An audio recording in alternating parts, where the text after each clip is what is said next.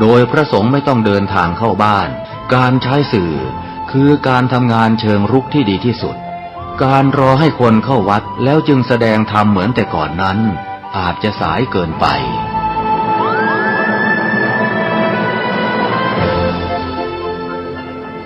เราควรใช้สื่อนำธรรมะเข้าไปให้ถึงภายในบ้านโรงเรียนองค์กรต่างๆให้มากที่สุดการใช้สื่อจะทำให้ผ่อนแรงและประหยัดทั้งคนและเวลาเทศนาผ่านสื่อเพียงคนเดียวเสมือนเราเนรมิตนักเผยแผ่ได้เป็นหมื่นเป็นแสนนักเผยแผ่นั้นนอกจากอบรมตามหลักสูตรธรรมดาเพื่อให้ได้วุฒิบัตรรับรองแล้วพึงอบรมเรื่องการเทศนาการเขียนการค้นคว้าซึ่งอาจจะเป็นเรื่องเฉพาะตัวแต่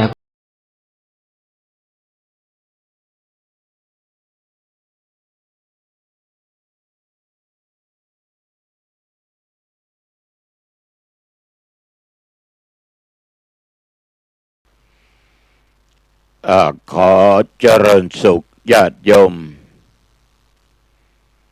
ท่านผู้ฟังทั้งหลายทุกท่านทุกคนมาพบกันอีกเช่นเคยในรายการธรรมะก่อนนอนเป็นประจำทุกวันอังคารตั้งแต่เวลาเดี๋ยวนี้เป็นต้นไป1 ชั่วโมงโดยประมาณแต่ส่วนมากจะไม่ถึงนะนานจะถึงสักทีเพราะเหตุไรมันไม่ถึงก็แบ่งปันเวลาให้อารมณ์ของโยมบ้างอาตมาภาพบ้างคือมันอย่างนี้อารมณ์ที่เกิดทางหูได้ยินได้ฟังเสียง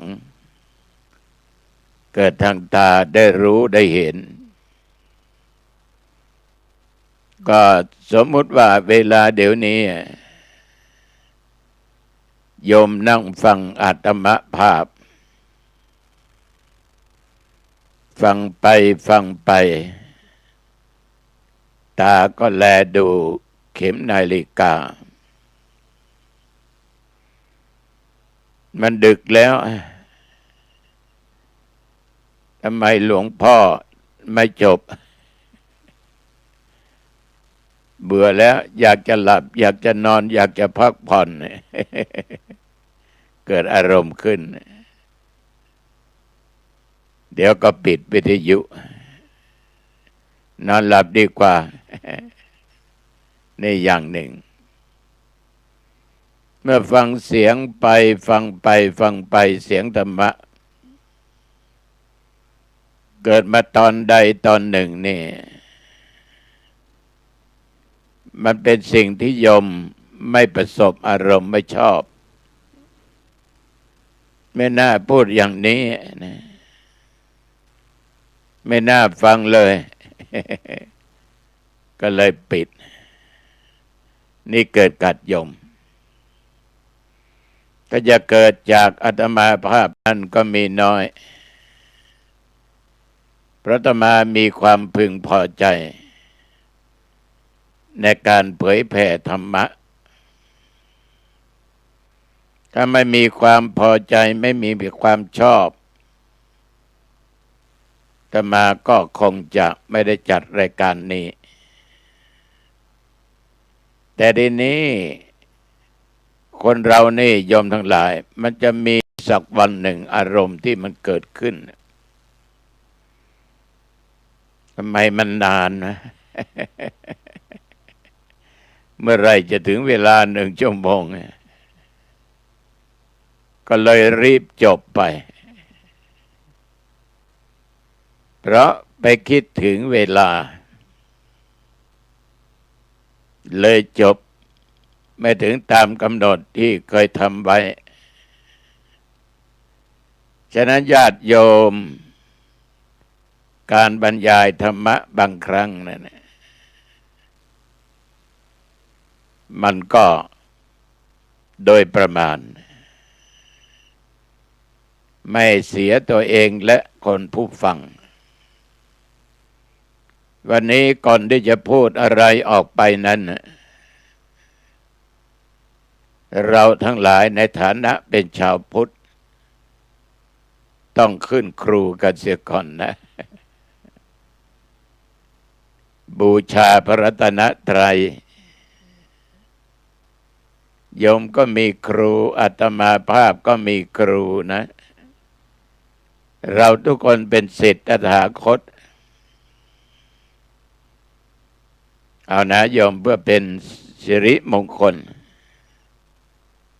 บูชาพระรัตนตรัยว่าตามกันนะว่าพร้อมๆกันอรหังสัมมาสัมพุทโธภควาพระผู้มีพระภาคเจ้าเป็นพระอรหันต์ดับเพลิงกลิเลสเพิงทุกชิ้นเชิงตรัสรู้ชอบได้โดยพระองค์เองพุทธังภควันตังอภิวาเทมิข้าพเจ้าอภิวาทพระผู้มีพระภาคเจ้าผู้รู้ผู้ตื่นผู้เบิกบานกราบพระพุทธสวากขาโตภควตาธัมโมพระธรรมเป็นธรรมที่พระผู้มีพระภาคเจ้าตรัสไว้ดีแล้วธัมมังนัมมัสสามิข้าพเจ้านมัสการพระธรรมกราบพระธรรมสุปฏิปันโนภควโตสาวกสังโฆพระสงฆ์สาวกของพระผู้มีพระภาคเจ้าปฏิบัติดีแล้วสังฆังนัมมามิข้าพเจ้านอบน้อมพระสงฆ์กราบพระสงฆ์นี่เราทุกคนได้กล่าวคำบูชาพระรัตนตรัยคือพุทธรัตนะธรรมรัตนะสังฆรัตนะเป็นแก้วดวงอันประเสริฐเลิศกว่าแก้วทุกชนิดที่มีในโลกนี้แก้วแหวนเงินทองเพชรนิลจินดาก็ไม่เท่าแก้วสามประการคือพระพุทธพระธรรมพระสงฆ์อาตมาภาพทำเป็นกิจประจำตื่นเช้าก็บูชาพระรัตนตรัยจะหลับจะนอนก็บูชาพระรัตนตรัยยังไม่พอนะ บูชาพระคุณพระที่อยู่ในบ้านสององค์คือพระบิดาพระมารดาผู้ให้กำเนิดผู้ให้ชีวิตเรามาจนเรามีวันนี้ได้เพราะพระสององค์อีกหนึ่งอาตมาบูชาตลอดคือคุณอาจารย์และพระอุปัชฌาย์ครูบาอาจารย์นั้นญาติโยมท่านผู้ฟังท่านเปรียบเสมือนพ่อแม่คนที่สองของพวกเราถ่ายทอดศิลปะวิชาความรู้ต่างๆให้แก่ลูกศิษย์ลูกหาจนเรามีวิชาความรู้เป็นระดับชั้นขึ้นไป โยมทั้งหลายได้ทำการทำงานในตำแหน่งนั้นตำแหน่งนี้มีเงินมีทองตอบแทนเราเรียกกันว่าเงินเดือนนั่นแหละเพราะเรามีความรู้มีวิชาจากครูอาจารย์ที่ถ่ายทอด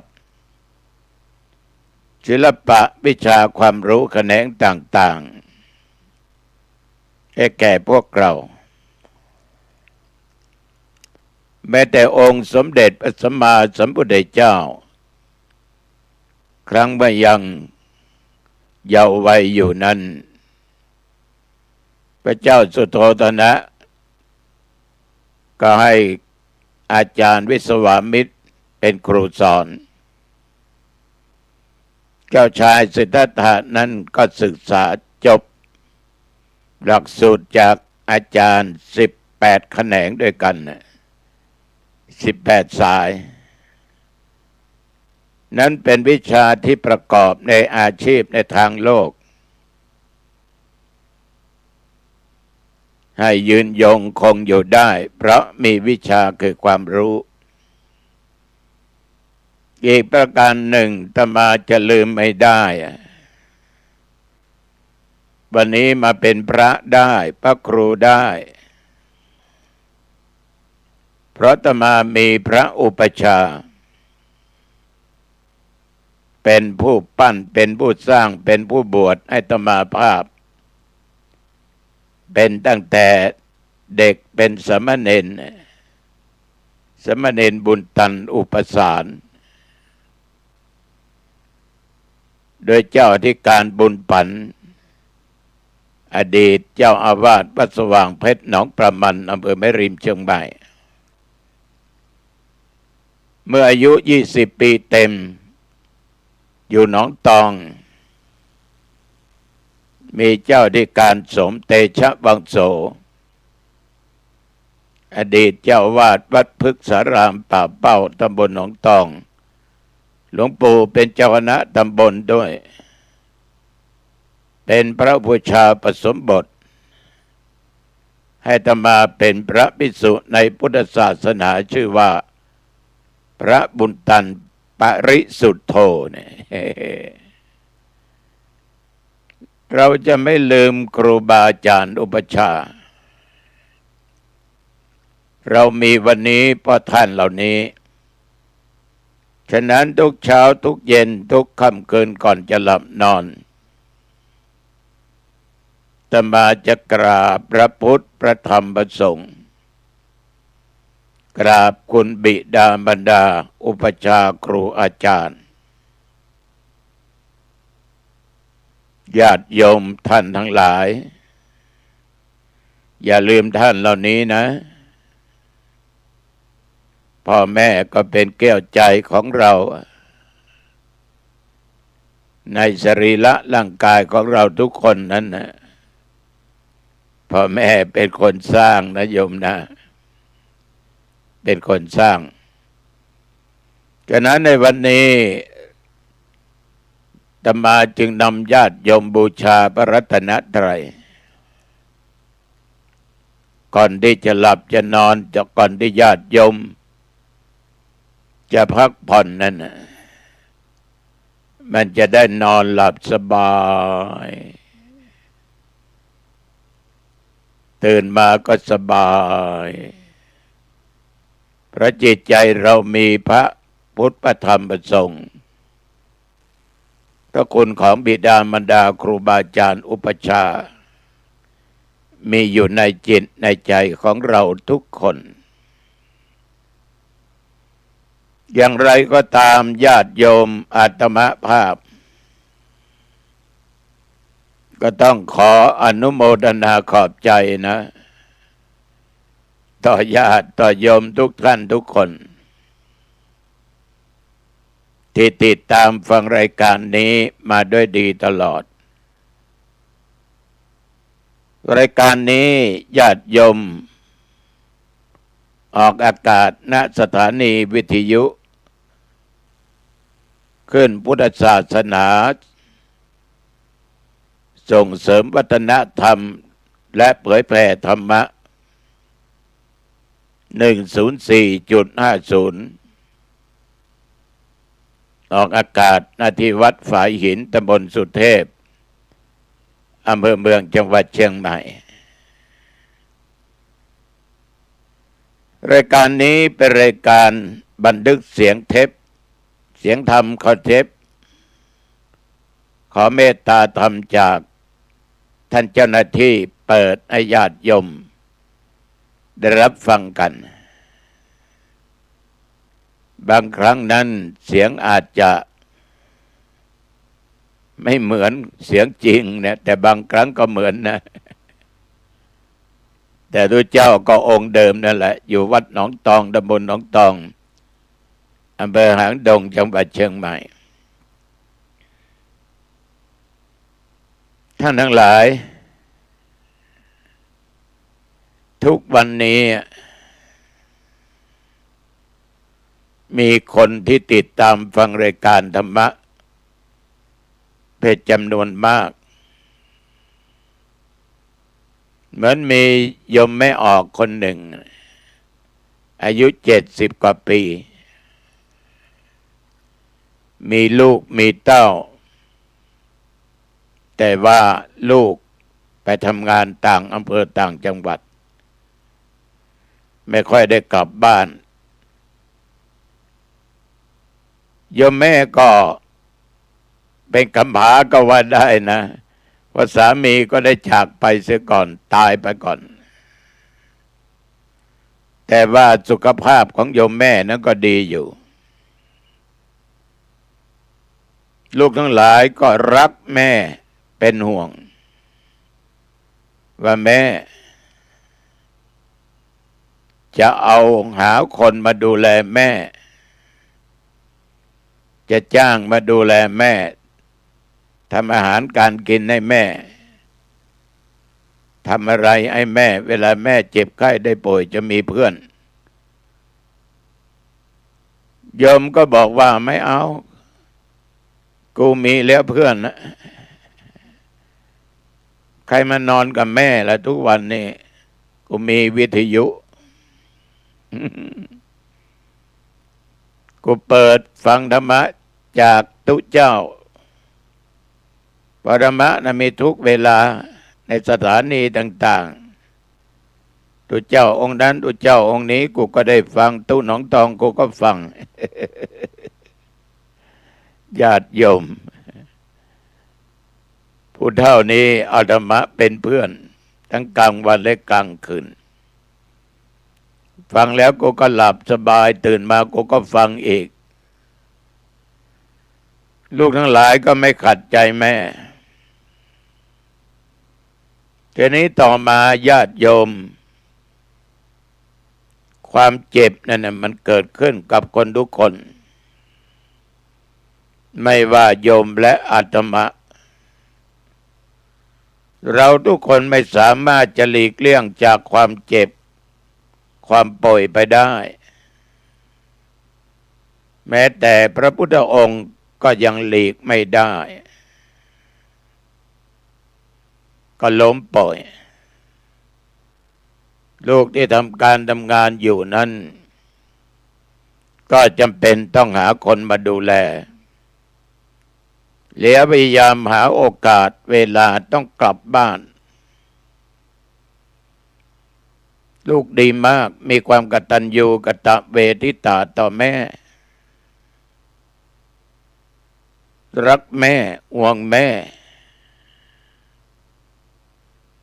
แต่การล้มป่วยในครั้งนี้ลูกทุกคนเอาแม่ไปรักษาโรงพยาบาล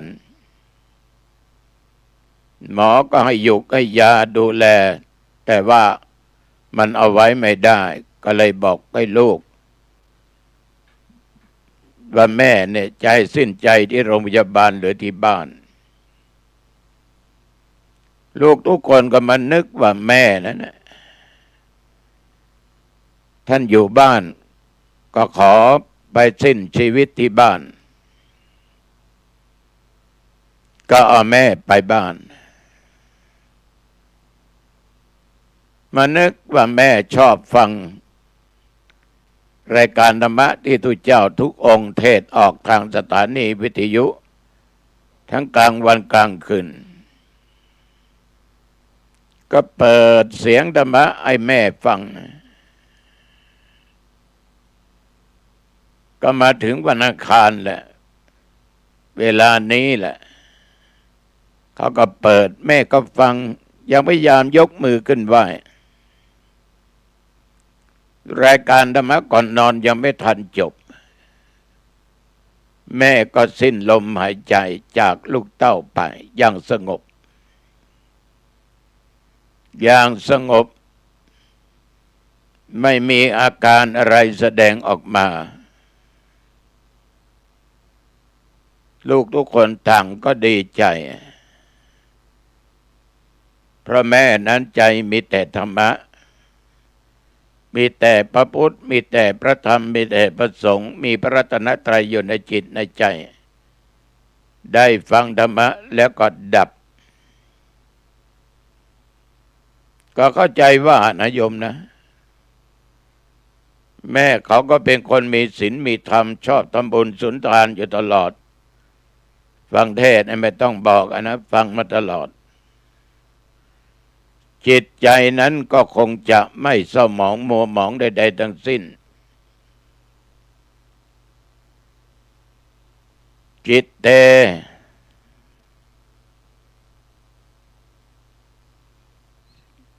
คือจิตนี้ญาติโยมถ้ามันไม่มัวหมองไม่เศร้าหมองมีสุคติเป็นที่ไปโยมแม่ก็คงไปสู่ทางสุคติไปสู่ทางดีเพราะจิตใจสงบที่รู้นี้เพราะเหตุไรเพราะว่าลูกเต้านั้นได้นิมนต์อาตมาภาพไปเทศน์ ก็เล่าให้ฟังนะเรียกว่าเป็นแฟนพันธุ์แท้คนเรานี่ยอมทั้งหลายใกล้จะดับจิตนั่นน่ะสำคัญยิ่งบางคนนี้จะมีอาการดิ้นทุรนทุรายยกมือยกเท้า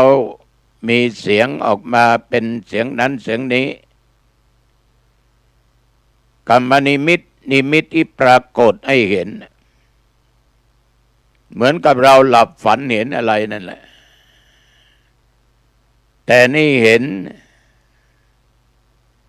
โยมลองสังเกตดูคนใกล้จะตายเนี่ยจะเผลอจะพูดออกมาว่าเห็นคนนั้นเห็นคนนี้ที่เป็นญาติเดียวกันมาที่บ้านนี้คนที่รู้จักมาที่บ้านนี้บอกให้เราก็ไม่เห็นแต่ท่านเห็นท่านทั้งหลายบางคนนั้นแสดงออกคนที่ใกล้จะตายนี่นะมีพ่ออุ้ยคนหนึ่งอายุ80 กว่าก็เขาวัดออกวัดเหมือนกันแต่ชีวิตเมื่อหนุ่มวัยกลางคนก็ทำมาหากินทอดแหบ้างหาปูหาปลาตามท้องนาเป็นประจำมีวันหนึ่งโรคชรา80 กว่าแล้วติดเตียงโยมทั้งหลายลุกไปไหนมาไหนไม่ได้ลูกก็กางมุ้งให้อาตมาเองก็ไปเยี่ยมนี่เรื่องเก่ามาเล่าให้ฟังนะไปเยี่ยมพออุ้ยคนนี้ประหลาดประเลดลุกนั่งขึ้นมาทำแขนสองข้างนี่ทำท่าทำทางเหมือนจะทอดแหคือมือนี่ไปจับเอามุ้ง ชักมุ้งเข้ามาทำเหมือนจะทอดแหน่เวลานั้นจะมารู้ทันทีว่ากรรมนิมิตปรากฏลูกเต้าก็ให้นอนไม่กี่สักนาทีก็สิ้นลมหายใจคิดเอาระยะนั้นจิตใจกระวนกระวายแน่นอนทอดแหมาอย่างไรก็จะตายแล้วยังจะทอดอยู่นะ ฉะนั้นคนสมัยเก่านี่ผู้เฒ่าผู้แก่ใครที่ป่วยหนักใกล้จะตายเนี่ยเขาจะบอกไอ้คนที่รู้น้อยหนานก็ดีหรือพระสงฆ์องค์เจ้าจะนิมนต์ไปบอกคนใกล้จะตายบอกว่าพุทโธนะธัมโมนะสังโฆนะนึกถึงพุทโธธัมโมสังโฆนะนึกถึงบุญกุศลที่สร้างมานะเพื่อเตือนสติถ้าคนนั้นยังมีสติอยู่นึกถึงคุณแห่งพระรัตนตรัยนึกถึงบุญที่ได้สร้างมาบุญศีลบุญธรรมใจก็สงบนิ่งแล้วก็ไปสบายนี่คนสมัยก่อนนี่เป็นอย่างนี้นะบางคนนี่ญาติโยมมีหลายคนไม่ใช่เพียงบางคนนะเขามาเล่าสู่ให้ฟังก็น่าคิดมีคนหนึ่งบอกให้ลูกบอกว่าไปสุมาแก้วเจ้าทั้ง3ประการคือสุมาพระพุทธพระธรรมพระสงฆ์ที่วัดตามธรรมเนียมที่ปฏิบัติแต่เขาไม่เชื่อไม่เห็นเป็นไรไม่ตายหรอก2-3 วันก็บอกเอกแต่เขาก็ไม่ปฏิบัติตามได้2 ครั้งก็ไม่บอกแล้วแม่อุ้ยคนนี้ก็ถึงวันหนึ่งก็มาจากลูกไป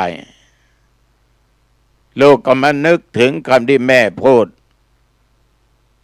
บอกว่าให้ไปขอสุมาคารวะพระแก้ว3 ประการที่วัดจิตใจแม่จดจ่อคือคนอาจจะได้ล่วงเกินด้วยกายวาจาและจิตใจกายวาจาใจจะด้วยเจตนาไม่เจตนาโดยที่แจ้งที่มืดที่ลับด้วยคำพูดคำจาอย่างไรก็ตามก็สำนึกสิ่งที่ตัวเองได้กระทำจึงอยากจะขออโหสิและขอคำว่าให้อภัยที่ได้ทำไปด้วยกายวาจาใจฉะนั้นญาติโยมท่านทั้งหลายมีหลายท่านหลายคนที่เป็นเช่นนี้แต่จะให้มันดีนี่โยมเราจะต้องปฏิบัติมาด้วยดีตลอดใกล้จะตายไม่ต้องไปพึ่งใครนะไอ้บางครั้งคนที่เราหวังพึ่งนั้นน่ะมันก็ไม่รู้เรื่องถ้าเราเคยปฏิบัติมาไหว้พระสวดมนต์ฟังเทศน์ฟังธรรมทำบุญให้ทานรักษาศีลเจริญเมตตาภาวนามาใจเราก็สงบเองฉะนั้นญาติโยมอย่าหวังพึ่งใครเลยเราต้องสร้างเราต้องทำเมื่อเรามีชีวิตอยู่นั้นญาติโยมโอกาสเรามีแต่เราไม่ทำเนี่ย ใกล้จะตายแจ้คนอื่นมาทำให้คนทำก็ไม่รู้เรื่องมันจะได้ผลไหมฉะนั้นคนที่เคยทำบุญสุนทานรักษาศีลฟังเทศน์เมตตาธรรมมาตลอดเวลานั้นเขาจะไปแบบสงบไม่กระวนกระวายเคยเห็นครูบาอาจารย์จากไปหลายองค์ท่านไปสงบนะหายใจเข้าหายใจออกเดี๋ยวก็ห่างไปห่างไปหายใจก็ไม่แรงเดี๋ยวก็ไปแบบสบายสบายจิตใจสงบฉะนั้นมีชีวิตอยู่เนี่ยญาติโยมก็ขออย่าได้ประมาทเป็นเด็ดขาดอย่าได้ประมาทมีชีวิตอยู่เราต้องทำเองต้องปฏิบัติเองเอาพระพุทธเจ้ามาเป็นที่ระลึกคือพุทธานุสติระลึกถึงคนแห่งพระพุทธเจ้าที่มีในพระองค์ท่านทั้งหลายพระพุทธเจ้านี้หลังจากพระองค์ทรงตรัสรู้สิ่งที่เป็นจริงคืออริยสัจทุกข์สมุทัยนิโรธมรรคได้ตรัสรู้เป็นสัพพัญญูพุทธเจ้าพระองค์ท่านนั้นยังมีพระมหากรุณาธิคุณนำธรรมะเทศนาเผยแผ่ให้แก่มวลมนุษย์ทั้งหลายภิกษุทั้งหลายเหล่าเทวดาทั้งหลายเหล่ากษัตริย์ทั้งหลายได้รับฟัง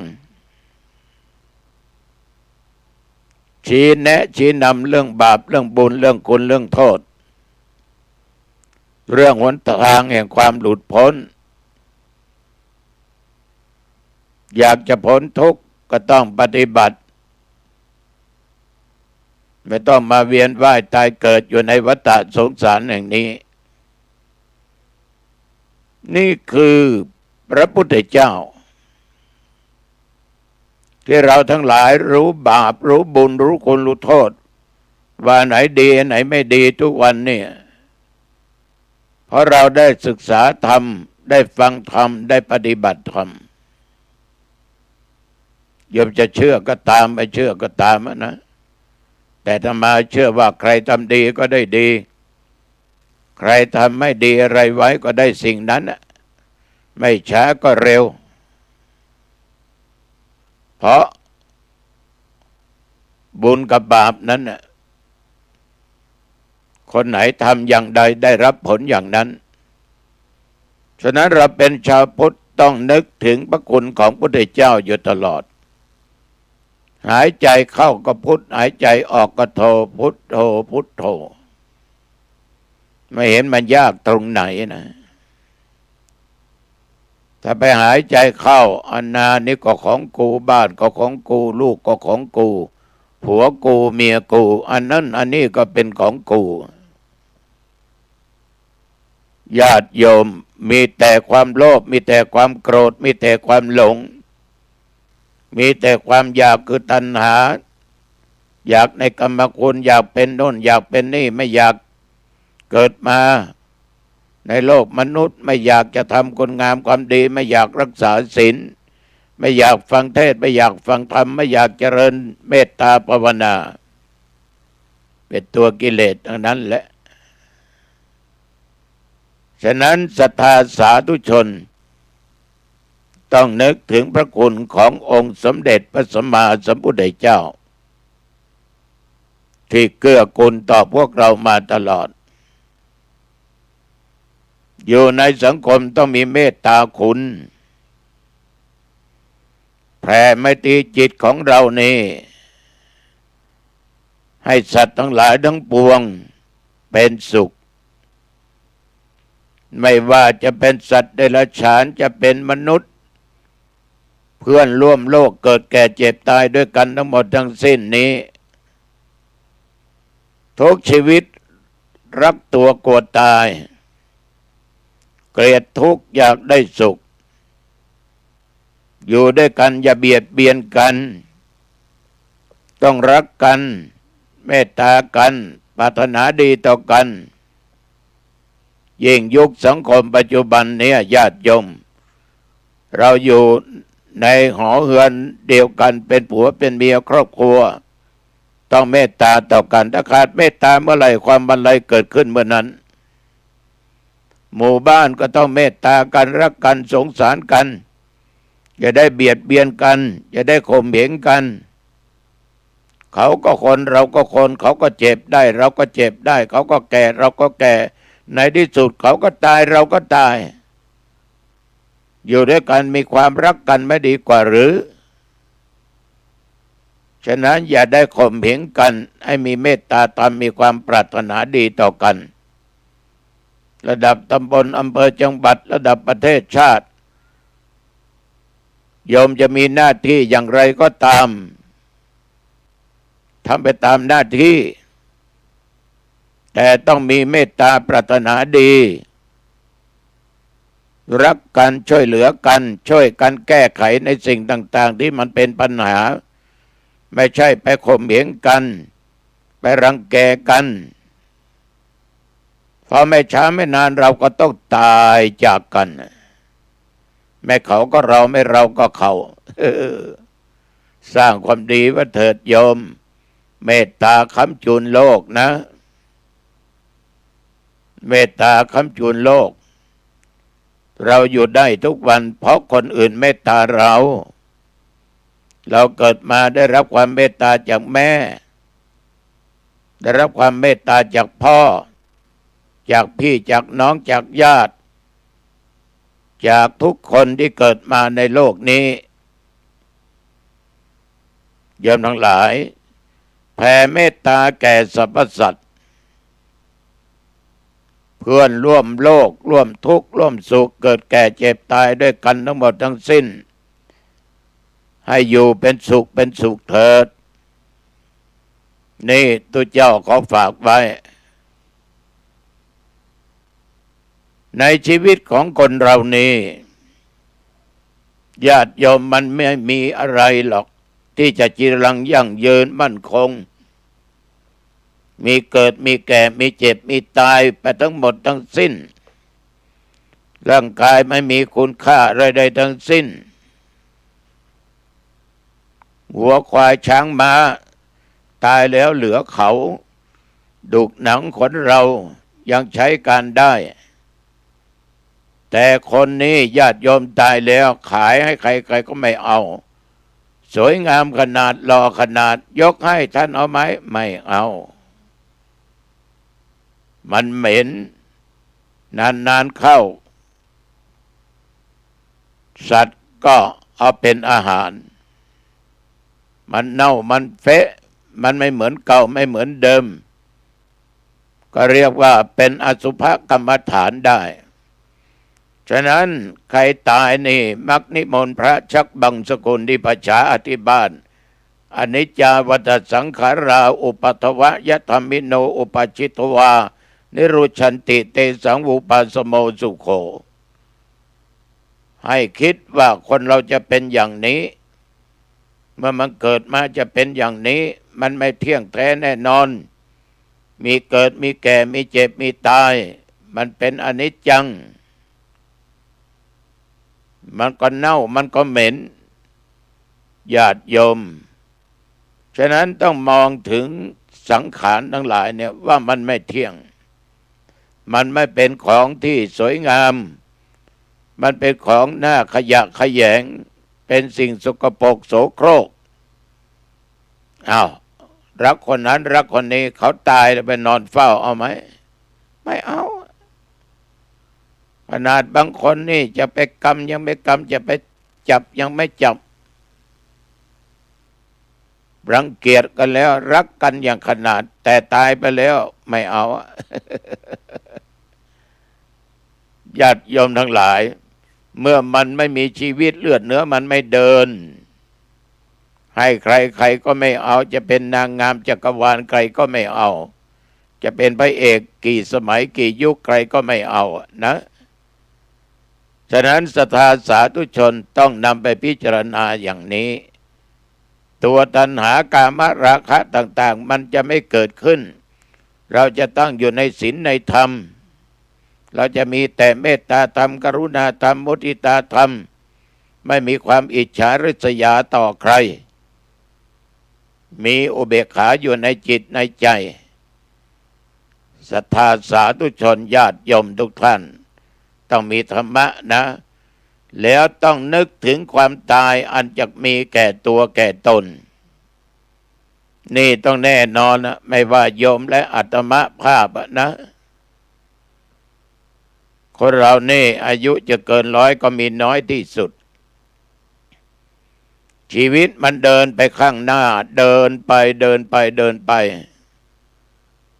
ไปหาจุดหมายปลายทางนั่นคือความตายนึกดูดีๆนะโยม ทุกคนหนีไม่รอดหนีไปไหนก็ไม่พ้นจะบินบนหนอากาศไปอยู่ต่างประเทศมันก็ตามไปอยู่ความตายจะไปหลบลี้หนีอยู่ใต้ท้องทะเลสะดือทะเลมันก็ไม่พ้นอยู่ในเมืองมนุษย์จะมีเงินมีทองเอามากองเท่าภูเขาท่วมตัวไว้กูมีเงินกูไม่ตายไม่มีทางไม่มีทางญาติโย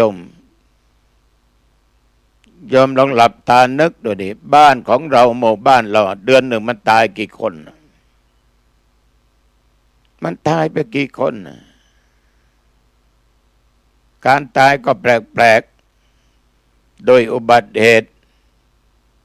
โดยมันหมดอายุมันถึงเวลาบางคนอัตวิบากกรรมฆ่าตัวตายมีทุกอย่างฆ่าตัวตายไม่ควรทำนะโยมนะเป็นอัตวิบากกรรมนะเกิดมาชาติไหนถ้าเป็นมนุษย์ก็ฆ่าตัวตายอยู่อย่างนี้แหละเป็นสัตว์เดรัจฉานก็จะฆ่าตัวตายตุลุงไปว่าได้ยังไงเป็นสัตว์เดรัจฉานจะฆ่าตัวตายมันก็จะโดดลงจากต้นไม้สิโดดลงน้ำโดดที่โน่นที่นี่คอหักตายนะ ฉะนั้นอย่าฆ่าตัวตายเป็นเด็ดขาดปล่อยมันไปตามธรรมชาติของมันนะโยมนะฉะนั้นต้องนึกถึงความตายอยู่ตลอดเราจะได้รีบสร้างแต่คุณงามความดีจะได้ทำบุญให้ทานรักษาศีลเจริญเมตตาภาวนาจะได้รีบฟังตุเจ้าเทศบ่อยๆตัวนั่นแหละตัวสำคัญเทศแล้วไม่ปฏิบัติตามปฏิบัติธรรมะทุกข้อนั้นเรานำมาปฏิบัติเรารู้เรามีสติเราจึงพูดได้เต็มปากถ้าสิ่งไหนรู้ไม่ได้นำปฏิบัติมันเหมือนกับเราไม่เคยปลูกเคยฝังไม่เคยทำการเกษตรอย่างปลูกแตงโมก็ดีหรือว่าข้าวโพดข้าวสาลีก็ตามเราไม่เคยทำพูดอย่างเดียวไม่ปฏิบัติมันไม่รู้ซึ้งไม่รู้ถึงแก่นแท้ของธรรมะฉะนั้นญาติโยมเรานึกอยู่เสมอว่าความตายนั้นจะมาถึงตัวเราไม่เวลาใดวันใดเดือนใดปีใดสักวันเวลาหนึ่งมันต้องเกิดจากเราแน่นอนเราจะต้องเจอมันแน่นอนให้พิจารณาอย่างนี้ให้มีสติสัมปชัญญะให้มีปัญญาจะอย่าได้ตั้งอยู่ในความประมาทเป็นเด็ดขาดวันเวลามันผ่านไปเหมือนอาตมาภาพเคยพูดเสมอว่านาฬิกามันบอกเวลาอย่างเวลาขณะนี้อาตมานั่งบันทึกเสียงธรรมะนั้นซึ่งตรงกับวันอาทิตย์ เวลาที่อาตมาบันทึกนั้นก็15 นาฬิกากว่าเดี๋ยวนี้มันจะ16 นาฬิกาหรือ4 โมงเย็นมันบอกเวลาเข็มไปตรงไหนเรารู้ว่าเวลาเท่าไหร่แต่เวลาที่เราจะตายนะโยมมันไม่เคยบอกถึงบอกเราจะหลบจะหลีกจะหนีไปที่ไหนมันก็ไม่พ้นนะฉะนั้นอย่าได้ประมาทอย่างเดียวนี่อาตมาภาพฝากกับญาติกับโยมนะเอาละญาติโยมเห็นว่าเป็นเวลาพอสมควรไปทำงานเข้าบ้านปิดประตูบ้านให้ดีนะขึ้นไปบนบ้านปิดประตูหอเรือนหน้าต่างให้เรียบร้อยเก็บของมีค่าไว้ดีสิ่งไหนที่โยมจะใช้พรุ่งนี้วางไว้ตรงที่เราเดินผ่านตาเห็นได้ง่ายๆกันลืมอ้าวโยมแล้วก็ถ้าไม่ได้ทานข้าวก็ทานเสียไม่ใช่ทานของเสียนะหรืออาหารบ้างก็ทานแล้วก็อาบน้ำแปรงฟันล้างหน้าอาบน้ำชำระเหงื่อใครแล้วก็มานุ่งห่มผ้าสีอะไรชุดไหนที่มันไม่อึดอัดที่โยมชอบก็ใส่ชุดนั้นแหละเราจะนอนอยู่แล้วชุดนอนมีก็ใส่จะปะแป้งก็ตามสบายใครก็ไม่รู้ไม่เห็นนะเลี้ยญาติโยมก็มานั่งไหว้พระ5 หน 1พระพุทธ2พระธรรม3พระสงฆ์4บิดามารดา5ครูบาอาจารย์อุปัชฌายะแล้วสวดมนต์3 บทอิติปิโสสวากโตสุปฏิปันโนเจริญสมาธิภาวนาด้วยอิริยาบถใดก็ได้จะนั่งจะนอนก็ได้พอสมควรก็แผ่เมตตาให้แก่สรรพสัตว์ทั้งหลายเจ้ากรรมนายเวรเทพบุตรเทวดาเทพาอารักษ์ผีหอผีเงินเจ้าตงเจ้านาเจ้าที่เจ้าทางตลอดผู้มีพระคุณทั้งหลายเจ้ากรรมนายเวรทั้งหลายแผ่เมตตาให้บรรพบุรุษของเราจะเป็นพ่อเป็นแม่ปู่ย่าตายายครูบาอาจารย์อุปัชฌายะเราแผ่เมตตาให้หมดแล้วอย่าลืมแผ่เมตตาแก่ตัวเองนะ ข้าพเจ้าเกิดมาชาตินี้และชาติไหนก็ตามขอข้าพเจ้าจะมีโภคทรัพย์สมบัติอย่าได้อดอย่าได้อยากอย่าได้ทุกข์อย่าได้ยากคิดสิ่งใดขอสมปรารถนาในสิ่งนั้นและเกิดมาชาติไหนขอได้พบชาติพระศิริยะเมตไตรและโยมก็หลับสบายไม่ฝันเห็นร้ายตื่นเช้ามาสดชื่นเอาละวันนี้พอสมควรแก่เวลาอายุวันนะสุขะพละจงบังเกิดแก่ญาติโยมทุกท่านทุกคนนะเจริญพรพบกันใหม่โอกาสหน้า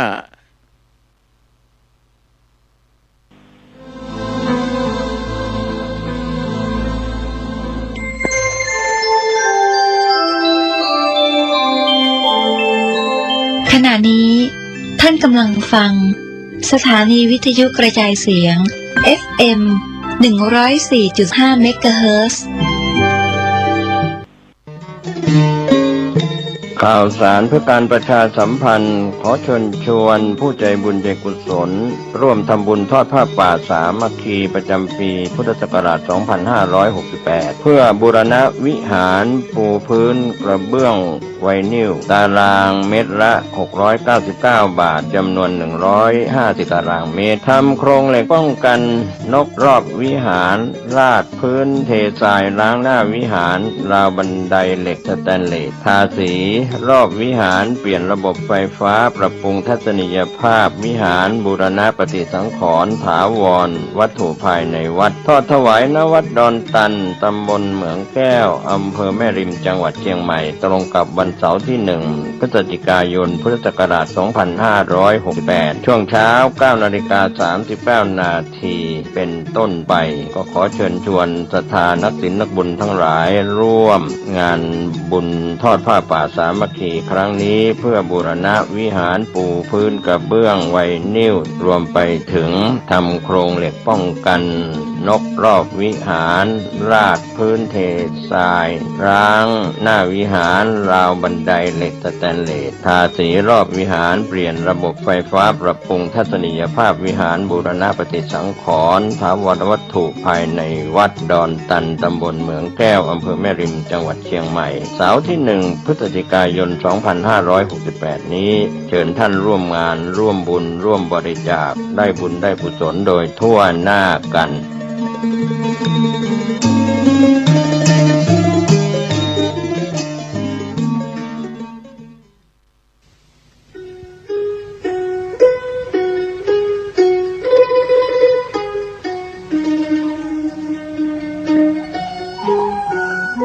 ัมภีร์อุปาทสันติเป็นวรรณกรรมภาษาบาลีของล้านนาไทยแต่งโดยพระมหามังคละศีละวังสะพระเถระนักปราชญ์ของชาวเชียงใหม่รูปหนึ่ง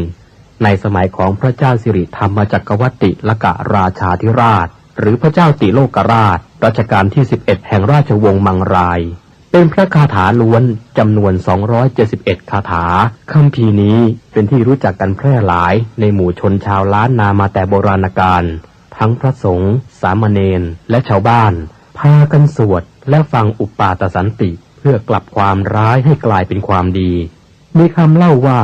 สมัยที่ท่านแต่งอุปาทสันตินั้นที่เชียงใหม่มีโจรผู้ร้ายและคนอันธพาลชุกชุมผิดปกติมีเหตุร้ายและสิ่งกระทบกระเทือนอยู่เสมอพระมหาเถระศีละวังสะจึงให้พระสงฆ์สามเณรและประชาชนพากันสวดและฟังอุปาทสันติเพื่อสงบเหตุร้ายทั้งมวลที่เกิดขึ้นในเมืองคณะสงฆ์วัดราชภาติการามกรุงเทพมหานครได้นำบทสวดอุปาทสันติคาถาสวดถวายแด่พระบาทสมเด็จพระเจ้าอยู่หัวภูมิพลอดุลยเดชมหาราชเนื่องในวโรกาสฉลองกาญจนาภิเษกเป็นครั้งแรก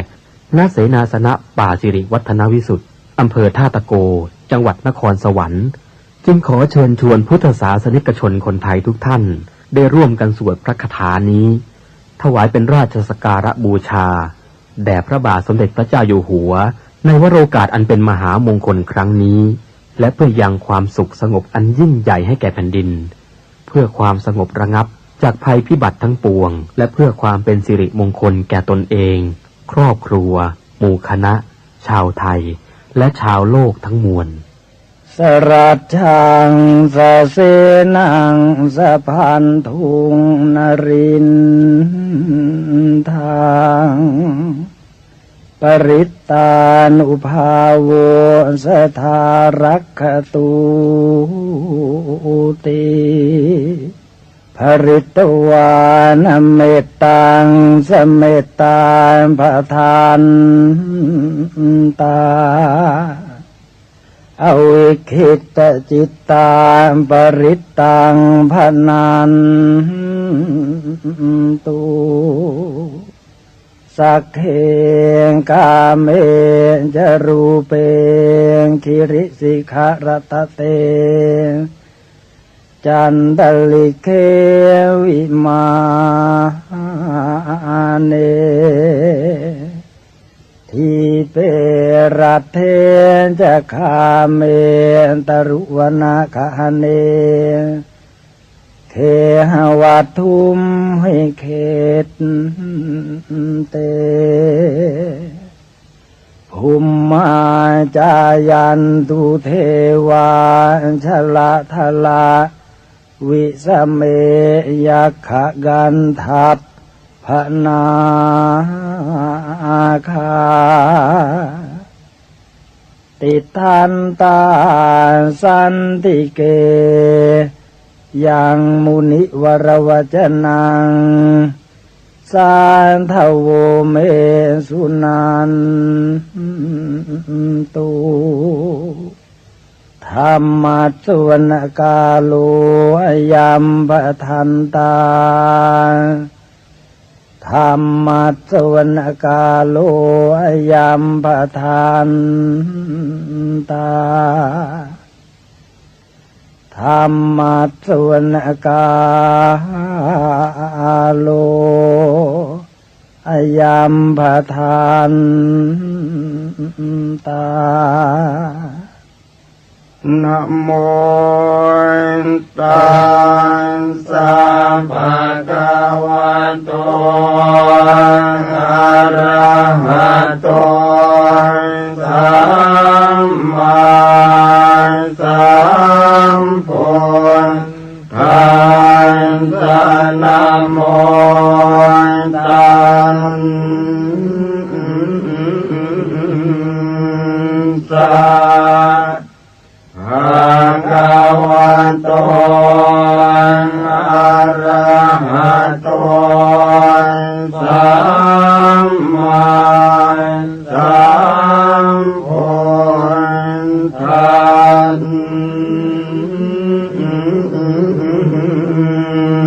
สะนะโมตัสสะภะคะวะโต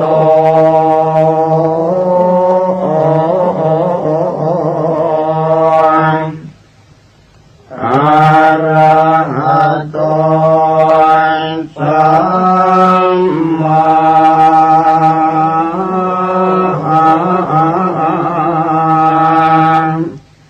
สัมพุทธัส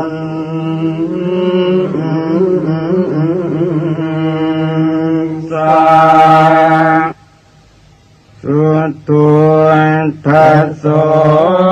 อายังธัมโมโลกันตังขินะเทสิโตมหาสันติกโรโกเกสัมปัสสัมปันติทายโกสัมภูปันตุปัสสมโนปุตตยังคณิวารโนอาการมันจุสมโนโสกโรกวินาสโนปราจังกัปปมันตโนรัญโยวิจัยวันตโนสัมปันนิทหโรสันโตธัมมังวันคามิปุตตโตวันตุตยานสยยานตสังวันเอติกุณนตเมตันสตันตสุขาโรกายโสติโยโหติสัมปทาตันหังกโรมหาเวโรสัมภโลกานุกรรมปโกวันตสังสารกัมมโนสัมปกามตโตสัทธาสัมภาภิกขุสัมภวินโทสัมปเทวะคารตตโมสัมปัสสวะคาริกิโนตตาโสทิงกโรตุโนวรรังธนาสัมปันโนเมตังกโรมหามุนิจุตินตโรมหาสิริสุวรรณกิริสันนิโพธิพรุปมหากายโยมหานาโทมหาพโลมหาการุณิโกสัทธามหาสันติกโรตุโนมหาโมหตมังหันตวายโยนาโทสรนังกโรเทวาเทวมนุสสานังโลกานันจะหิ จิตังกโรพยามาปะภาปิรุจิตโตนิโครตปริมันทโลนิโครตปังกปิมโพนโทสัทธาโสทิงกโรตุโนอาสิติรตโนเพโตติปังกโรมหามุนิปปานิทาวเตตันสถาเนทวัฏสยโยจเนวัสสัตตสหัสสานิตตวานโนเกวินายโกโลกาโลกตโรสันทาสตาโสติงกโรตุโนอัฏฐาสิติหันตุเปโตโกนทัญโยนามนายโกสัมปธรรมเมหิอัสสมโมสัมภปารมิตาคัมโมวัสสัตตสหัสสานิอายุตัสสมเหสิโนโมเจตุโตสัมภปยาสัทธาโสติงกโรตุโนอัฏฐาสิติรัตนานิอาจุกโตจุตินทโรมังคโลนามาสัมพุทโธนาวุติสหัสสายุโกจัปพันนรังปิโยทัสสะหัสสะโลกธาตุโยภรันตาตาสัจจาแทนติเอสะโสทิงกโรตุโนนาวุติรัตโนเพโตสุมโนนามนายโกกัญจนาจรสังกาโสนาวุติสหัสสายุโกอุเปโตปุณฑกุณเนหิสัมปสันตหิเตสโกกโรตุโนมหาสันติงอารกยัญจะสุขังสัตตาอสิติรัตโนเพโทสันติสหัสสะอายุโกเรวโตนามาสัมพุทโธสัมปโลกุณตโรมุนิตาสัสริเรเนพันตาปภามาลาอนุตตราปรันตายโยชเนนิจังสัทธาโสทิงกโรตุโนโสปิโตนามาสัมพุทโธนาวุติสหัสสายุโกสังสารสังกเรสันเตภะหุโมเจติทุกขโตอัตตปัญญาสารตนังอาจุกโตมหามุนิโอภาเสติติสาสัมภาสัทธาโสติงกโรตุโนอโนมัทานสิสัมพุทโธเตชันสิทุรติกัมโมอันตปันนาสรตโนโอภาเสนโตสเทวเกนิพพานปาปะโกโลเกวัสสัสตสหัสสายุกโรตุโนมหาสันติงสุขิตาจะมยังสัทธาปทุโม นามาสามพุทโธโลกเจตโธนราสะโพอันตปัญญาสรตโนอาทิตโยววิโรจติวาสัสตสหัสสานิอายุตัสสะมะเหสิโนโสปิปุณโธการุณิโกสัทธาโสติงกโรตุโนอัตถาสิติรัตโนเปโทนารโทสัมปกามโตนิรันตรังติวาราติงโยชนังปรเตปภานาวติวาสสหัสสานิทัตวาโลเกวินายโกโมเจติตุกโตสัตเตโสปิสุทธิงกโรตุโนอัตตปันนาสรตโนปตุโมตตโรมหามุนิตาสปากติการังสีปรันติทวาตัสโย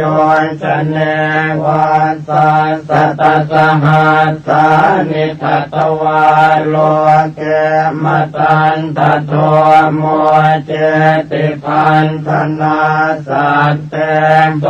ปิปาเลตุโนสัตตาอัตถาสิติรัตนานิอาโจขโตมหามุนิสุเมโทนามัสสัมพุทโธนาวุติสหัสสายุโกตัสสะปากติการังสีปรันติโยชนังสัทธาปาเลตุโนสัทธาพุทโธปเยหิวิวิเทหิจปัญญาสรตโนเพโทสุชาโตนามนายโกเหมวันโนมหาเวโรมหาธรรมวิโนตโน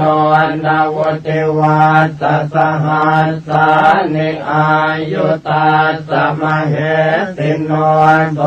ปิปุณโธการุณิโกสัทธาโสติงกโรตุโนอาสิติรัตโนเพโทปิยทัสสิมหามุนินาวุติวาสสหัสสานิทัตวาโลกาคณายโกโสปิสัมปะคุณโนเปโตสัมปะโลกสุขัมปะโตสัมปะโตสังวินาเสนโตสัมพังโสติงกโรตุโนอาสิติรัตโนเปโทอันตตาสินราสะโพวาสัสตสหัสสานิโลเกอันทาสินายโกตัสสะปากติการังสีปรันติโยชนังสัทธานิรันตรังทิวาราติงนาโทโส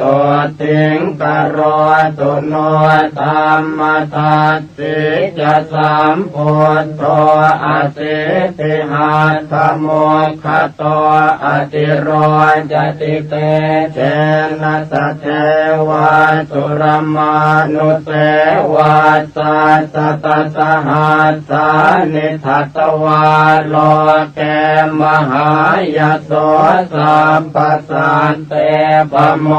เจติพยาราคตุโนสัทธาสิทธาโทนามาสัมพุทโธสัตติรัตนโมคโตติภเวโสติชนะโกสัตตาสหัสสอายุโกสั สังสารสังขาราโลเกสันตาเรตวาสเทวเกนิพพาเปติจโยสันทาสัทธาสุติงกโรตุโนสันติรัตนโมเปโตติโสโรกักขณายโกอนุปโมอัสสทิโสอตุโลอุตตโมชิโนวาสัสตตหัสสานิอายุตัสสมเหสิโนอาโรกยัญจะมหาสุขังโหตุโนตัสสะเตจะสาอัตตปันนาสรตโนปุตโตโลกังกนายโกจะนำผู้จังวิโรเทนตัวนิพพาเป็นตัวสัตเทวะเกณวุติวัสสหัสสานิตตวานโมเกมหายโสอุตตรันโตปะหุสัตเตสัทธาโสติงกโรตุโนอาเสติรัตโนเปโตวิปัสสิโลกนายโกปปานิทาวเตตาสัสมันตาสัตตโยชเนโสปิเทวมโนสานังพันธนาปริโมจลิอาสิติสหัสสายุโกนาโทโสติงกโรตุโนสัตตติหัตถโมเปโทสิกินาเมสนายโกปภานิทาวเตตาสัสมันตาโยชนาตเยโสปิอตุลโยสัมพุทโธสัตตติสหัสสายุโกกโรตุโนมหาสันติงสุขิตาจะมยังสัทธาเวสสพุนามาสัมพุทโธเหมรูปสมุปโมสันติรัตนโมเปโทสันติจะสหัสสายุโกพระมเทวมโนเสหินาคาสุรติเชหิวาปุจิโตปิสัทธานาโทสัทธาโสติงกโรตุโนตาลิสรตโนเปโทกกุสันโตมหามุนิตาสกายานิจรันติปภาตวาตัสโยชเนจัตตาลิสสหัสสานิตาสอายุอนุตตโรกโรตุโสสัทธานาโทอายุงสุขังพลัญจโนโกนาคัมมนะสามพุทโธติงสหัสสะสมุขโตติงสวาสสหัสสานิอายุตาสมเหสิโนธรรมามเตนะตาเปตาเทวสังฆังสุราลเยมหิตะเลจะชนะตังตถาโสติงกโรตุโนกัสสะโปนามาสัมพุทโธธรรมราชาปปังกโรเวสติหัตถโมเปโตเวสัสหัสสอายุโกอนุปโมสมะสโมเทวสันทาอนุตตโรกโรตุโนมหาสันติงกโรกยัญจะชยังสัทธาอัฏฐารสหัสโตเปโต โทโคตโมสักกยวาตโนสัพพัญโยสัพพติลโกสัพพโลกสุขาปโทสัมพุทโธสัพพธัมมานังปะเกหิภาคยวายุโตวิชชาจรณะสัมปันโนโสตยาโรทยังตถาตุโนอัมปาติตาจะสัมพุทธาอเนกสัตตโกติโยสัพพโลกมพิญญายสัพพสันตานุกรรมปิโนสัพพเวรพยาติตาสัพพโลกสุขาปทาสัพพโทสังวินาเสนตาสัพพโสติงกโรนตุโนอนาคเตจะสัมพุทโธเมตตโยเทวปุจิตโตมหิติโกมหาเทวมหาสันติงกโรตุโนสัพเพปัจเจกสัมพุทธานิโรธจานโกวิธานิราระยานิราสังฆาอัปปมัยยามเหสโยทุเรปิวินัยเยติสวาสัมปัตตาตังกเนนะเตสันเทติกปะเลกัตวาสัทธาสันติงกโรตุโนภวาคาตาติสัมปันโนธัมโมสัพปริยาติโกสังสารสากราโลเกตาเรติจินโคจโรกิเลสชาลวิทังสิวิสุทโธปุตตะเสวิโตนิพพานกัมมโนสันโตสัทธาโสติงกโรตุโนศีลาติคุณสัมปันโนสังโฆมัคคะปะเลติโตจิตตินทริโยจิตตปาปอนตากินายโยอนุตตรโรอนาสวะปริสุทธโธนิราสาโสภวาภเวนิพพานโคจโรสันโตสัทธาโสติงกโรตุโนอัญญาตะโกนทัญญาเถโรรัตตัญโยนังอะโกอาหุธรรมจักกาภิตมโยสัทธาโสติงกโรตุโนวาปัสเถโรมหาปัญโยมหาตมวิโนทโนมหาสันติกโรโลเกมหาสันติงกโรตุโนภัสสิโยภัสสสิโลจตากินัยโยอนุตตรโรโลกัสสจริโตเถโรสัทธาโสติงกโรตุโนมหานามโมมหาปัญโยมหาธรรมวิทูสุโตมหาขีนาสวะเถโรมหาสันติงกโรตุโนอันตจิตเถโรมหาปัญโยจิตตมาโรจิตตินทริโยจิตตปัญจติโกโลเกสัทธาโสติงกโรตุโนอนุปปิกทังสุตวายโสเอกกมานโสอาคธรรมมโนปัตโตโสทาโรคยังตถาตุโนจัตวาติกาจปัญญาสเถรังกิสหายกาปัตตวานปรมังสันติงสัทธาโสติงกโรตุโนเยติงสัพพัทธวาคิยาโรเปนาตุระวันนิโนขีนาสวาวสิปุตาเตกโรตุอนามยังอุรุเวลกาสโปปิมหาปริสานโมตโมตปิโต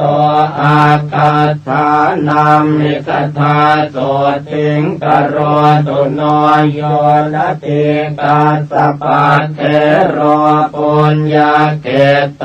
อนุตตโรตสังโฆสีรสัมปันโนตตาโสติงกโรตุโน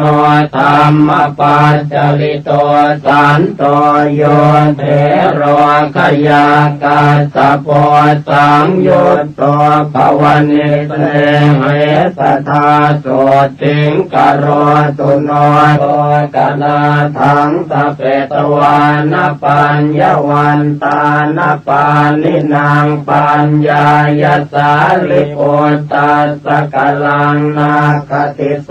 ลสิงสาลิโอตมหาปัญโยปัตโมอาคสาวโกธรรมเสนาปฏิเสธโทสัทธาโสติงกโรตุโนปาทังกุลิกมาเตนะเวชยันตปกรรมปโนปัตเวงมหาติงสัพพังสมัตโถปริวัติตุงโมกัลลาโนมหาเถโรทุติโยอาคาสาวกโกเอติมันตานังโสอาโคสัตตาโสติงกโรตุโนมหากาสปัตเถโรปิโอตัสสะกนาการนิโพตุตะกุณากานิกิตโต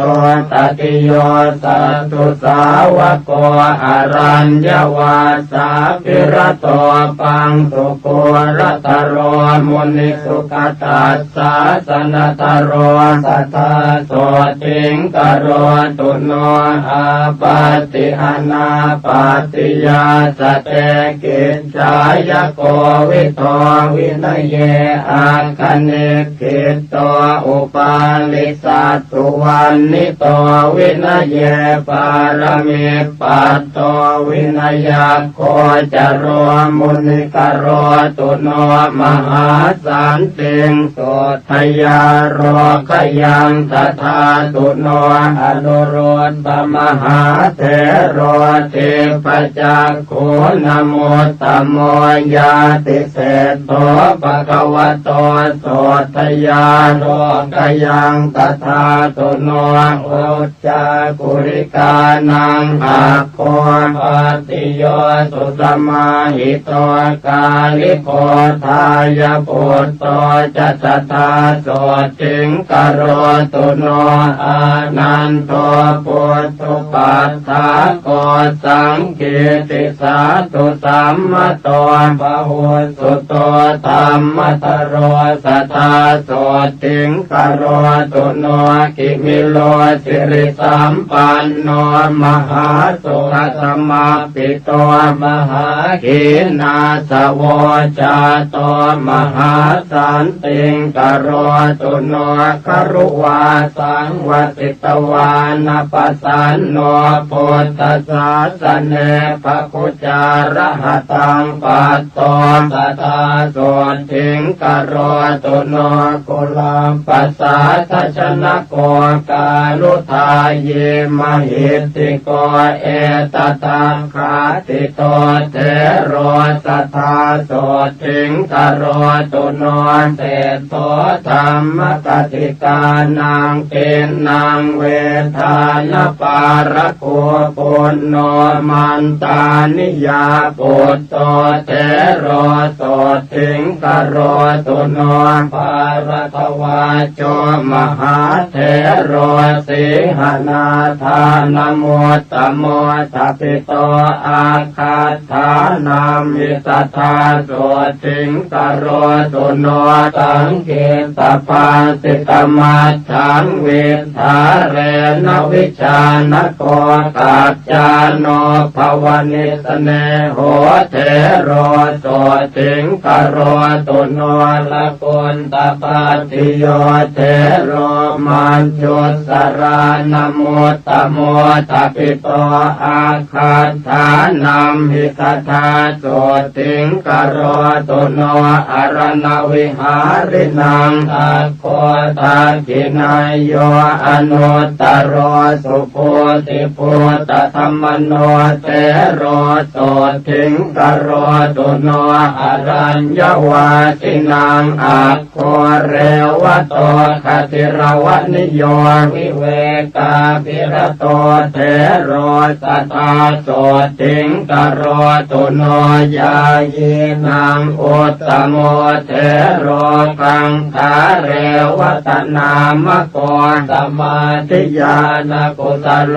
สัทธาโสถิงกโรตุโนโสโนจักโกเลวิโสปิอารัตถวิริยานโมตตโมปะหิตัสโตสัทธาเทโรโสถิงภาสุงกโรตุโนกัลยาณวากรณานังโสโนกุติกันโนปิจาอัคโคติวันมิโตเทโรโสถิงภาสุงกโรตุโนลาภินโมตตโมเทโรสิวลิอิติวิสุตโตโสรโตปัญจยาทิมิสัทธาโสถิงกโรตุโนสัทธาทิโมตตานังอัคโควังกะลิอิตินามโกปาโมจปะหุโรเทโรสัทธาโสถิงกโรตุโนราหุโรพุทธพุทโตปิเขขากามานโมตตโมทายาโทสัพพธรรมเมสุมหาสันติงกโรตุโนสัทธายาปาปจิตวานรัตถปาโลปรังกมิเอตตังเขติโตเยวัตตาโสติงกโรตุโนคนตถาโนมหาเถโรสลากังปัตมังคโตตติโตเยวัฏานามิตถาโสติงกโรตุโนปฏิภาณวันตานัมปิอัคโคติปุตตวันนิโตวังกีโสอะระหะเสทโธสัทธาโสติงกโรตุโนสมันตปาสาธิกานังอาคาธานัมหิตาปิโตอุปเสโนวังคันตปุตโตสัทธาโสติงกโรตุโนทัพโพมันละปุตโตเทโรเสนาสนปัญญาปโกทปิโตอาคาธานัมมิสัทธาโสติงกโรตุโนปิลินทวันจะสมโนเทวตานังปิโยอาหุทปิโตอาคาธานัมมิโสทยาโรกยังตถาตุโนภาหิโยทารุกิริโยขิปปาภิญญานโมตตโมกโรตุโนมหาสันติงอาโรคยัญจะชยังสัทธากุมารกัสสปะเทโรจิตตกถินโมตตโมมิจาวิตากุปัจเจโทสัทธาโสถิงกโรตุโนปฏิสัมปิตาปัตตานังอาการตานัมหิตาปิโตโกติโตอะระหะเศธโธสัทธาโสถิงกโรตุโนอัปปาภาโทมหาเถโรอัปปาภาทานโมตตโมภากุโรอะระหะชาโตสัทธาโสถิงกโรตุโนปุพเพนิวาสเวทีนังอัคโคติปุตตวันนิโตโสปิโตนามโสเทโรสัทธาโสถิงกโรตุโนมหากัปปินาเทโรปิภิกขุโอวาทโกอาหุกุตโลโอวาททานเนตถาโสถิงกโรตุโนภิกขุโนวาทกานาโคนันทโกอิติวิสุโตปา เลตุโนสัทธาเถโรโสถิงภาสุงกโรตุโนอินทริเยสุพุตตตวารโรอาคัตถาเนติโตอาหุนันทัตเถโรวสิปัตโตสัทธาโสถิงกโรตุโนเตโชธาตุกุสลานังอาคัตถานามิทาปิโตสาคโตนามโสเทโรโสถิงภาสุงกโรตุโนสัญญาวิวัตกุสโลปทานโนภาวนารโตปุตตสิโสมหาปันโทมหาสันติงกโรตุโนจุลปันตกันเทโรปิมโนมยาปินิมิโตทัปิโตอาคัตถานัมหิสัทธาโสถิงกโรตุโนปฏิภาณยกานังตุอาคัตถานัมหิทัปิโตราโทเทโรมหาโสถิงกโรตุโนอนามยังโลกจิวรธรานังภิกขุนังอุตตโมอาหุโมกราชมหาเถโรมหาสันติงกโรตุโนวิมโลวิมลปัญโยสุโรปสุสมาหิโตระโชนลิมปฏิคันเทมหาสันติงกโรตุโนธรรมปาโลมหาปาโลมหาธรรมตโรยติมหาขีนาสวโลเกมหาสันติงกโรตุโนจักขุปาโลมหาเถโรปทานโนศีลสังวุตโตปหิตัตโตมหากายโยมหาสันติงกโรตุโนสัพพเวรพยาติโตนารโตอาสวะขโยมหาสันติกโรโลเกสัทธาโสถิงกโรตุโนปุถทปูชายนิรโตจินปัตติปรายโนสัทธัมมสวโนเทโลสัทธาโสถิงกโรตุโนปัจฉิมภวสัมปัตโตโคตโมภาวนารโตราคะขยมโนปัตโตสัทธาโสถิงกโรตุโนเสนาสเนสุสัพพายังลัทธาจานังสมารปิโคติโกโพธชายันโตสัทธาโสถิงกโรตุโนโพเทปสันนมานโสสุปาอุปัญจลีกโตขีนาสววติปุตโตมหาสันติงกโร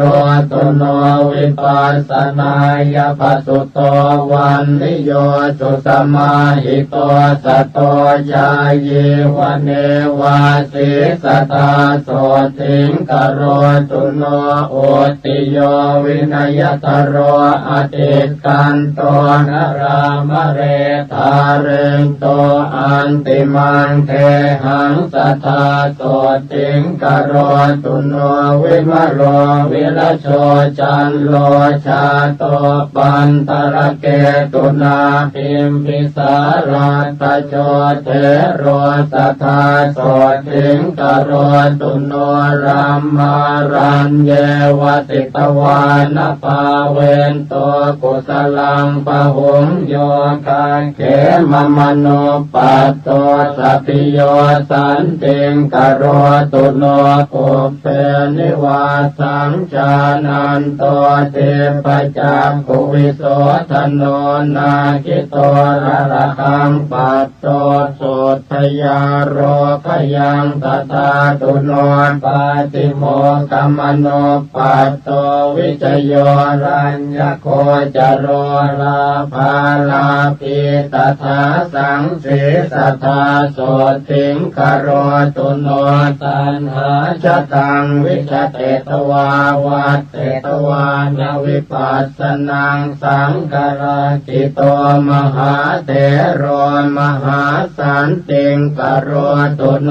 อรัญญว าสาปิรโตภวเนติสมุหโตธัมมานังปารมิปัตโตอุตตโรปาตุโนภยาปุเปปุญญานิกัตวานะปุปโยคังสมารปิอุตโพระหตังปัตโตสัทธาโสทิงคโรตุโนสมาปันติสมาปันโนจรพินโยมหิติโกสิวโกพุทธชายันโตสัทธาโสทิงคโรตุโนสัตตาริยธโนเทโรตนิโยธัมมสาคโรวันตสังสารคมโนสัทธาโสทิงคโรตุโนปัญจขันเตปริญญายภาวยิตวานเนปุติงปัตตวานปรมังสันติงโพธิโยปาตุโนภยาอุปนิสยสัมปันโนอุจจโยปุตตมามะโกโลกาตปสุโตเทโรสัทธาโสติงกโรตุโนปุตตาปัสสะทสัมปันโนปะปะเจกินัสสาสเนสัญจโยนามโสเทโรสัทธาโสติงกโรตุโนมารัญจโยมหาเทโรรามเนยโยมหิตติโกนิพพานนินนจิตโตโสสัทธาโสติงกโรตุโนอุปปาปัญจปุญญัญจเวติวัตโตอนาสวเวรัตเถโรระหัปปัตโตสัทธาโสติงกโรตุโนปุณณมาสมหาเถโรปังสุโกรัตโรยติปุปกิจจวิติงกัตตวามหาสันติงกโรตุโนปัญจจินโนปัญจจโหปัญจจุตตริภาวโนปัญจสังฆาติโคเทโรสัทธาโสติงกโรตุโนโพเปราคังวิจาเรนโตจินปันติปรายโนเมลันทสิโสวังสัทธโรสัทธาโสติงกโรตุโนปัญโยปันนานิอภโยนิกันตินาติชีวิเตอจิโตโสมหาเถโรมหาสันติงกโรตุโนวิวัตเนสเยปุญเยกัตตวาสัมพุทธปฏิมากุลาเถโรระหัปปัตโตมหาสันติงกโรตุโนวิปัสสิธรรมทายาโทเถโรนิโครธนามโกนิพพานากรรมสันติโทสัทธาสันติงกโรตุโนติโสวิจจาอนุปัตโตสุขันโทนามโสระหาสัพพะปะปริขีโนสัทธาโสติงกโรตุโนนันติโยสัทธาสัมปันโนจิตตกะเรโสมหาเถโรอภิญญาปารมิปัตโตสัทธาโสติงกโรตุโนกิเลสาชาปิตาเยนะจิตตธรรมระเตนะโสธัมมาระปุตตวิมโรสัทธาโสติงกโรตุโนเทวโลกมนุสเสสุอนุพุทธวาวิโพติโยติสัทเทโรมหาปุตโตมหาสันติงกโรตุโนสุวิมุตโตมหานาโคติหิวังเกหิมุตตะโกสุมังกโรมหาเถโรมหาสันติงกโรตุโนนิราคโรนิราสาโสมลคีระวิโสทโนวิเวกาปิรโตโคโตสัทธาโสติงกโรตุโนปวิเวกมโนปัตโตกิริมานันทนามโกภาเวนโตกุสเลธรรมเมสัทธาโสติงกโรตุโนโพธิสาสน มารัตโตสมิติภาวนารัตโตสมิติคุณสัมปันโนสัทธาโสติงกโรตุโนอาราจิตจิโนสันโตโชติเถโรมหาระหาวิโมตโตสัพพสังสาราสตาโสติงกโรตุโนเสนาสนานิปันตานิเสวันโตชานมารปิชลปิญโยมหาจุนโทสัทธาโสติงกโรตุโนชันนาเทโรสหชาโตสุนันโตจินสาสนังโยกะเขมมโนปัตโตสัทธาโสติงกโรตุโนเมขิโยปุตโตปัฏฐาโกจินปาติปรายโนมิจฉาวิตากุปัจเจโตสัทธาโสติงกโรตุโนอุปวานโนมหาเถโรมหากายโยมหาระหามหิติโกมหาเตโชสัทธาโสติงกโรตุโนสังเกตโยโจรธรรมโนสัพพสังโยชนะขโยปาเลตุโนสัพพพยาโสทยาโรขยังตถาตุโนปัญหาพยากรเนเจโกเมตตาชานรโตยติโสปาโกปายสัมปันโนสัทธาโสติงกโรตุโนเขตสัมปัตติสัมปัตโตวัฏมาโนวโสตินาสุมโนอรหาชาโตสัทธาโสติงกโรตุโนปิโยเทวมนุสสานังสานุเทโรปะโหตุโตเมตตาญาเยตโมคาติสัทธาโสติงกโรตุโนโยจะปุเพกตังปาปังกุสเลนะปิติยติอังคุลิมาโลโสเทโรสัทธาโสติงกโรตุโนวิปัสสนาทุราเยปิเถราสมัทยานิกาขีนาสวามหาเตชามหาตมวิโนทนาชานิกาชานิกาเยปิธรรมาปิสมยาทโยสัพเพโสติงสัทธาเทนตุชยมาโรคยมายุโน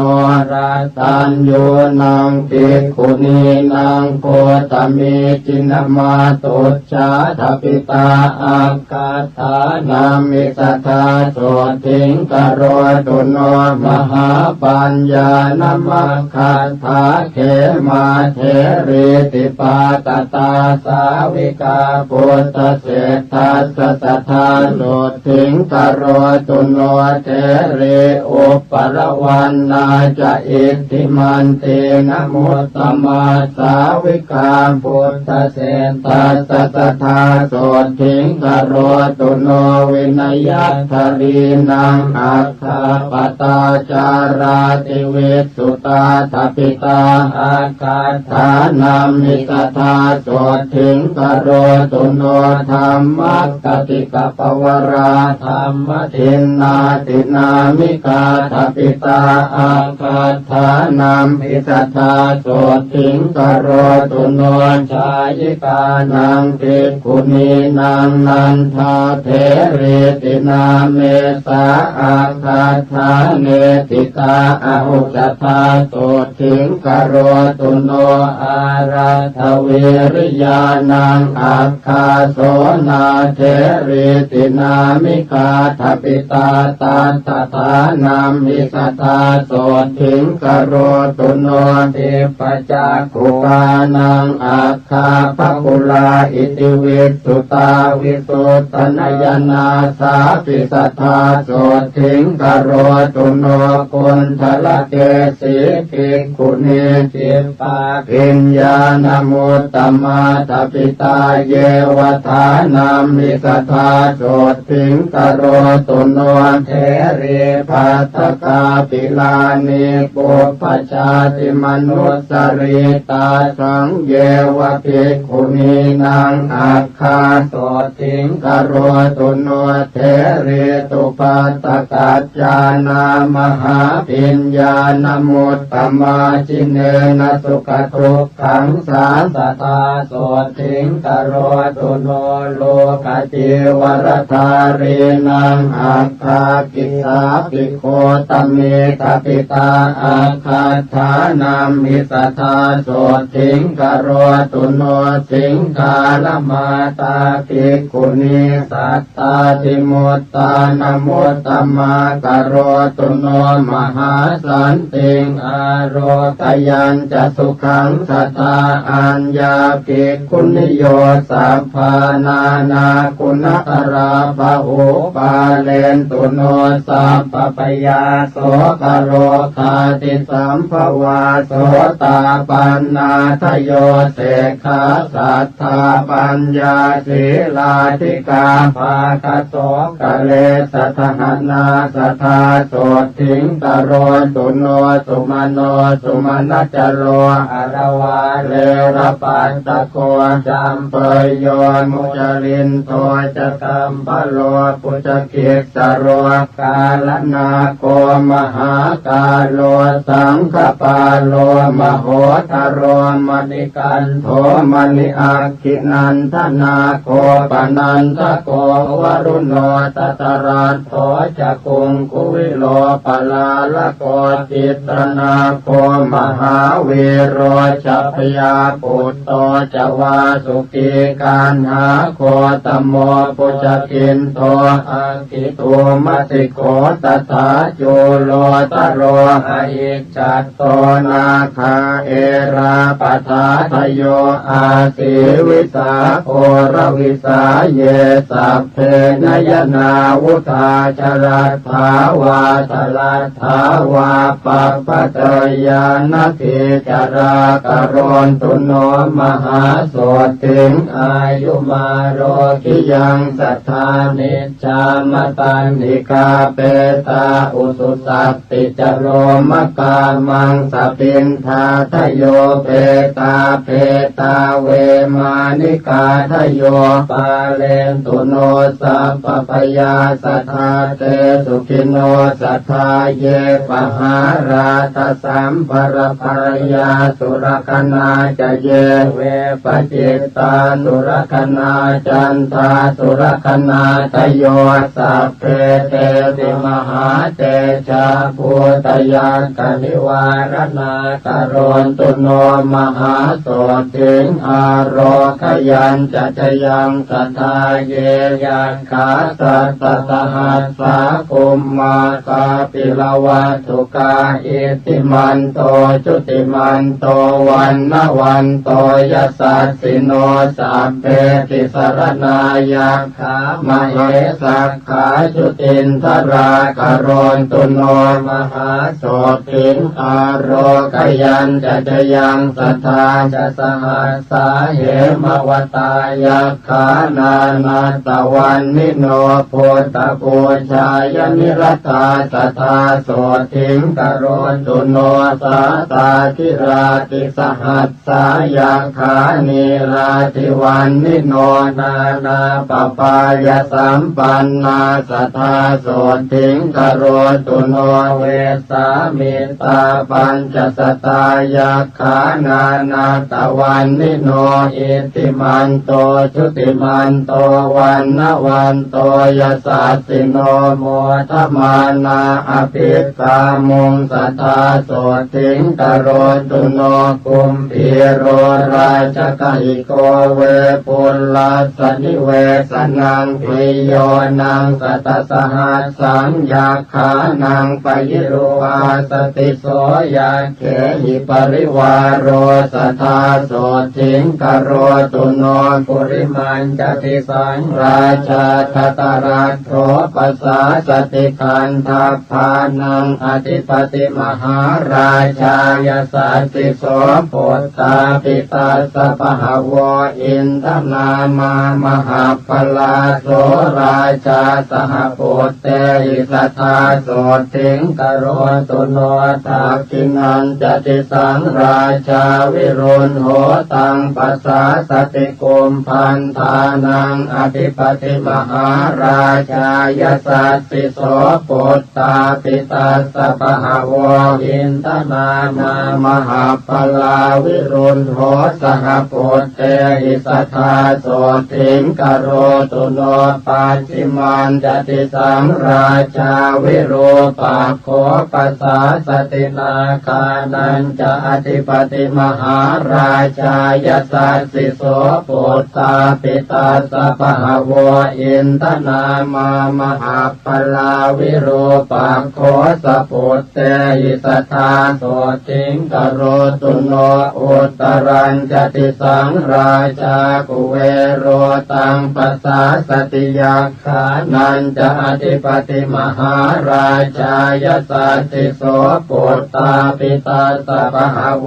อินทนามามหาปลากุเวโรสหปุตเตหิสัทธาโสติงกโรตุโนปุริมังติสังทัตรัตโถทาคิเนนวิรุณหโกปัจจิเมนวิโรปักโขปุเวโรอุตรังติสังจัตตารโรเตมหาราชาตมันตาจตุโรติสาทัพพนามานาอัตถังสุตตาโสติงกโรตุโนเตสังมายาวิโนทาสาอาคงวันจันิกาสถามายาปุเทนตุวิเทนตุวิโตจวิตุโตสหจันทโนกามเศษโทจะกินนุคันตุนิคันตุจะปนาโทโอปมันโยจะเทวสุโตจะมาตลิกินตเสโนจะคันทาโพนโรราชาจะเนตโพวโรปัญจสิกโขเจวติมปรุสุริยวัชสาเอเตจันเยจราชาโนคันทาภาจะมหาพลาโมทมานาสทาโสติงโนกรณตุอนามยังมหันตานาคสานาคาเวสาลาสหตาชกากัมพลาสตลาจาปิเมรุปาตสิตาพลายามุนาตตราธาจะสัพเพนาคายสัสสิโนเอราวโนมหานาโคโนกรณตุอนามยังมหิติกาสุปันนาเยนาคราเจมหาภเลขเหตวาจินาเขเตวะปะขันติงตุนเพบาลาเตโพตสรณาสัพเพโสติงกโรนตุโนสัทธาปัทพยาโพจะเตโชจะวายโยเทวามหิติกาอุปจาเรนนิพพัตตาสัทธาโสติงกโรนตุโนวรุณาวารณาเทวาโสโมจยสัสสะสหเมตตาการุณิกาสัพเพสัทธาโสติงกโรนตุโนปันนาสโยชนายาเมวิมาเนรัตนามะเยติโตตเมวิหันตวานาสุริโยโสติงกโรตุโน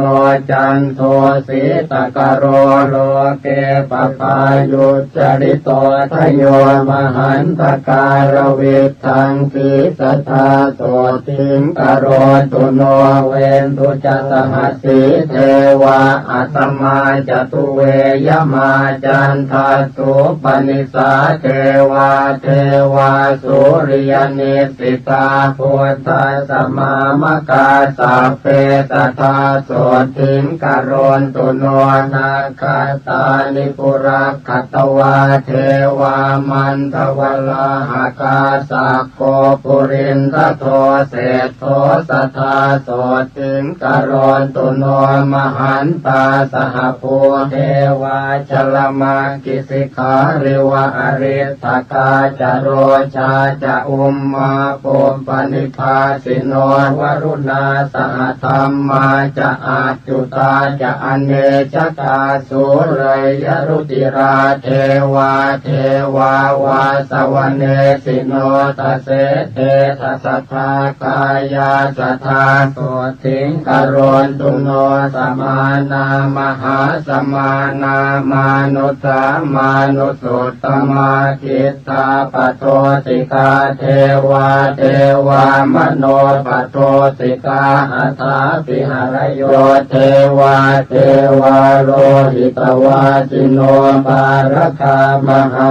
ปารคาสัพเพเทวายสัสสิโนทัสเสเตทัสสะกายาสัทธาโสติงกโรตุโนสุกากรัมภาอรุณาอาคุงเวคณสาสหโอทาตะไคหาปาโมคคาอาคุงเทวาวิจักขณาสัทธามันตาหารคชามิสกาจยสัสสิโนธนยังอาคปัญชุนโนโยติสาสววิวัสสติกเสเตตัสสะกายาสัพเพนานาตวันนิโน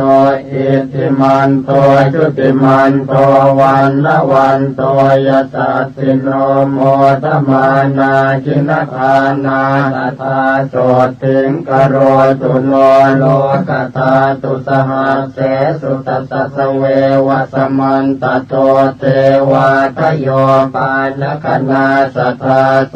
ติงกโรตุโนเขมิยาการตกายาจัโชตินามามหิติกาลัมพีตกาลามเศรษฐาสัทธาโสติงกโรตุโนชลัทธาจักรัตถันเยเทวากาสัตตกาทโย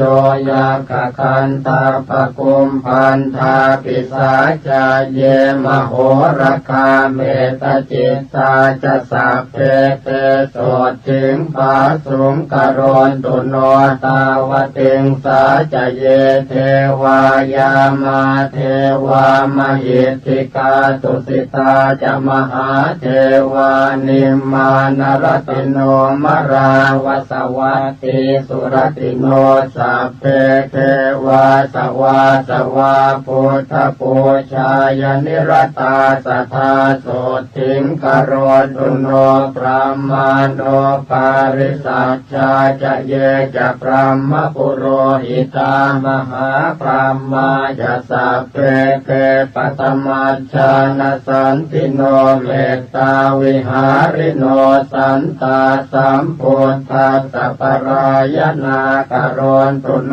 มหาโสติงเสกขาเสกปุตุชนาปริตาภาปมานาภาพระมาจาภาสราตถาพุทธปูชายนิรตาตุติยาชาณสันติโนเมตตากรุณิกาสัมเพ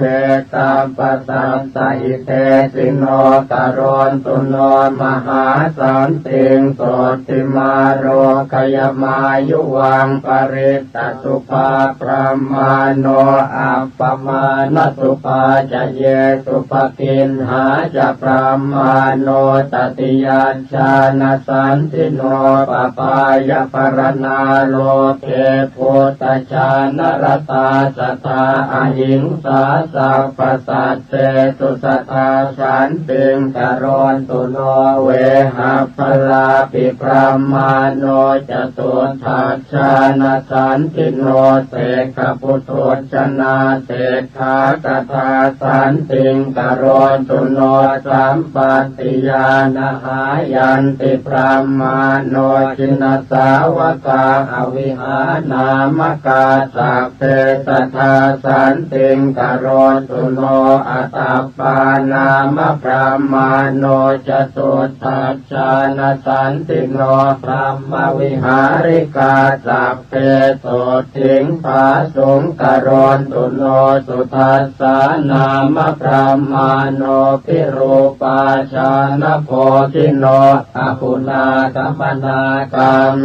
สันติงภาสุงกโรตุโนพระมวิหารสัมปันนาจินพันติปรายนาพระมาโนสุทัสสีนามสัทธาโสติงกโรตุโนอากานิฐาจะพระมาโนเจตาสัพพกุเนหิจะปะหินภวนิสเลหาสัทธาโสติงกโรตุโนปัตมา รูปพรหมาโนสัพพรูปวิราคิโนจินปัตติรตาสัพเพสัตตาโสทิงกรณตุโนตุติยารูปพรหมาโนเหตาจานวิราคิโนจินปัตติรตาสัพเพสัตตาโสทิงกรณตุโนตติยารูปพรหมาโนเหตาจานวิราคิโนจิน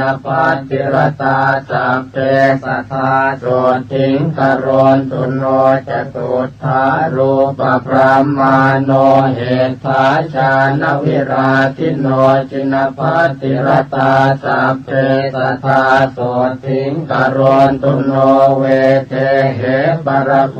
ยานเนจัมปุหิเปปุรุมพิจเทวยัคขปิสาเจหิสัตถิงวิชชาคราทโยอากาสัทธาจะพระมาโนชรัตถาจันตริกขจาทวิปัฏฐาทโยเยสัตตาสัทธาโสทิงกรณตุโนมารเตนวิกาตัสสตินาสตุปัจจายโนเตโชปะเลนะมหตาสัทธามังคลมัสสุโนนานาคุณวิจิตัสสะรูปกายาสัสสะตุโนสัพพเทวมนุสสานังมารพันธวิโรจิโนเมตตาภเลนะมหตาสัทธามังคลมัสสุโนสัพพัญญุตาธิกายาสัทธรรมกายาสัสสะตุโนจักขาทยโคจรัสสาปิโคจรัสเสวะโพริยาเตโชปะเลนะมหตาสัพพมังคลมัสสุโนรูปกายสัทธิสาสนิมิตาสมเหสิโนธรรมัสสวะตุโนสักเกเทวานังสุขตาปฏิเตโชปะเลนะมหตาสัทธามังคลมัสสุโนสิกิตวามานุเสเทเวโมจยิตวาสเทวะเกสังขาเรปัจหันตัสสเนพุตตัสสมเหสิโนมหันเตนานุภาเวนัสสัพพมังคลมัสสุโนจตุราสีสิสหัสธรรมขันธัสสะเตชัสสานวังคสาสนัสสาปินวโรปุตตรัสสะจะสัพพปาปะปวาเหนะสัพพมังคลมัสสุโนมหาโตริยสังฆาสปุญญาเขตัสสตาทิโนปะหินะสัพพปาปัสสสีราติขันธสาริโนมหาเตชานุภาเวนะสัพพมังคลมัสสุโน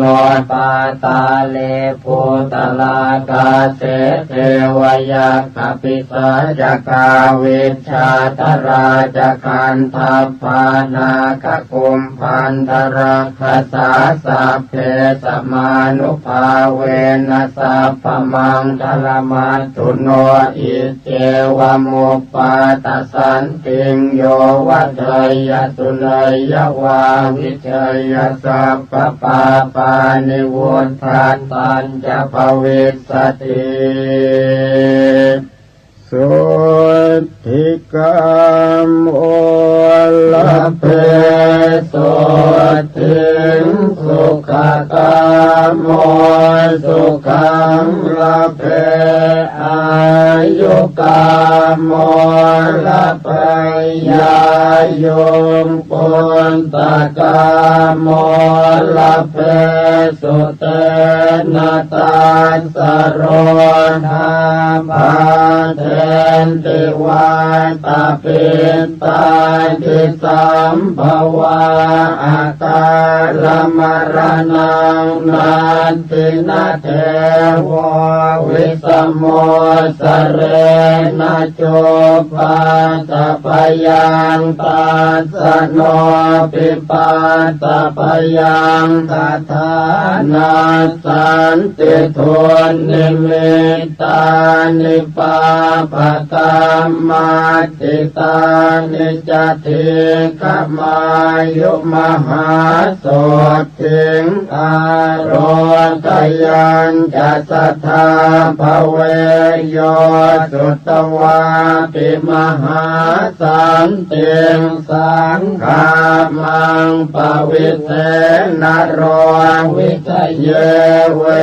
ริโนสัพเพนัสสัจเจหยภิกขุยะเตสัพพทานาปเตปิติงวิปัสสิงนาวคาหติโรเกหินาภิกขุยะเตสวัสสุหิวิวัตเตยัตระเทเสวะโกวะกามปัญหาการะกัสสะทยโยอุปปาตสันติโกเสนะสัพเพตันตสมันติเตยโมทิสวัตเตสันติงสัจจิวันจาปยชีวิตังโสโมจเตมหาทุกขาปะปะติสุขติงสัตตาเทวันทานเนนักเรวานิจโมปายตัสสันติยาปาลกาเทวราชาโนเตจสิริวิวันตนาปัตตปยาปาทิสัญญาตาอุปปาตาจันตะเลกาจาอินทาติจานิตุมปาตาปาปะกรรมสมุทิตาตาภูมิปาตาวินาสันติเตชะสุปาตสันติยานติทุกขปัฏฐานยานิทุกขพยาปัฏฐานยานิพยาโสกปัฏฐานยานิโสกโหนตุสัพเพติปานิโนเอตาวตาจะอัมเหหิสัมปตังปุญญสัมปทังสัพเพเทวานุโมทันตุสัพพสัมปันติสิทธิยาทานังตถานตุสัพพายสิรังรักขันตุสัมปทาภาวนาภิรตาโหนตุการจันตุเทวตาคตาสัพเพพุทธาภลัมปัตตาปัจเจกานันจะยังพลังอรหันตานันจะเตเชนรักขังพันธามิสัพพโสภวตุสัพพมังคลังรักขันตุสัพพเทวตาสัพพพุทธานุภาเว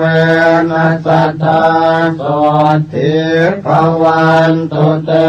ภวตุสัพพมังคลังรักขันตุสัพพเทวตาสัพพธรรมา นุภาเวนัสสัตตาโสติภวันตุเตภวตุสัพพมังคลังรักขันตุสัพพเทวตาสัพพสังฆานุภาเวนัสสัตตาโสติภวันตุเต อานุภาพของอุปปาตสันติผู้ใดสวดหรือฟังอุปปาตสันติอันกล่าวแล้วด้วยประการชนี้บุคคลนั้นจะพึงชนะจากสิ่งชั่วร้ายทั้งปวงจักเจริญด้วยคุณ5ประการคืออายุวันนะสุขะพละและปฏิภาณความวิบัติย่อมไม่มาแผ่วพานย่อมได้รับความอิ่มใจในการทุกเมื่อยาพิษและศาสตราวุธย่อมไม่กล้ำกลายย่อมชนะข้าศึกทั้งมวลโรคาพยาธิย่อมไม่เบียดเบียนย่อมเจริญด้วยทรัพย์สินคารภัยจากมนุษย์อมนุษย์และสัตว์ร้ายน้อยใหญ่ย่อมสงบไปด้วยเสียงแห่งการสวดอุปาทสันติผู้ที่สวดอุปาทสันติแล้วอุทิศให้ผู้ที่ล่วงลับไปก็ดีที่ยังมีชีวิตอยู่ก็ดีจะช่วยให้เขาเหล่านั้นพ้นจากมหันตทุกข์ย่อมเข้าถึงสุขในการทุกเมื่อทวยเทพเทวดาทั้งหลายท้าวพระยามหากษัตริย์ทั้งหลายจักเป็นผู้เจริญด้วยเดชและสิริมงคลด้วยกฤตยานุภาพแห่งพระคาถาอุปปาตสันติเหตุร้ายอันเกิดจากภัยธรรมชาติมีแผ่นดินไหวและน้ำท่วมเป็นต้นเหตุร้ายอันเกิดจากฟากฟ้าเหตุร้ายอันเกิดจากสุริยุปราคาจันทรุปราคาเหตุร้ายอันเกิดจากบาปกรรมเหตุร้ายทั้งปวงจักพินาศไปด้วยเดชแห่งอุปปาตสันติ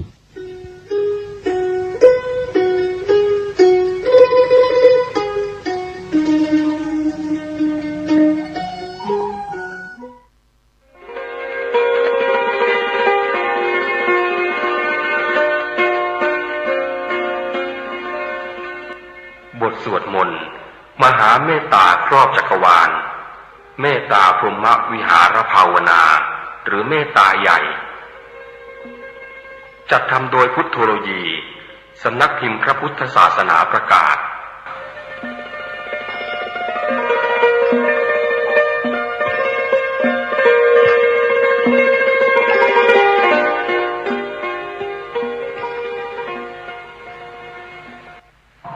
นะโม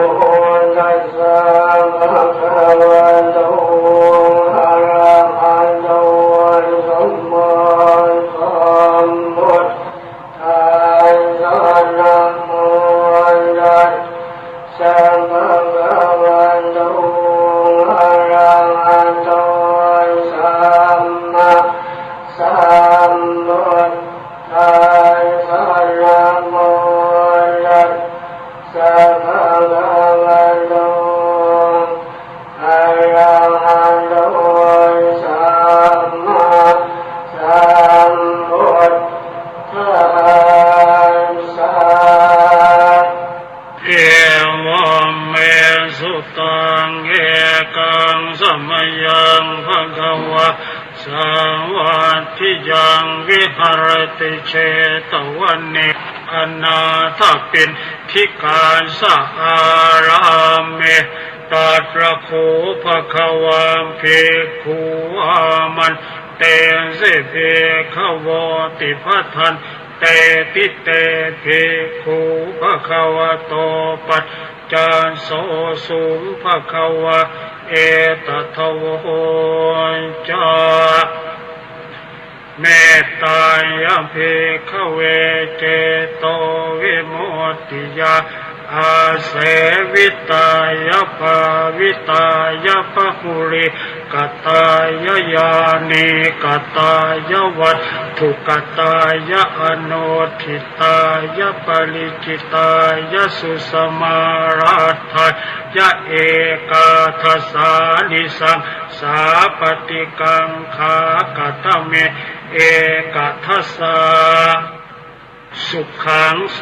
ปฏิสุขังปฏิโพชตินาปาปะกังสุปินังปัสสติมโนสานังปิโยโหติอมโนสานังปิโยโหตุเทวตาระ ขันตินาสะอาคิวาวิสังวะสัทธังวากรรมติตุวตังเจตังสมาธิยติโมขวันโนเวปัสสิทติอสัมมุลโหการังกโรติโอตริงอาปติเวชันโตพระมโลปูปะโคโหติเมตตายภิกขโวเจโตวิมุตติอาเสวิตายภาวิตายภาหุริกตายญาณิกตายวัตถุกตายอนุทิตายปริจิตายสุสมารัตถายอิเมเอกะทัสสานิสังสาปฏิกังขาอาทิอโนทิโสวรณะเมตตาเจโตวิมุตติอัตถิโอทิโสวรณะเมตตาเจโตวิมุตติอัตถิทิสาวรณะเมตตาเจโตวิมุตติกติหากาเลหิอโนทิโสภรณาเมตตาวิมุตติกติหากาเลหิโอทิโสภรณาเมตตาเจโตวิมุตติกติหากาเลหิทิสาภรณาเมตตาเจโตวิมุตติโตวิมุตติทัสสหากาเลหิทิสาภรณาเมตตาเจโตวิมุตติกตเมปัญจหากาเลหิอนุทิโสภรณาเมตตาเจโตวิมุตติสัพเพสัตตาเวระอาภยาปัจฉาอนีฆะสุขีอัตานังปริหารันตุสัพเพปานาเวระอาภยาปัจฉาอนีฆะสุขีอัตานังปริหารันตุสัพเพภูตาเวระอาภยาปัจฉาอนีฆะสุขีอัตานังปริหารันตุสัพเพปุคาราเวราอาภยาปัจฉาอนีฆะสุขีอัตานังปริหารันตุสัพเพอัตตภาวะปริยาปันนาเวราอาภยาปัญชาอนีฆะสุขีอัตานังปริหารันตุอิเมปัจจหากาเรหิอโนทิโสวรณาเมตตาเจโตวิมุตติกตเมหิสัตตหากาเลหิโอทิโสภรณะเมตตาเจโตวิมุตติสัพเพอิทธิโยเวระอาภยามปัญชังอนีฆะสุขีอัตานังปริหารันตุสัพเพปุริสาเวระอาภยามปัญชังอนีฆะสุขีอัตานังปริหารันตุสัพเพอริยาเวราอาภยาปัญชาอนีฆะสุขีอัตตานังปริหารันตุสัพเพอนาริยาเวราอัพยามปัญชาอนีฆะสุขีอัตตานังปริหารันตุสัพเพเทวาเวราอัพยามปัญชาอนีฆะสุขีอัตตานังปริหารันตุสัพเพมนุสสาเวระอาภยามปัญชาอนีฆะสุขีอัตตานังปริหารันตุสัพเพวินิปาติกาเวระอาภยามปัญชาอนีฆะสุขีอัตตานังปริหารันตุอิเมสัตตหากาเลหิโอทิโสภรณาเมตตาเจ โตวิโมติกตเมทัสหากาเลหิทิสากรณาเมตตาเจโตวิโมติสัพเพปุราธิมายทิสายสัตตาอเวระอาภยาปัญชาอเนคาสุขีอัตตานังปริหารันตุสัพเพปัจฉิมายทิสายสัตตาอเวราอาภยาปัญชาอเนคาสุขีอัตตานังปริหารันตุสัพเพอุตตรายทิสายสัตตาอเวราอาภยาปัญชาอเนคาสุขีอัตตานังปริหารันตุสัพเพทักขินายทิสายสัตตาเวราอาภยาปัจชาอเนคาสุขีอัตตานังปริหารันตุสัพเพปุราธิมายอนุทิสายสัตตาเวราอาภยาปัจชาอเนคาสุขีอัตตานังปริหารันตุสัพเพปัจฉิมายอนุทิสายสัตตาเวราอาภยาปัจชาอเน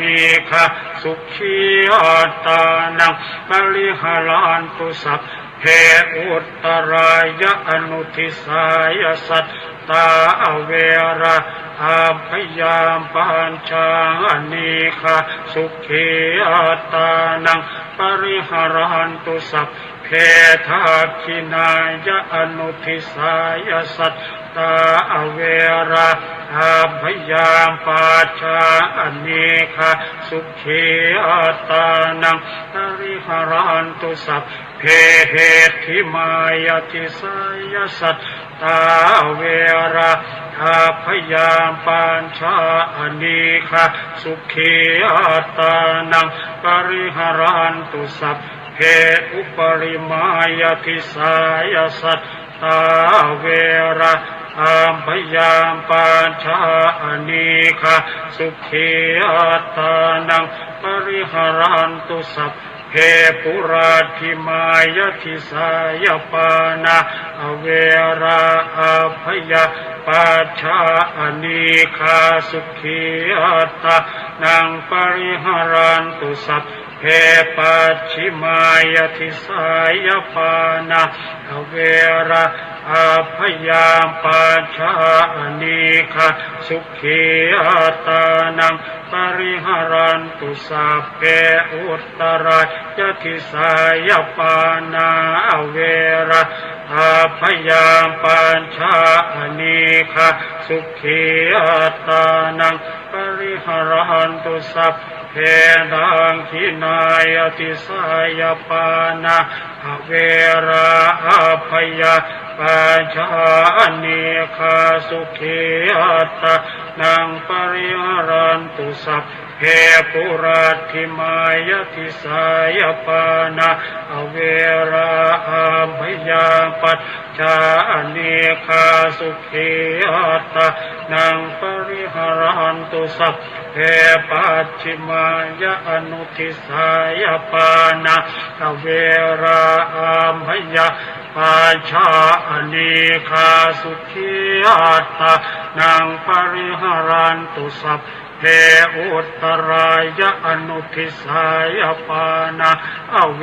ราอาภยาปัญชาอเนคาสุขีอัตตานังปริหารันตุสัพเพทักขินายอนุทิสายปานาเว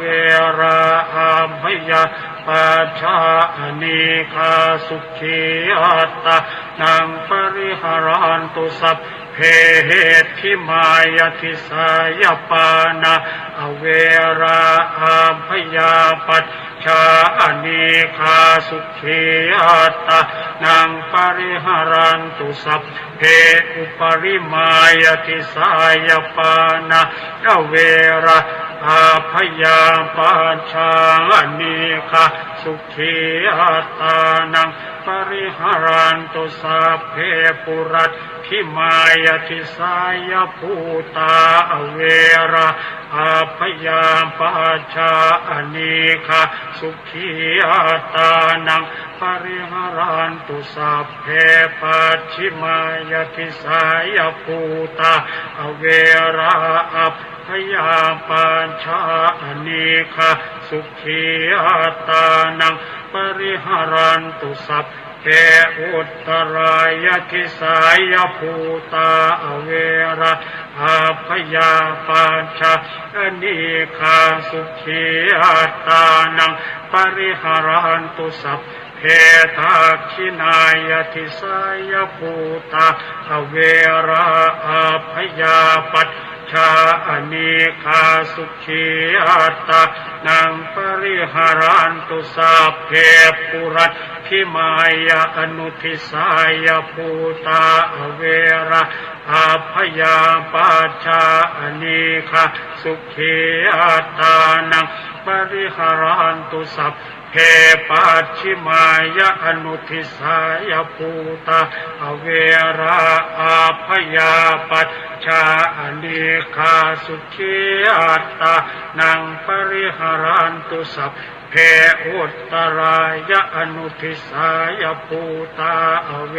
ระอาพยาปัจจาอนิคาสุขีอัตตานังปริหารันตุสัพเพทักขินายะอนุทิสายภูตาเวระอาพยาปัจจาอนิคาสุขีอัตตานังปริหารันตุสัพเพเหติมายติสายภูตา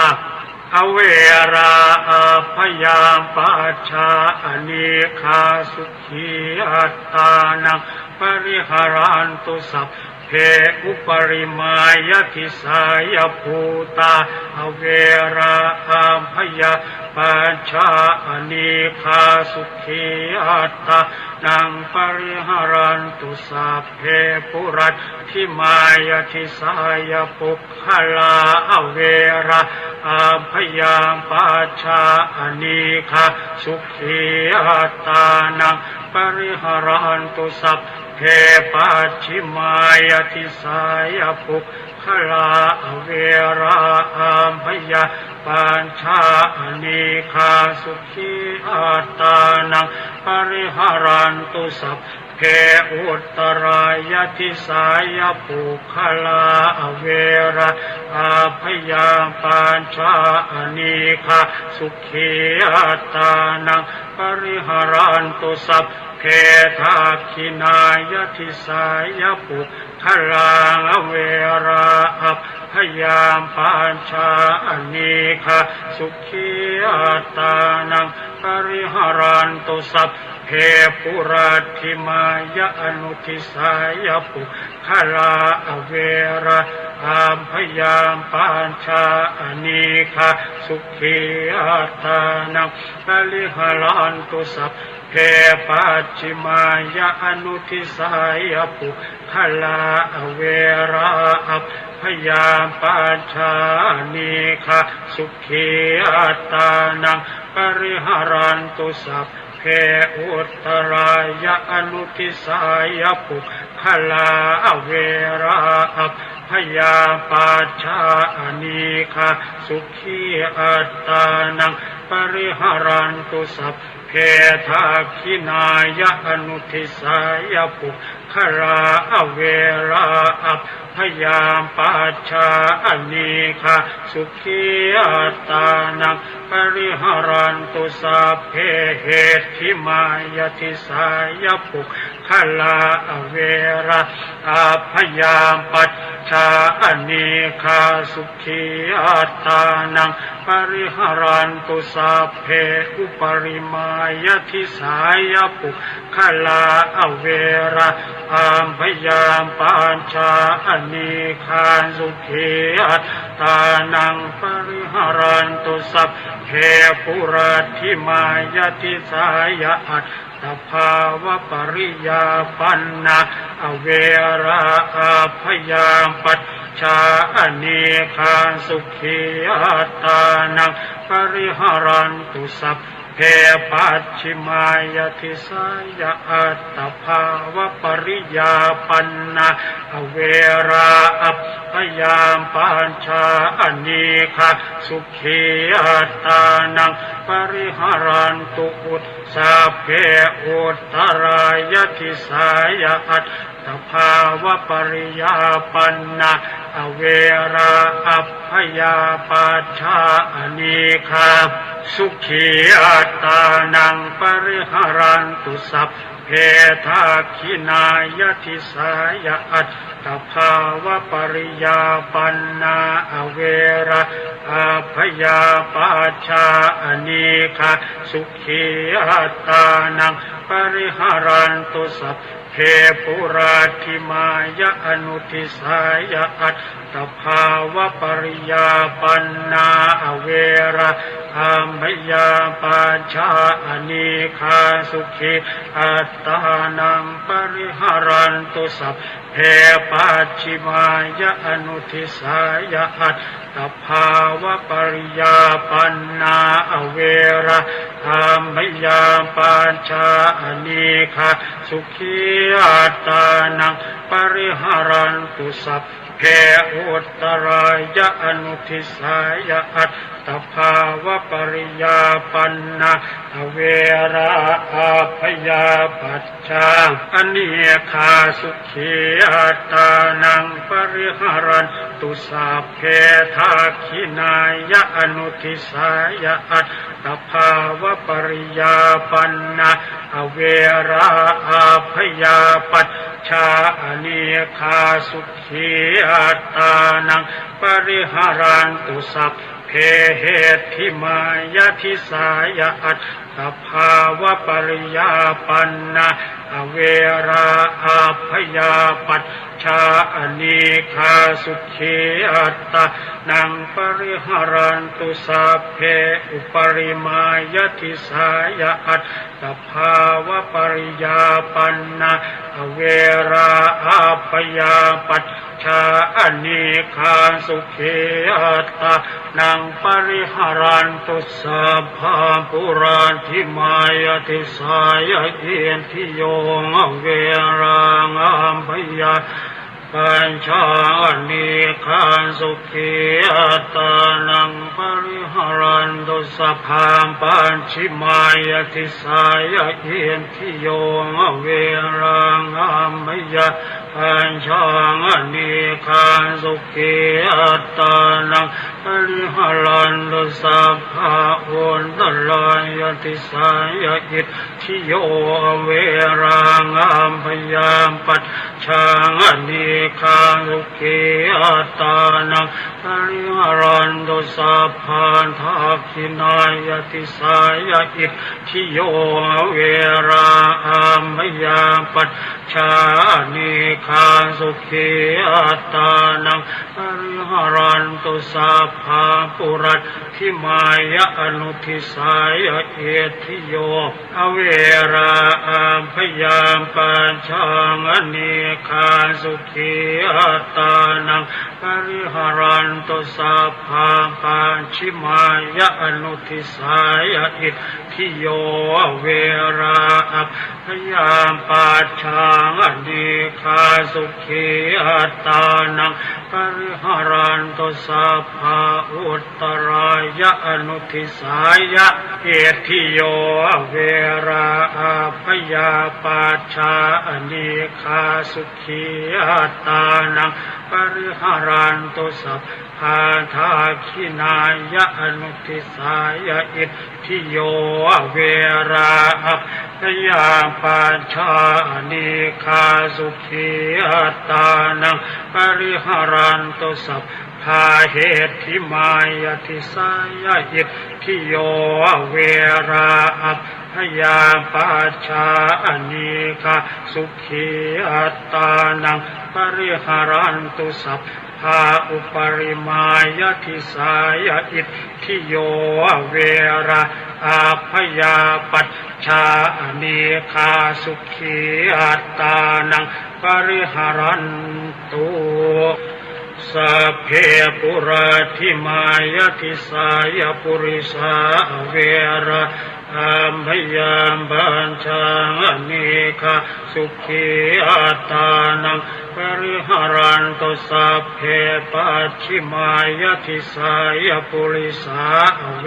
ระอัมพยาปัจชาเนคาสุขีอัตตานังปริหารันตุสัพเพอุตตรายติสายปุริสาเวระอัมพยาปัจชาเนคาสุขีอัตตานังปริหารันตุสัพเพทักขินายติสายปุริสาเวระอัมพยามปัญชาเนคาสุขีอัตตานังปริหารันตุสัพเพปุราธิมายอนุทิสายปุริสาเวระอัมพยามปัญชาสุขีอัตตานังปริหารันตุสัพเพปัจฉิมายอนุทิสายปุริสาเวระอัมพยาปัจชาเนคาสุขีอัตตานังปริหารันตุสัพเพอุตตรายอนุทิสายปุริสาเวระอัมพยาปัญชาเนคาสุขีอัตตานังปริหารันตุสัพเพทักขินายอนุทิสายปุริสาเวระอัมพยาปัจชาเนคาสุขีอัตตานังปริหารันตุสัพเพเหติมายติสายปุริสาเวระอัมพยาปัจชาเนคาสุขีอัตตานังปริหารันตุสัพเพอุปริมายติสายปุริสาเวระอัมพยาปัญชาเนคาสุขีอัตตานังปริหารันตุสัพเพปุรัตถิมายติสายอริยาเวระอัมพยาปัจชาเนคาสุขีอัตตานังปริหารันตุสัพเพปัจฉิมายติสายอริยาเวระอัมพยาปัจชาเนคาสุขีอัตตานังปริหารันตุสัพเพอุตตรายติสายอริยาเวระอัมพยาปัจชาเนคาสุขีอัตตานังปริหารันตุสัพเพทักขินายติสายอริยาเวระอัมพยาปัจชาเนคาสุขีอัตตานังปริหารันตุสัพเพปุราธิมายอนุทิสายอริยาเวระอัมพยาปัจชาเน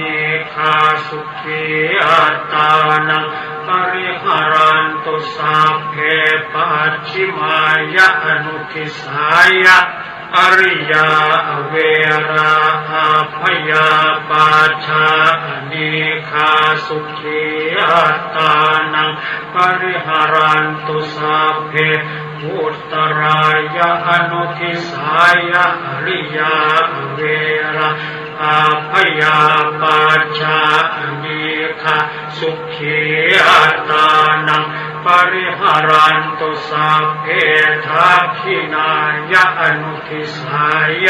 อริยาเวระอัมพยาปัจชาเนคาสุขีอัตตานังปริหารันตุสัพเพเหติมายติสายอริยาเวระอัมพยาปัจชาเนคาสุขีอัตตานังปริหารันตุสัพเพอุปริมายติสายอริยาเวระอัมพยาปัจชาเนคาสุขีอัตตานังป ปริหารันตุสัพเพปุราคิมายติสายะอนาริยาอเวราอาปยาปัจฉาอเนคาสุขีอัตตานังปริหารันตุสัพเพปัจฉิมายติสายะอนาริยาอเวราอาปยาปัจฉาอเน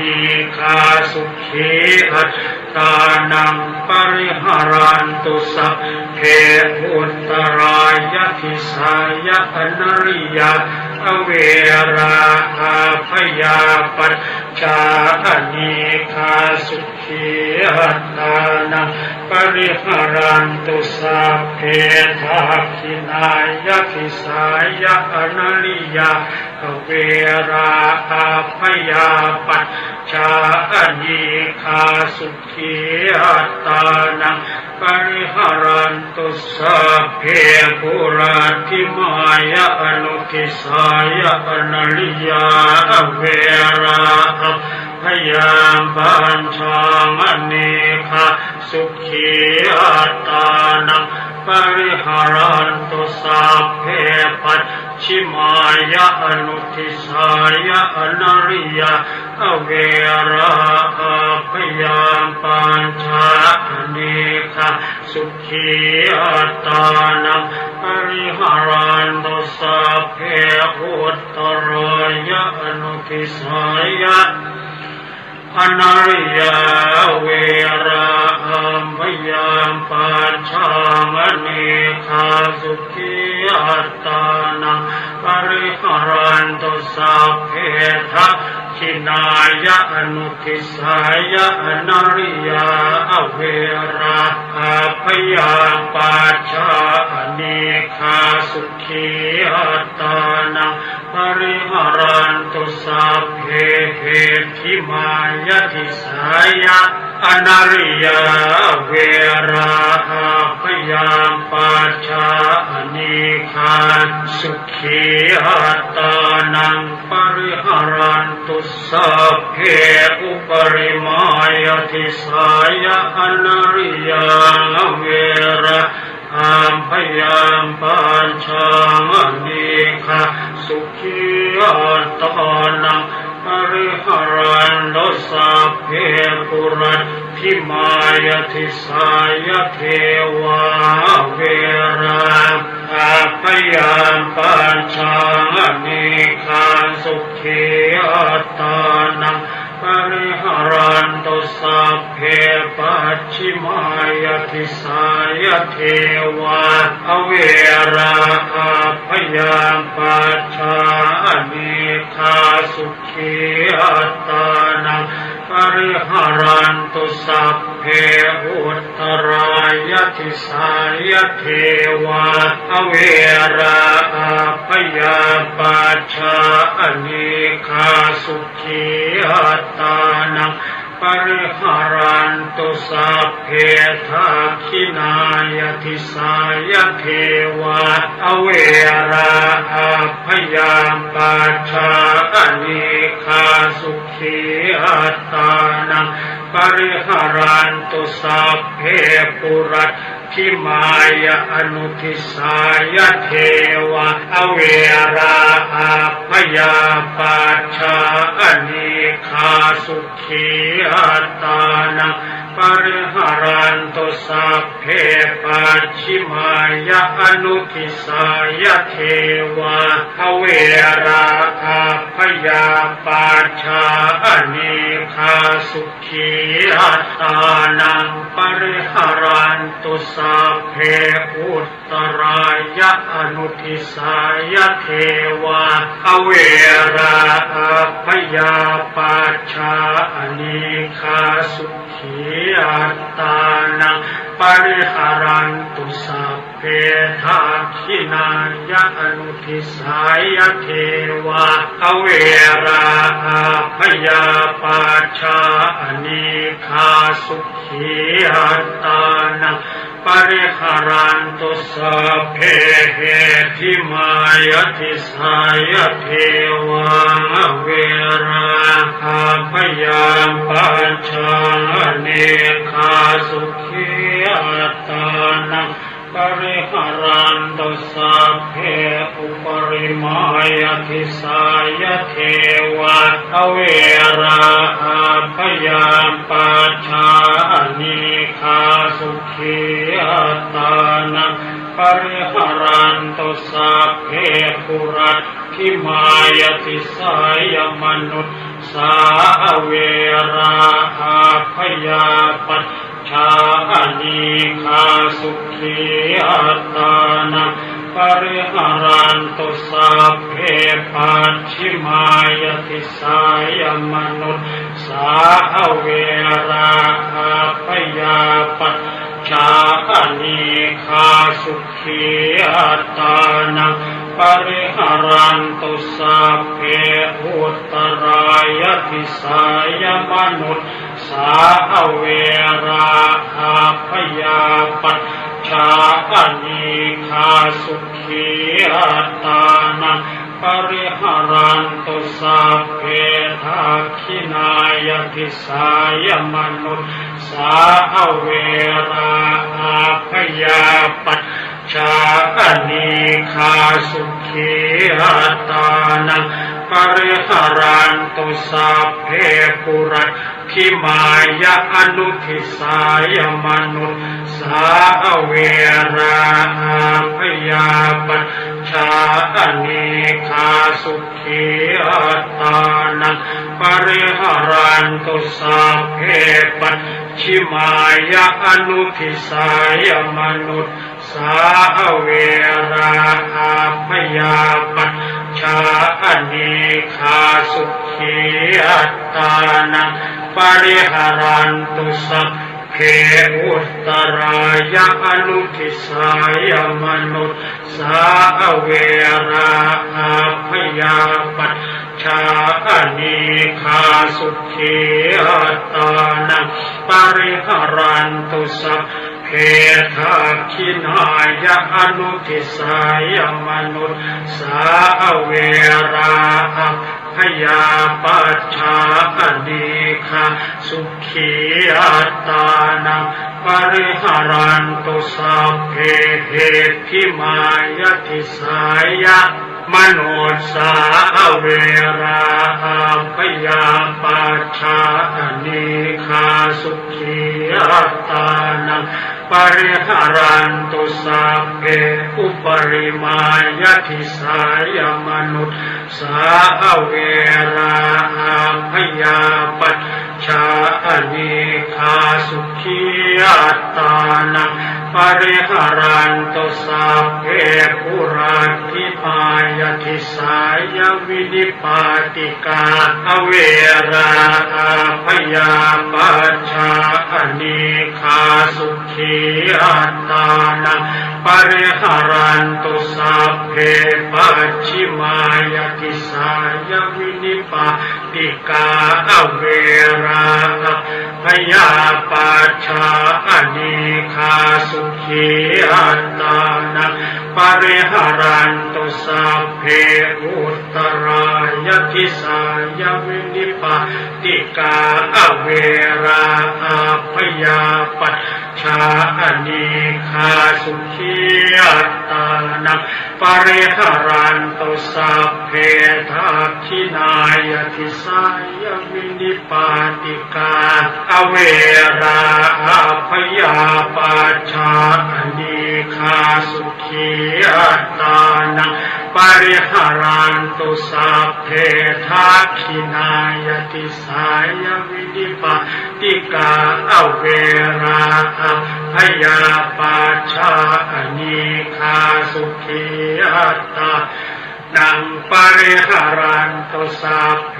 ปุรัตถิมายะอนุทิสายวินิปาติกาเวราอาภยาปัจชานิคาสุขีอัตตานังป ปริหารันตุสัพเพปัจฉิมายะอนุทิสายะวินิปาติกาเวราอาพยาปัจฉาอนิคาสุขีอัตตานังปริหารันตุสัพเพอุตตรายะอนุทิสายะวินิปาติกาเวราอาพยาปัจฉาอนิคาสุขีอัตตานังปริหารันตุสัพเพทักขินายะอนุทิสายะวินิปาติกาเวราอาพยาปัจฉาอนิคาสุขีอัตตานังปริหารันตุสัพเพเหติมายะทิสายะวินิปาติกาเวราอาพยาปัจฉาอนิคาสุขีอัตตานังปริหารันตุสัพเพอุปริมายะทิสายะวินิปาติกาเวราอาพยาปัจฉาอนิคาสุขีอัตตานังปริหารันตุติอิเมหิทัสสะหาภาเลหิทิสาภรณะเมตตาเจโตวิมุตติสัพเพสังสัตตานังปีระนังวัจเชตวะอภิรณายัปปคาตังวัจเชตวะอนุปคาเตนะสันตาปังวัจเชตวะอสันตาเปนะปริยาทานังวัจเชตวะอปริยาทาเนนะวิเหสังเวชเชตวะอวิเหสายสัพเพสัตตาเวริโนโหนตุมาเวริโนสุขิโนโหนตุมาทุกขิโนสุขิตาตาโหนตุมาทุกขิตาติเมหิอัตถาคาเลหิสัพเพสัตเตเมตายติติเมตตาตังธัมมังเจตยติติเจโตสัพพพยาปาทัปปริโยธาเนหิมุตจติติเมตตาจเจโตวิมุตติจาติเมตตาเจโตวิมุตติเมตตาธรรมวิหารภาวนานิทธิตาบทกรวดน้ำและแผ่เมตตาสัพเพสัตตาสัตว์ทั้งหลายที่เป็นเพื่อนทุกข์เกิดแก่เจ็บตายด้วยกันทั้งหมดทั้งสิ้นอเวราโหตุจงเป็นสุขเป็นสุขเถิดอย่าได้มีเวรแก่กันและกันเลยอัพยาปชาโหตุจงเป็นสุขเป็นสุขเถิดอย่าได้พยาบาทเบียดเบียนซึ่งกันและกันเลยอนีคาโหตุจงเป็นสุขเป็นสุขเถิดอย่าได้มีความทุกข์กายทุกข์ใจเลยสุขีอัตตานังปริหารันตุจงมีความสุขกายสุขใจรักษาตนให้พ้นจากทุกภัยทั้งสิ้นเถิดบทกรวดน้ำอุทิศส่วนกุศลอิทังเมมาตาปิตูนังโหตุสุขิตาโหนตุมาตาปิตโรขอส่วนบุญนี้จงสำเร็จแก่มารดาบิดาของข้าพเจ้าขอให้มารดาบิดาของข้าพเจ้าจงมีความสุข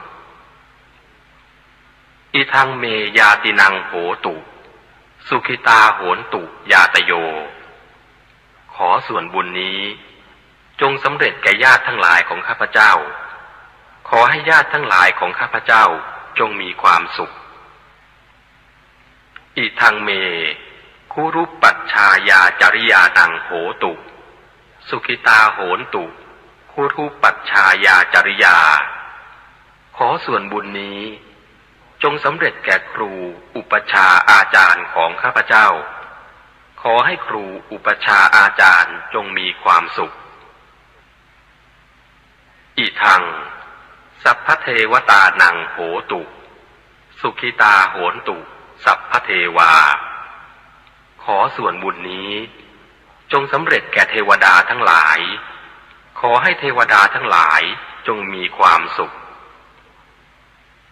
อิทังสัพพเปตานังโหตุสุขิตาโหนตุสัพพเปตาขอส่วนบุญนี้จงสำเร็จแก่เปรตทั้งหลายขอให้เปรตทั้งหลายจงมีความสุขอิทังสัพพเวรีนังโหตุสุขิตาโหนตุสัพพเวรีขอส่วนบุญนี้จงสำเร็จแก่เจ้ากรรมนายเวรทั้งหลายขอให้เจ้ากรรมนายเวรทั้งหลายจงมีความสุขอิทังสัพพสัตตานังโหตุสุขิตาโหนตุสัพเพสัตตาขอส่วนบุญนี้จงสำเร็จแก่สัตว์ทั้งหลายทั้งปวงขอให้สัตว์ทั้งหลายทั้งปวงจงมีความสุข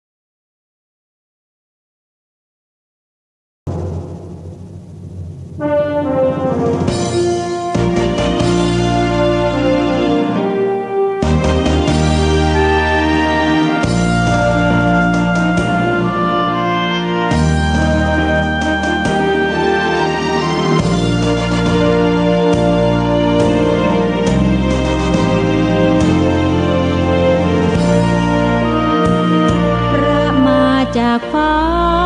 มหาสเวทสวรรค์มาคุ้มครองชีพเชิดชันคุ้มเกล้าพ้องเราชาวดินเป็นองค์เดียวครอบครองฟ้าไทยทั่วทินเจ้าแห่งทหารนักบินองค์เดียวหนึ่งในโลกานักบินเจ้าฟ้า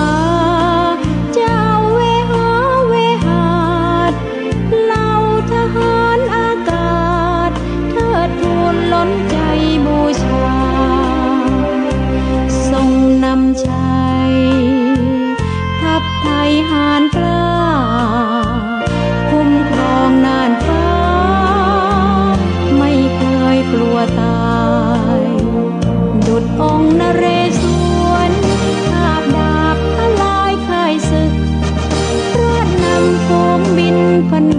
คนกล้าสีเทาเข้าจู่โจมทำลายทรงนำประดุจครุฑกาเชิดชายครุฑองค์นารายณ์กรีดกรายกองฟ้านาชน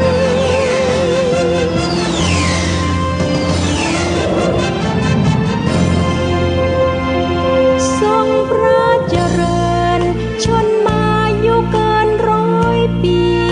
นายเรืออากาศวันนี้มีเกียรติศักดิ์ศรีนิยมทหารอากาศพร้อมพลีชีวาทุกกองทุกกรมน้อมเกล้าถวายบังคมองค์พระบรมในจักรีจอมไทย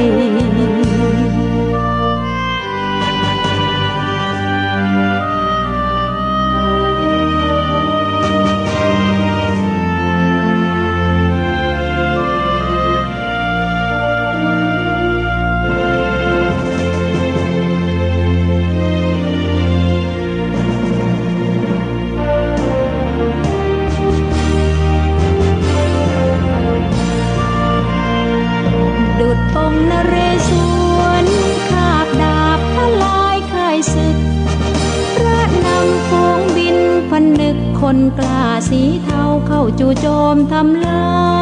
ยทรงนำประดุจครุฑกาเชิดชายครุฑองค์นารายณ์กรีดกรายกองฟ้านาชน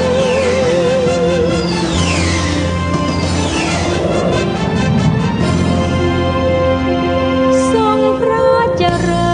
ญชนมายุเกิน100 ปีนายเรืออากาศวันนี้มีเกียรติศักดิ์ศรีนิย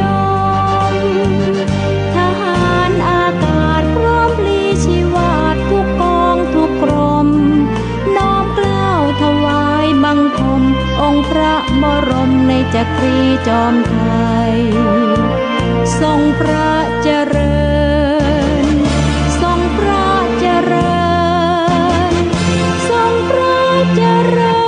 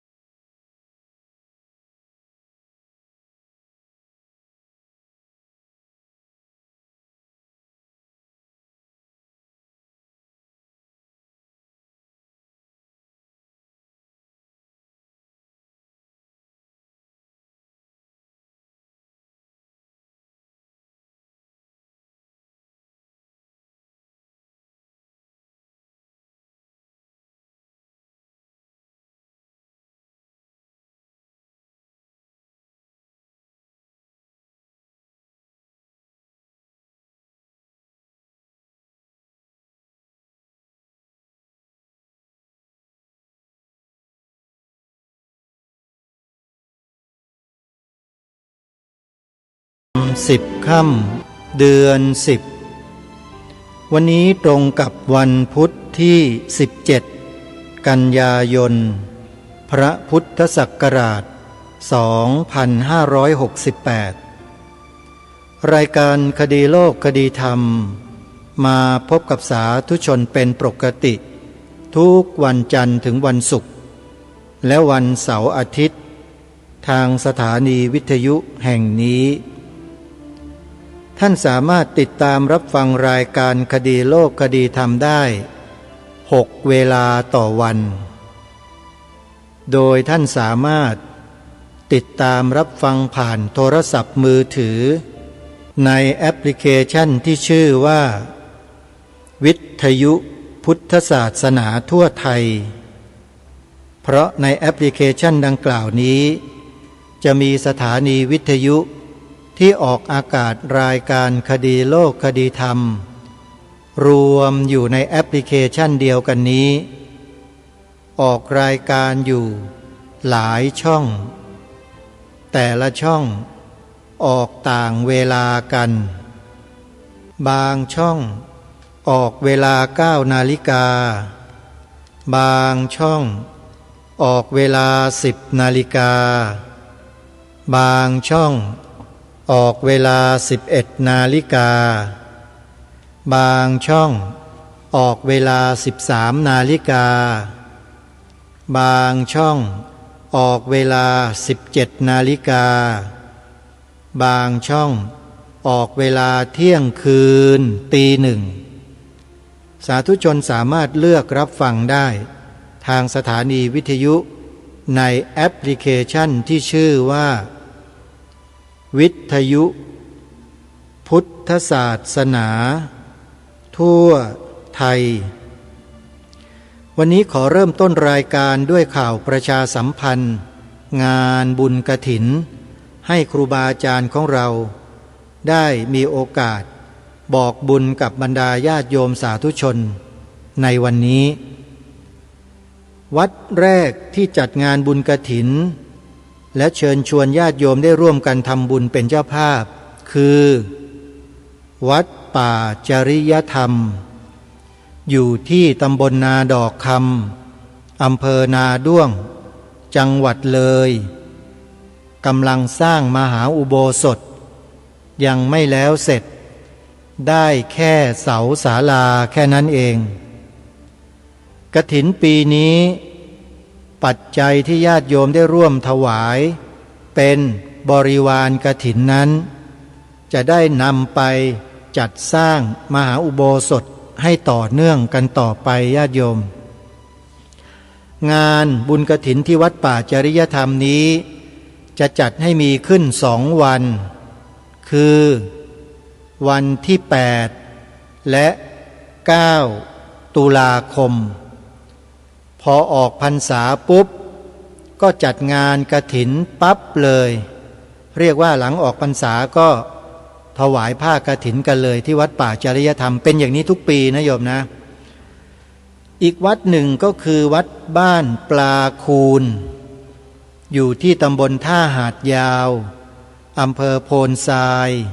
จังหวัด101วัดนี้เป็นวัดเผยแผ่ธรรมะทางพระพุทธศาสนาด้วยสถานีวิทยุและเจ้าอาวาสท่านอาจารย์พระครูเจ้าอาวาสท่านเป็นนักเผยแผ่ไปอบรมไปสอนศีลธรรมเด็กๆเยาวชนตามหมู่บ้านตำบลอำเภอต่างๆใน101ญาติโยมวัดบ้านปลาคูนจะถวายผ้ากฐิน2 วันนะงานจัด2 วันคือ11และ12 ตุลาคมก็ไปร่วมบุญกันได้วัดต่อมาคือวัดศรีอุดมวงศ์อยู่ที่ตำบลศรีสงครามอำเภอ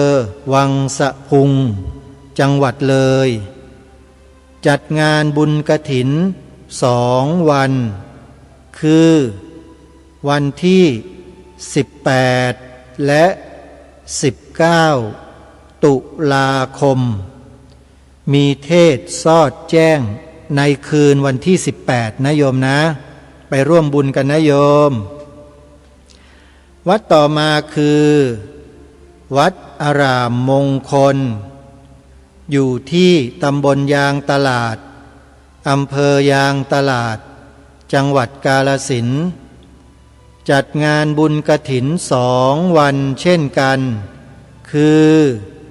วันที่24และ25 ตุลาคมญาติโยมสาธุชนชาวจังหวัดกาฬสินธุ์และจังหวัดใกล้เคียงนะไปร่วมบุญกันที่วัดอารามมงคลวัดนี้เป็นสำนักเรียนด้วยเผยแผ่ธรรมด้วยปฏิบัติกิจพระศาสนาหลายต่อหลายประการนะโยมนะไปช่วยกันวัดต่อมาอยู่ในอำเภอยางตลาดเหมือนกันคือ วัดสวนป่าดอนยานางอยู่ที่ตำบลดอนสมบูรณ์อำเภอยางตลาดจังหวัดกาฬสินธุ์ของพระอาจารย์ประหลัดเดชาอาสโพนะโยมนะท่านจะจัดงานบุญกฐิน2 วันเช่นกันคือวันที่25และ26ตุลาคมคาบเกี่ยวกับวัดอารามมงคลเลยวัดอารามถวายวันที่25วัดสวนป่าดอนยานางถวายวันที่26ชาวจังหวัดกาฬสินธุ์นี่โชคดีนะเนี่ยได้ทำบุญกฐิน2 วัดเลยใกล้ๆกันไปทั้ง2 วัดนะโยมนะวัดต่อมาคือวัดสามชุกตำบลสามชุกอำเภอสามชุกจังหวัดสุพรรณบุรีวัดนี้เป็นสำนักปฏิบัติธรรมประจำจังหวัดเป็นวัดเผยแผ่ธรรมด้วยสถานีวิทยุกระจายเสียงที่ตั้งขึ้นภายในวัดเจ้าอาวาสเป็นพระวิปัสสนาจารย์เป็นครูบาอาจารย์สายพระอภิธรรมแล้วท่านก็ส่งเสริมเด็กๆเยาวชนให้เข้ารับการอบรมศีลธรรมที่วัดอยู่เป็นประจำโยมแล้วถ้าไม่ไปถวายผ้ากฐินที่วัดสามชุกแล้วจะไปถวายกันที่ไหนชาวสุพรรณบุรีเราไปช่วยหลวงพ่อนะท่านทำงานให้กับพระศาสนาอย่างมากเลยขอเชิญได้นะโยมนะวัดสามชุกนั้นจะจัดงานบุญกฐิน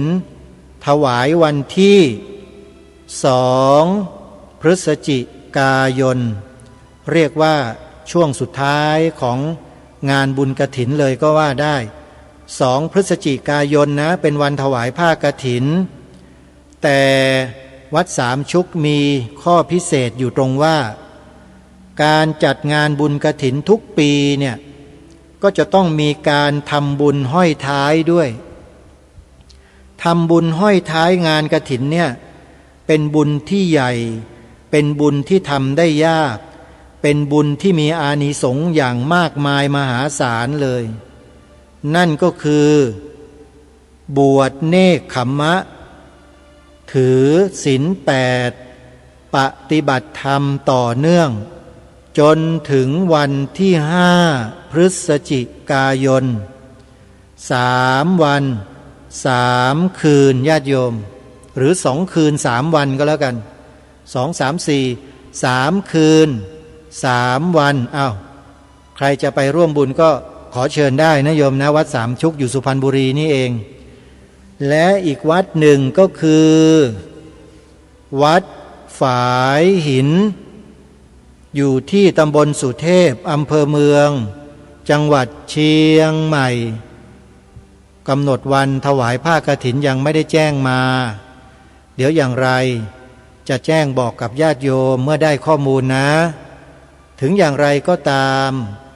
ญาติโยมชาวล้านนาทุกท่านทุกคนวัดฝายหินเนี่ยเป็นวัดพระโพธิสัตว์นะโยมอันนี้อาตมาตั้งให้เองทำไมจึงตั้งให้แบบนั้นเพราะเจ้าอาวาสรูปปัจจุบันเนี่ยที่มีนามว่าพระครูสมุวิสุวัตวรกิจโจเนี่ยที่เป็นพวกเดียวกันเนี่ยนะเป็นสาธมิกกันเนี่ยขออภัยนะพระครูนะขอกล่าวถึงหน่อยเป็นพระที่สมถะจริงๆท่านเนี่ยสมถะเหลือเกินทำไมจะมาสมถะขนาดนั้นคือมักน้อยสันโดษจริงๆแต่เวลาทำงานเพื่อพระศาสนาเนี่ยนะโอ้โหใจใหญ่มากยกกองถงกองถ่ายไปถ่ายทอดสดให้วัดนู้นวัดนี้ทั่วเชียงใหม่ไปหมดเลยแล้วไม่คิดมูลค่าด้วยโยมว่าใจใหญ่ไหมนี่แต่ไม่ใช่พูดอย่างนี้แล้วครูบาอาจารย์วัดวารามต่างๆจะไม่ช่วยสนับสนุนท่านนะไม่ได้นะครับท่านต้องใช้ค่ากระแสไฟฟ้าอยู่บ้างนะครับก็ช่วยกันมาบ้างคือท่านเป็นคนที่มีใจกว้างแล้วก็เปิดโอกาสให้ทุกคนเลยใครต้องการมาจัดรายการมาแจ้งมาบอกรายการเป็นยังไงเนื้อหายังไงพระครูท่านใจกว้างเปิดให้หมด แต่อย่ามาว่ากันอย่ามาตำหนิกัน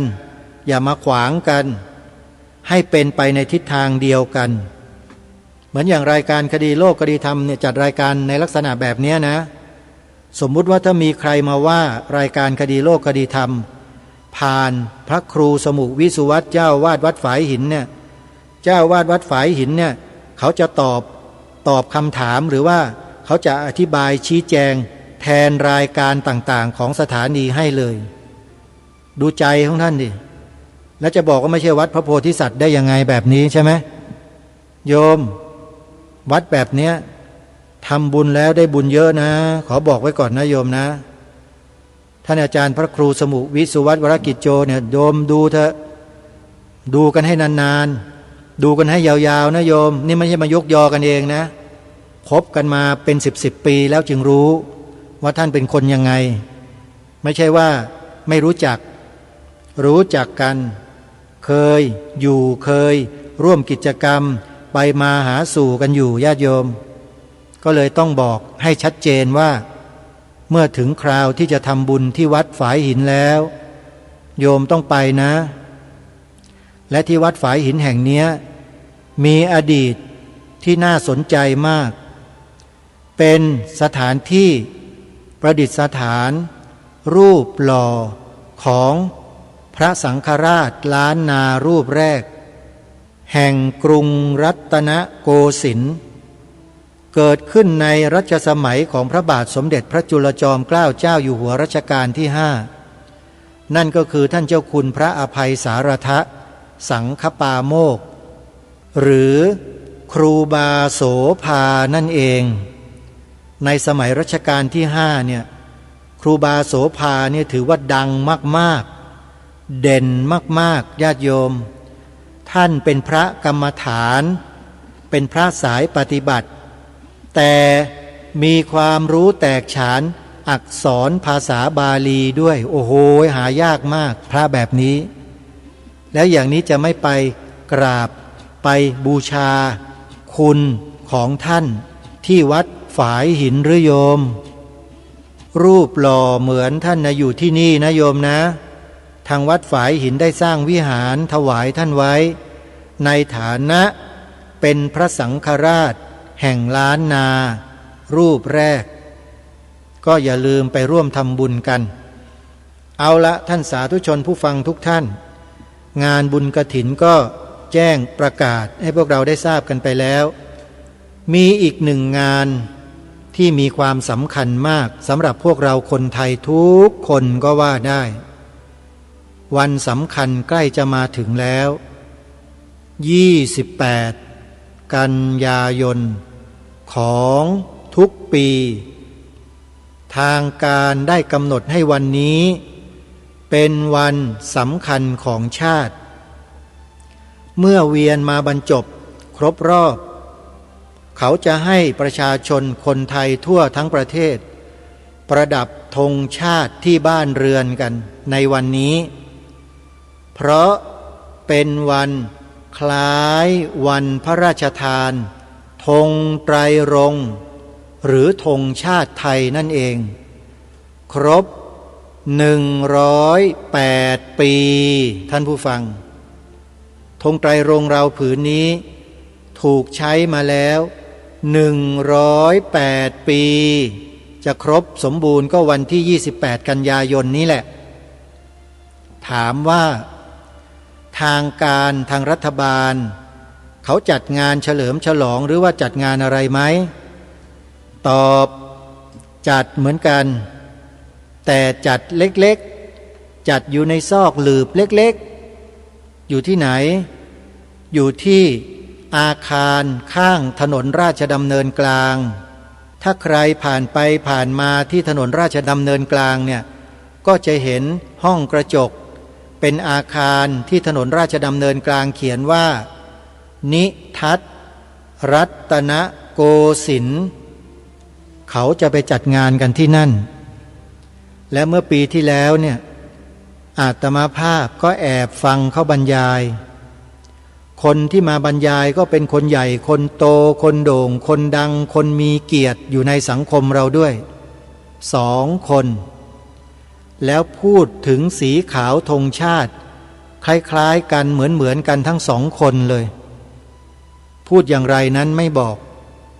ให้ท่านมาฟังกันเองใครสนใจเปิดฟังดูก็ได้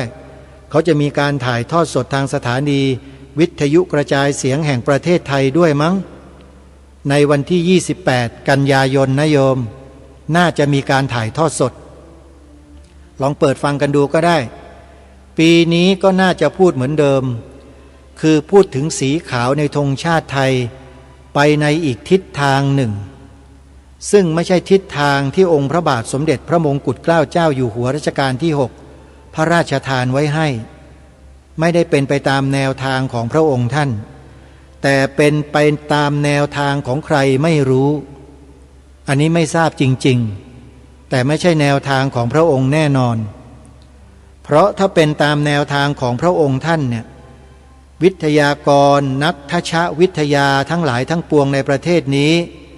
จะต้องพูดให้เป็นเสียงเดียวกันว่าสีขาวในธงชาติไทยหมายถึงพระพุทธศาสนาเท่านั้นถ้าเป็นคนที่ดำเนินรอยตามเบื้องพระยุคลบาทของพระองค์ท่านจะต้องแปลความหมายสีขาวแบบนี้เท่านั้นแต่ที่ผ่านมาภาครัฐไม่ได้แปลเช่นนี้เลยแม้แต่นิดเดียวแต่กลับไปแปลเป็นอย่างอื่นถ้าใครอยากจะทราบคอยฟังการถ่ายทอดสดทางสถานีวิทยุกระจายเสียงแห่งประเทศไทยในวันอาทิตย์ที่28กันยายนศกนี้ดูวันนี้เป็นวันพระราชทานธงชาติไทยสาธุชนผู้ฟังทุกท่านวันนี้มีคำถามให้พวกเราได้หาคำตอบคำถามที่ทางรายการจะนำมาถามนี้เป็นคำถามที่เชื่อว่าหลายคนหลายท่านตอบได้หลายคนหลายท่านตอบไม่ได้หลายคนหลายท่านตอบถูกหลายคนหลายท่านตอบผิดไม่ว่าจะตอบอย่างไรก็ตามทั้ง4คำตอบนี้ไม่ได้มีผลอะไรหรอกแต่มันหมายถึงเราจะได้เห็นไงว่าคนไทยที่แท้แล้วมีความเป็นไทยอยู่ในหัวใจเนี่ยจะมีสักเท่าไหร่มันเป็นสถิติประการหนึ่งที่เราสามารถตรวจสอบกันเองได้ตัวเรานั่นแหละตรวจสอบตัวเราเองดูซิว่าจากคำถามคำเนี้ยแล้วเราตอบว่าอย่างไรแล้วเมื่อตอบได้แล้วข้อแรกมันจะมีคำถามข้อที่2ข้อที่3ข้อที่4ตามมาแล้วคำตอบของท่านแต่ละข้อนั่นแหละมันเป็นตัวชี้วัดจิตสำนึกของท่านทุกคนเองท่านลองตอบดูตัวเองดูสิแล้วท่านจะรู้ว่าตัวเองนั้นมีแนวความคิดเบี่ยงเบนเอ็นเอียงไปในฝักฝ่ายไหนท่านจะรู้ตัวของท่านเองทางรายการจะถามท่านว่าคำว่าอัตลักษณ์สัญญลักษณ์2คำนี้เป็นคำนามนะเป็นคำนามซึ่งในพจนานุกรมไทยได้แปลความหมายไว้อย่างนี้คำว่าอัตลักษณ์ทางราชบัณฑิตยสภาเขาได้ตีความเอาไว้อธิบายความไว้อย่างนี้แต่ในคำประโยคท้ายเนี่ยน่าสงสัยนะโยมสงสัยยังไงเดี๋ยวอ่านให้ฟังอัตลักษณ์คำว่าอัตลักษณ์หมายถึงตนหรือตัวเองคำว่าลักษณ์หมายถึงสมบัติเฉพาะตัวคำว่าอัตลักษณ์ตรงกับคำภาษาอังกฤษว่า identity หมายถึงผลรวมของลักษณะเฉพาะของสิ่งใดสิ่งหนึ่ง ซึ่งทำให้สิ่งนั้นเป็นที่รู้จักหรือจำได้ เช่นนักร้องกลุ่มนี้มีอัตลักษณ์ทางด้านเสียงที่เด่นมากใครได้ยินก็จำได้ทันทีสังคมแต่ละสังคมมีอัตลักษณ์ทางวัฒนธรรมของตนเองไอ้ประโยคสุดท้ายตรงเนี้ยอาตมาสงสัยว่าราชบัณฑิตยสภายุคใหม่ใส่เข้ามาหรือมีอยู่เดิมตั้งแต่สมัยอดีตที่เป็นราชบัณฑิตยสถานอยู่แล้วอันนี้ไม่ทราบจริงๆนะนำมาใส่ใหม่หรือเปล่าไม่รู้นะประโยคสุดท้ายเขาบอกว่าไงเขาบอกว่าโลกาภิวัตน์ทำให้อัตลักษณ์ของสังคมไทยเปลี่ยนไปตรงนี้อาตมาภาพไม่ค่อยจะเห็นด้วยสักเท่าไหร่ที่มาเขียนเอาไว้อย่างนี้นะอัตลักษณ์ของประเทศไทยไม่เคยเปลี่ยนยังไงอัตลักษณ์ของประเทศเปลี่ยนไม่ได้แต่สิ่งที่เปลี่ยนคือมนุษย์คือคนมันเปลี่ยนกันไปเองแต่อัตลักษณ์ของประเทศที่เป็นสมบัติของชาติบ้านเมืองเปลี่ยนไม่ได้ของใครแล้วของมันประเทศไทยยังไม่ได้ตกเป็นเมืองขึ้นใครยังไม่ได้เป็นขี้ข้าทาสของใครสักนิดเดียวแล้วบอกว่าเปลี่ยนได้ยังไงอัตลักษณ์เปลี่ยนไม่ได้เพราะฉะนั้นประโยคสุดท้ายเนี่ยน่าสงสัยท่านผู้ฟังอาตมาสงสัยเฉยๆนะแล้วก็พูดด้วยเหตุด้วยผลว่าอัตลักษณ์เนี่ยมันเปลี่ยนไม่ได้มนุษย์มันจะเปลี่ยนไปเป็นยังไงก็ตามแต่อัตลักษณ์ของชาติเปลี่ยนไม่ได้ท่านผู้ฟังถ้าเขียนแบบนี้ก็แปลว่าคุณยอมให้อัตลักษณ์เปลี่ยนตามมนุษย์จำนวนหนึ่งเท่านั้นนะสิจริงไหมท่านผู้ฟังว่าจริงไหมจริงๆแล้วมันเปลี่ยนไม่ได้ฮะความเป็นไทยอย่างไรก็เป็นอย่างนั้นนั่นแหละนี่แหละเขาเรียกว่าอัตลักษณ์ของชาติบ้านเมืองเพราะฉะนั้นอัตลักษณ์แปลความหมายโดยรวมแล้วก็คือสังคมแต่ละสังคมมีอัตลักษณ์ทางวัฒนธรรมของตนเองเห็นไหมฮะประเทศไทยเราก็มีวัฒนธรรมไทยเป็นของเราเองส่วนชนกลุ่มน้อยต่างๆที่อยู่ตามซอกหลืบต่างๆของประเทศเนี่ยเขาก็มีอัตลักษณ์เฉพาะตัวของเขาแต่ไม่ใช่อัตลักษณ์ของชาติบ้านเมืองเพราะฉะนั้นจะมาหยิบมาปนมาเปกันไม่ได้เหมือนอย่างสีขาวธงชาติเนี่ยเป็นอัตลักษณ์ของชาติเป็นอัตลักษณ์ของประเทศของเราความหมายนั้นก็เป็นอัตลักษณ์ของเราจะเปลี่ยนไปเป็นอย่างอื่นไม่ได้คุณบอกว่าจะเปลี่ยนตามคนนั้นคนนี้คนนู้นไม่ได้เห็นหรือยังท่านผู้ฟังว่านี่คือสิ่งที่เราจะต้องหวงแหนต้องปกป้องต้องรักษาไว้อย่าคิดว่าเราทำไม่ได้นะเราทำได้แต่ที่มันไม่ได้ก็เพราะเราไม่ทำจริงไหมเราไม่ทำกันเองอ่ะเราปล่อยปละละเลยกันเองเราไม่สนใจกันไงรายการนี้มาปลุกพวกเราเรียกลุกปลุกตื่นให้มารับรู้สถานการณ์ตรงนี้ด้วยเพราะมีคนใช้คำว่าอัตลักษณ์ไปตราเป็นกฎหมายมีความพยายามจะไปตราเป็นกฎหมายนะแล้วก็จะเอาพรรคพวกตัวเองเนี่ยเข้ามาสอดใส่ในคำว่าอัตลักษณ์นี้เฉพาะตนแล้วก็ออกมาเป็นพระราชบัญญัติ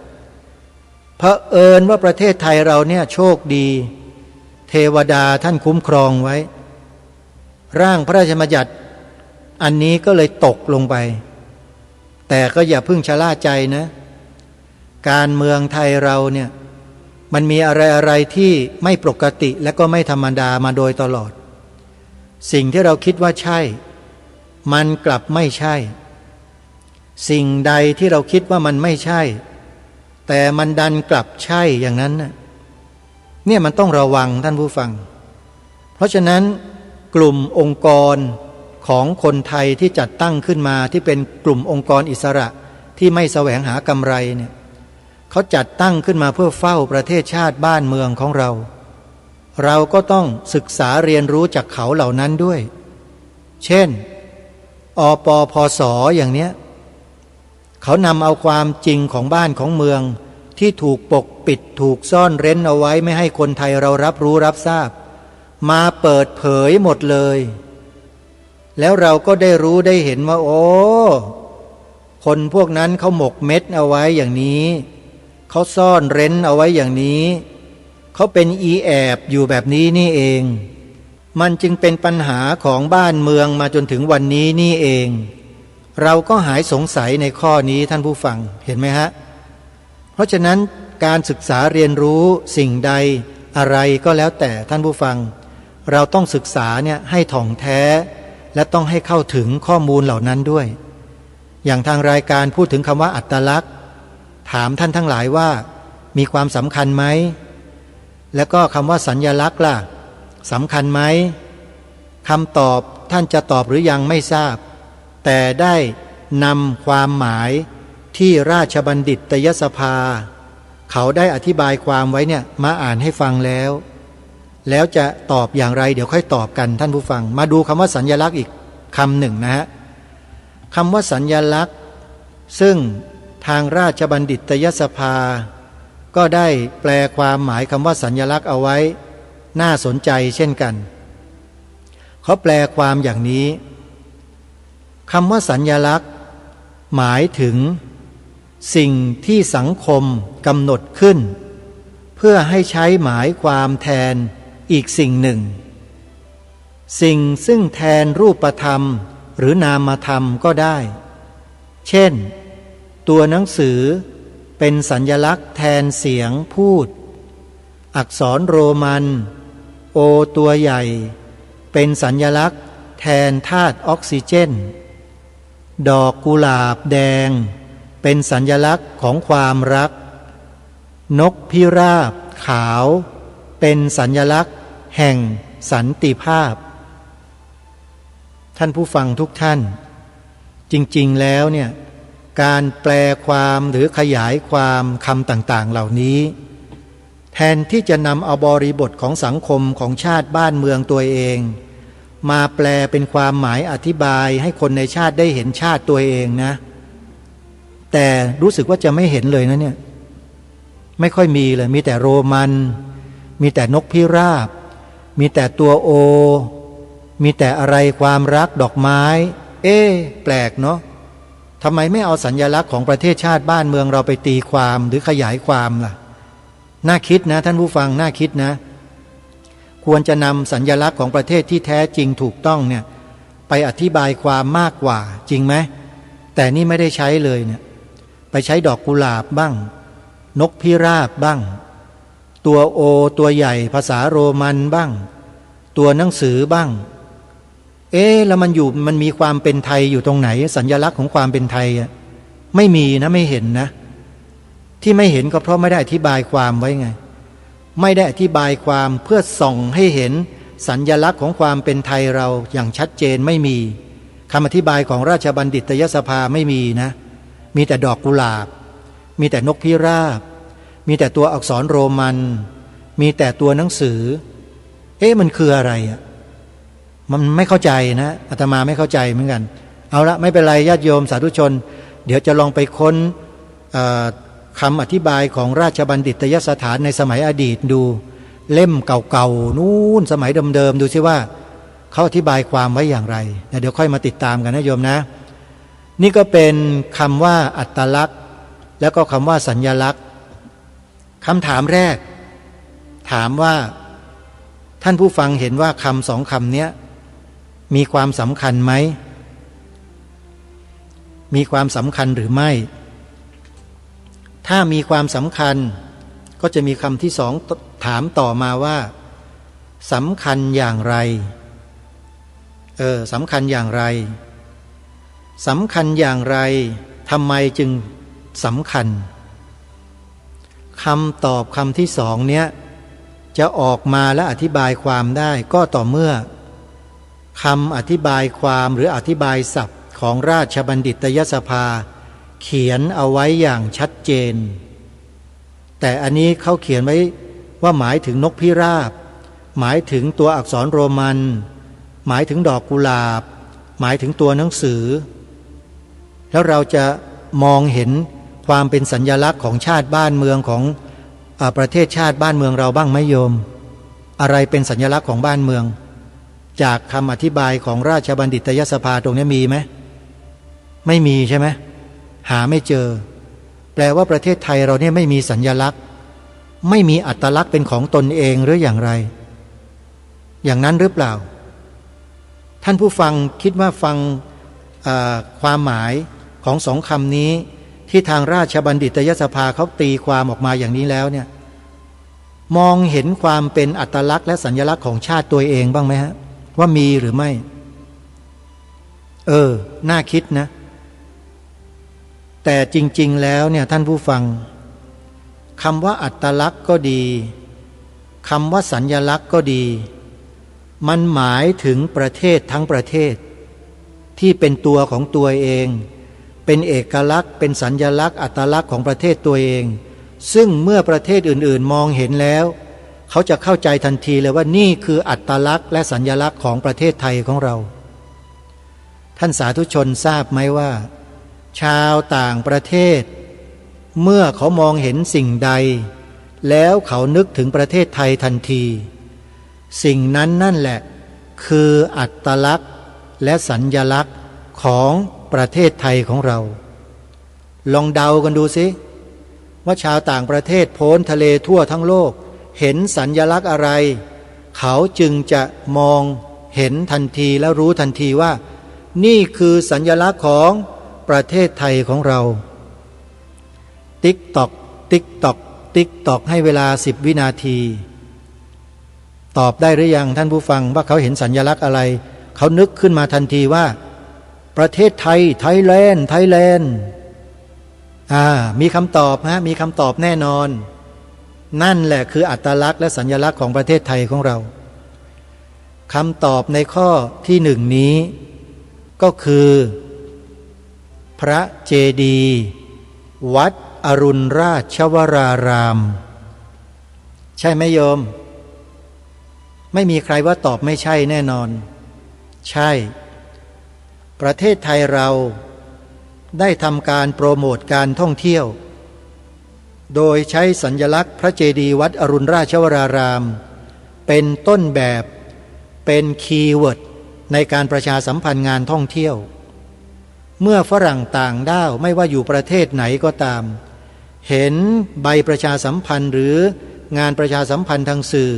เห็นวัดอรุณวัดโพวัดแจ้งวัดอะไรต่างๆนะเต็มไปหมดเลยในการโฆษณาประชาสัมพันธ์ฝรั่งเมื่อเห็นแล้วชาวต่างประเทศเมื่อเห็นแล้วเขาก็รู้ทันทีเลยว่านี่คือประเทศไทยถามกลับท่านผู้ฟังว่าฝรั่งเขามองประเทศไทยเราว่าเป็นประเทศในลักษณะเช่นใดเป็นประเทศที่นับถือศาสนาอะไรหรือจะถามอีกแบบหนึ่งก็ได้ว่าคนต่างประเทศเขามองประเทศไทยเราเนี่ยว่ามีศาสนาอะไรเป็นศาสนาประจำชาติคำถามนี้ก็ถามได้ฮะเพราะสัญลักษณ์อัตลักษณ์มันบอกอยู่แล้วใช่ไหมถ้าจะถามชาวต่างประเทศชาวต่างประเทศก็จะตอบทันทีเลยว่าโอ้แน่นอนประเทศไทยมีศาสนาพุทธเป็นศาสนาประจำชาติแน่นอน impossible ไม่มีศาสนาอื่นเห็นหรือยังท่านผู้ฟังอัตลักษณ์และสัญลักษณ์สำคัญไหมโยม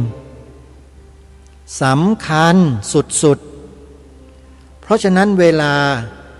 เขามีการรบราฆ่าฟันกันทำสงครามกันระหว่างประเทศเนี่ยนะโยมสิ่งที่กองทหารทั้งหลายหวังจะโค่นลงมาให้ได้ก่อนอันดับหนึ่งเลยก็คือเสาธงชาติของประเทศนั้นๆเอาลงเอาธงชาตินั้นลงแล้วชักธงของตนเองขึ้นนะนี่คืออะไรครับอัตลักษณ์สัญลักษณ์ของประเทศตนเองเป็นสัญลักษณ์ของความชนะหรือชัยชนะเพราะฉะนั้นอัตลักษณ์และสัญลักษณ์สำคัญไหมโยมนี่ไงจึงทำให้รายการคดีโลกคดีธรรมจึงต้องมาพูดเรื่องธงชาติซึ่งเป็นอัตลักษณ์และสัญลักษณ์ของชาติบ้านเมืองของเราแต่ราชบัณฑิตยสภา ไม่ได้แปลความหมายอธิบายความหมายของสองคำนี้ให้สอดคล้องกับความเป็นจริงของประเทศชาติบ้านเมืองนี้เลยใช่ไหมจะมีก็อัตลักษณ์นั่นแหละพอจะเฉียวๆไปหน่อยแต่ยังไม่ตรงยิ่งคำว่าสัญลักษณ์เลยอธิบายออกไปไหนก็ไม่รู้ไปอธิบายว่าเป็นอะไรตัวหนังสือเป็นอักษรโรมันเป็นดอกกุหลาบเป็นนกพิราบประเทศไทยเรามีสัญลักษณ์เป็นนกพิราบหรือโยมหรือประเทศไทยเรามีสัญลักษณ์เป็นดอกกุหลาบหรือประเทศไทยเรามีสัญลักษณ์เป็นตัวหนังสือโรมันหรือประเทศไทยเรามีสัญลักษณ์เป็นตัวหนังสือและตกลงประเทศไทยเรามีอะไรเป็นสัญลักษณ์กันแน่หาความหมายไม่เจอในคำอธิบายนี้อาตมาหาไม่เจอนะมีใครหาเจอบ้างเจอแต่ดอกกุหลาบนกพิราบอักษรโรมันแล้วก็ตัวหนังสือฮะเห็นไหมโยมนี่แหละคือสิ่งที่พวกเรารู้เราทราบแล้วเราก็ไม่รู้บางอย่างแต่สำหรับรายการนี้พอมองออกเดี๋ยวจะลองไปค้นคว้าหาคำอธิบายในศัพท์ต่างๆเหล่านี้ในราชบัณฑิตยสถานซึ่งเป็นหนังสืออธิบายศัพท์ต่างๆในสมัยอดีตว่าเขาอธิบายคำนี้เอาไว้อย่างไรแล้วพอมาถึงยุคนี้ผู้ที่บริหารกิจการงานในราชบัณฑิตยสภายังรักษารูปแบบเดิมๆของแท้ไว้หรือเปล่าหรือว่าไปยกเลิกแล้วเขียนขึ้นใหม่อันนี้เป็นแค่ข้อสงสัยเฉยๆนะยังไม่ได้ทำการพิสูจน์เดี๋ยวจะไปพิสูจน์ดูก่อนถ้าพิสูจน์ได้แล้วเนี่ยจะนำมาแจ้งบอกกับท่านผู้ฟังในภายหลังแล้วพวกเราก็จะรู้ร่วมกันแล้วว่าคำว่าสัญลักษณ์ราชบัณฑิตยสภาได้แปลความหมายเอาไว้อย่างนี้แล้วเมื่อสมัยอดีตผู้ที่เป็นราชบัณฑิตที่เป็นบรรพบุรุษของเราในอดีตท่านแปลไว้อย่างนี้ถ้ามันต่างกันอย่างไรก็จะนำมาบอกกับทุกท่านให้ทราบเพราะเรื่องอัตลักษณ์และสัญลักษณ์ของประเทศเนี่ยเป็นเรื่องใหญ่เป็นเรื่องสำคัญมากถ้าหากเราไม่สังเกตไม่มีไหวพริบไม่มีปฏิภาณนะอัตลักษณ์และสัญลักษณ์ของประเทศชาติบ้านเมืองเราเนี่ยหมดไม่มีเหลือเลยนี่ก็เกือบจะกลายเป็นนกพิราบแล้วนั่นน่ะเกือบจะกลายเป็นดอกกุหลาบเกือบจะกลายเป็นอักษรโรมันแล้วเห็นไหมเห็นไหมนี่หลักฐานชัดเจนเลยเห็นไหมนี่สัญลักษณ์แทนที่จะเอาสัญลักษณ์ของความเป็นชาติตัวเองขึ้นไปอธิบายความใช่ไหมแต่กลับไม่มีเลยน่าสงสัยไหมท่านผู้ฟังน่าสงสัยคอยติดตามรายการคดีโลกคดีธรรมไว้นะเดี๋ยวจะไปค้นข้อมูลหลักฐานดั้งเดิมมาให้ดูว่าบรรพบุรุษและบรรพชนของเราที่มานั่งเป็นราชบัณฑิตในสมัยอดีตเนี่ยท่านได้ตีความคำว่าสัญลักษณ์และคำว่าอัตลักษณ์เนี่ยเอาไว้อย่างไรแล้วเมื่อเราทราบข้อมูลเหล่านั้นแล้วเราก็จะมานั่งวิเคราะห์กันว่าบรรพบุรุษเราตีความไว้อย่างนี้แล้วทำไมในปัจจุบันความเหล่านั้นหายไปไหนทำไมกลายมาเป็นนกพิราบได้ยังไงมากลายเป็นดอกกุหลาบไปได้ยังไงมากลายเป็นอักษรโรมันไปได้ยังไงเนี่ยเห็นไหมโยมถ้าเราไม่ศึกษาไม่หาความรู้เราก็จะไม่มีวันรู้เลยว่าเกิดอะไรขึ้นเพราะฉะนั้นติดตาม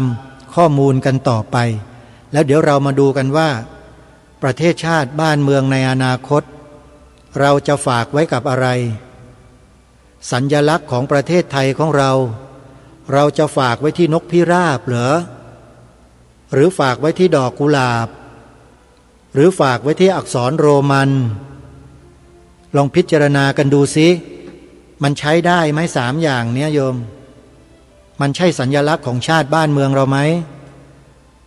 แล้วธงชาติไทยล่ะใช่สัญลักษณ์ไหมน่ะเวลาคนต่างประเทศเขามองเห็นแล้วเนี่ย เขารู้ทันทีไหมว่าธงชาติของประเทศไหนใช่ไหมฮะเอาแล้วทำไมไม่นำมาอธิบายล่ะน่าสนใจนะเนี่ยเอาละฮะท่านผู้ฟังมาสู่ช่วงสุดท้ายของรายการแล้วย้ำงานกิจกรรมสำคัญที่จะเกิดขึ้นให้ท่านสาธุชนได้รับทราบอีกครั้งหนึ่งวันอาทิตย์ที่28กันยายนนี้มีงานสำคัญเกิดขึ้นที่เมืองโบราณจังหวัดสมุทรปราการงานรวมพล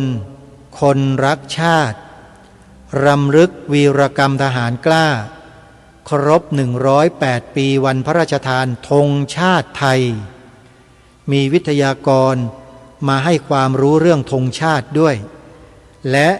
แม่ทัพภาคที่2พลเอกบุญสินภาคกลาง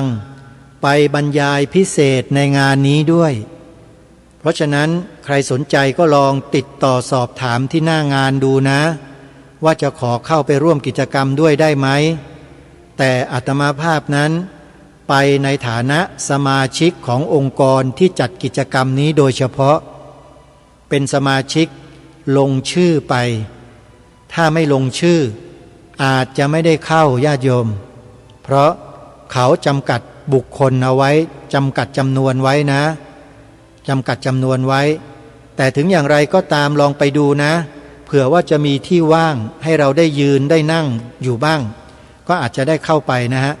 เอาล่ะท่านสาธุชนวันนี้เวลาของรายการหมดแล้ว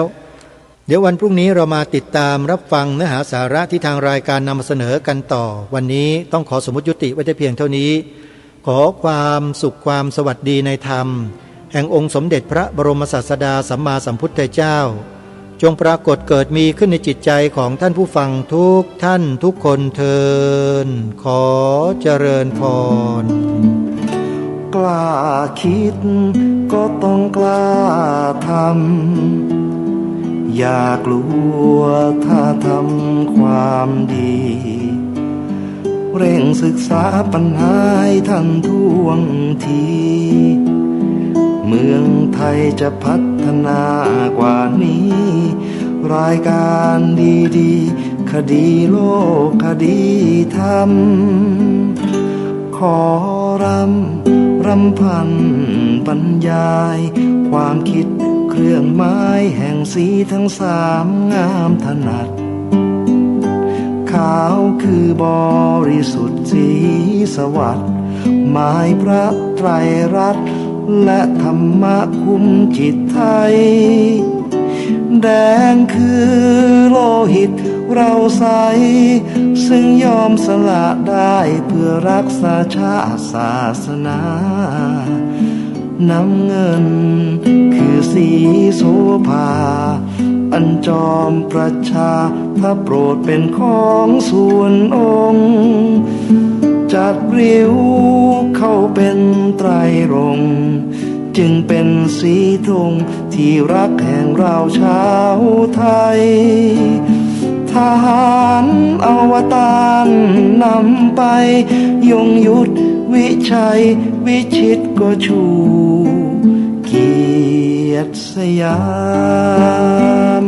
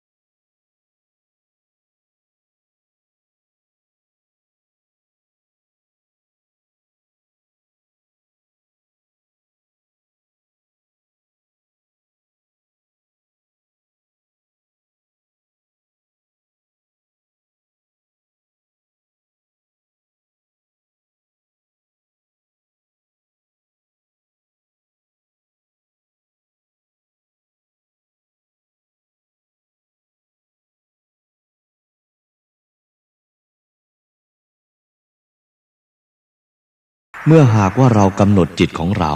ให้รู้จักต้นลม กลางลม ปลายลม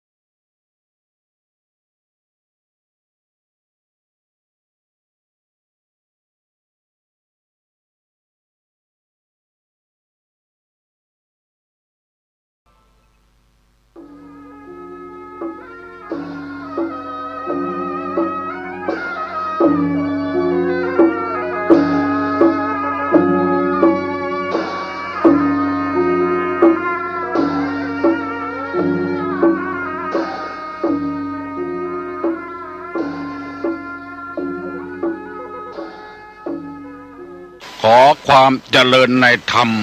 และความผาสุกทางใจจงได้มาบังเกิดมีแก่ท่านสาธุชนคนดีผู้เจริญในศีลในธรรมทุกท่านพร้อมกันนี้ขอยกมือ10 นิ้วกราบอาราธนาเอาคุณพระพุทธเจ้าคุณพระธรรมพระสงฆ์คุณพ่อคุณแม่คุณครูบาอาจารย์ผู้ประสิทธิ์ประสาทวิชาความรู้บุญศีลบุญทานสิ่งศักดิ์สิทธิ์ทั้งหลายอันมีพระสยามเทวาธิราชพระบรมธาตุดอยสุเทพและครูบาเจ้าศรีวิจัยเป็นต้นขอได้โปรดมาอภิบาลปกปักรักษาพระสงฆ์พระเจ้าพระเนนเถนน้อยและท่านผู้รับฟังรายการทุกคนทุกท่านเพื่อปากันมีความสุขกายสุขใจเหมือนกันทุกตนทุกองค์ทุกผู้ทุกคนตลอดกาลนานมาแถมแล้วเนอเสียงก้องเสียงกองเสียงมองต่ำเข้าเสียงตุเจ้าเทศนาธรรมมาเยี่ยมมาใจท่านสาธุชนคนดีทั้งหลายถึงบ้านถึงจองเพื่อเอาธรรมะแบบรากหญ้าแบบธรรมดามาฮือพ่อแม่พี่น้องทั้งหลายฟังก่อนที่จะได้ฟังนี้ขอเชิญชวนมวลพุทธบริษัททั้งหลายไหว้พระเหมือนกับนักมวยไหว้ครูระลึกถึงครูบาอาจารย์ก่อนผู้ที่ไปแสวงหาสัจธรรม4 อสงไขยปลายแสนมหากัปและ10 ชาติปางสุดท้ายได้เกิดมาเป็นพญาเวสสันตละตาลเข้าของทรัพย์สมบัติสละบัลลังก์ไปบวชเป็นพระฤาษีตาลเมียตาลลูกบำเพ็ญขนาดหนักจนได้ตรัสรู้เฮาไหว้ครูบาอาจารย์เนี่ยก่อนเนออาลังหังสัมมาสัมพุทโธภควาพุทธังภวันตังอภิวาเทมิกราบสวากขาโตภควตาธัมโมธัมมังนัมสสามิกราบสุปฏิปันโนภควโตสาวกสังโฆสังฆังนะมามิกราบหันทัพไมยังพุทธัสสะภควโตบุพาภะคณะมะกะลังกะโลมาเสนะโมตัสสะภะคะวะโตอะระหะโตสัมมาสัมพุทธัสสะนะโมตัสสะภะคะวะโตอะระหะโตสัมมาสัมพุทธัสสะนะโมตัสสะภะคะวะโตอะระหะโตสัมมาสัมพุทธัสสะพุทธังสรณังกัจฉามิธัมมังสรณังกัจฉามิสังฆังสรณังกัจฉามิตุติยัมปิพุทธังสรณังกัจฉามิตุติยัมปิธัมมังสรณังกัจฉามิตุติยัมปิสังฆังสรณังกัจฉามิตติยัมปิพุทธังสรณังกัจฉามิตติยัมปิธัมมังสรณังกัจฉามิตติยัมปิสังฆังสรณังกัจฉามิอิติปิโสภะคะวาอะระหังสัมมาสัมพุทโธวิชชาจรณะสัมปันโนสุขโตโลกาวิทูอนุตตโลปุริสาธัมมสารถิสัทธาเทวมนุษสานังพุทโธภควาติสวากขาโตภควตาธัมโมสันติติโกอากาลิโกเอหิปัสสิโกโอปนะยิโกปัจจัตตังเวทิตโพวินยูหิติสุปฏิปันโนภควโตสาวกสังโฆ อุจุปฏิปันโนภควโตสาวกสังโฆญาญะปฏิปันโนภควโตสาวกสังโฆสามิเจปฏิปันโนภควโตสาวกสังโฆญาติตังจัตตาลิปุริสายุคานิอัฏฐปุริสาปุคลาเอสาภะคะวะโตสาวกสังโฆอาหุไนโยปาหุไนโยทักขิไนโยอัญจลิกาละนิโยอนุตตะลังปุญญเขตังโลกัสสาติกราบหนึ่งกราบสองกราบสามใครได้พ่อได้แม่ที่ดีเหมือนต้นเหมือนต้านใครได้ลูกที่ดีเหมือนต้นเหมือนต้านใครได้อะไรยังก็เป็นของดีๆทั้งนั้นแต่ว่าเฮาบ่ได้สนใจในการทำดีเฮาก็ย่อมบ่ได้ของดีการจะดีบ่ดีนั้นอยู่ที่ตัวเฮาได้ประพฤติปฏิบัติความดีไว้ต่อไปภายภาคหน้าเฮาบ่จำเป็นจะต้องมาสอนมาสั่งเขาก็จะดีไปเองคำว่าดีนี่คือดีทางจิตทางใจเป็นคนมีศีลมีธรรมสำหรับครูที่สอนนักเรียนนั้นสอนให้นักเรียนรู้ว่า1 + 1 เป็น 2 2 + 2 เป็น 4สอนให้มีความรู้บางทีก็รู้ท่วมตัวแต่เอาตัวบ่ฮอดเพราะตัวบ่ได้ปฏิบัติความดีความรู้ที่ครูให้ในโรงเรียนนั้นเป็นความรู้ทางมันสมองคิดได้แต่แบบล้าน10 ล้าน20 ล้านแต่เงินเขาบ่มีส่วนที่ตู้ลุงนำมาเสนอเมื่อเจ้า6 โมงถึง 7 โมงนั้นเป็นข้อคิดทางจิตทางใจได้คนดีไว้ได้ลูกดีได้หลานดีได้อย่างดีๆไว้อันเนี้ย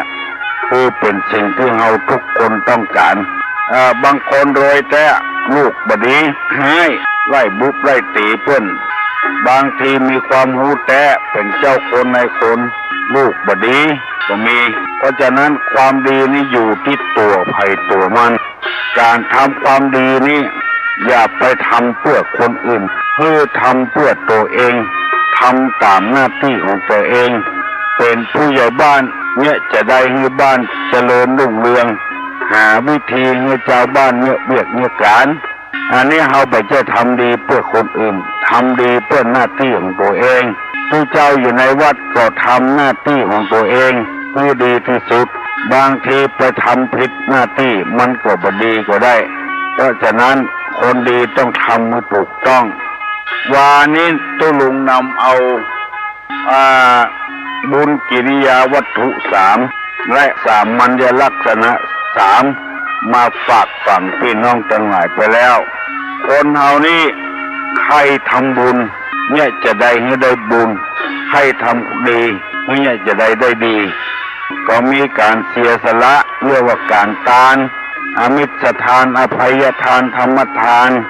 2ศีลไมรักษากายรักษาปากรักษาใจให้เรียบร้อยภาวนาไมบุญสำเร็จด้วยการเจริญภาวนาทำให้สติดีที่เหนียมเที่ยงมั่นทำให้กุศลเกิดขึ้นเป็นวัน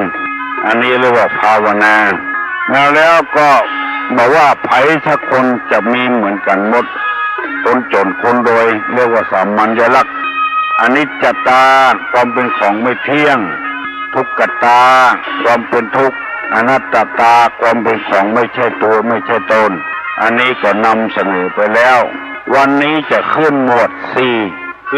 4ที่ว่ามันนั้นเป็นหมวด2กับหมวด3หมวด4นี่ภัยไข้ให้มีความเจริญผู้ปฏิบัติตามธรรมวุฒินี่แปลว่าธรรมเป็นเครื่องเจริญวุฒิจำเริญใจมั่งมีสีสุขมีเข้ามีของมีเงินมีคำก็มีวุฒิธรรม4ประการ1สัพพุริสังเสวะคบท่านผู้ประพฤติด้วยกายวาจาใจดีคือคบสัตบุรุษเอากันง่ายๆก็ได้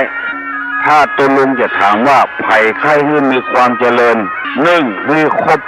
ผู้รู้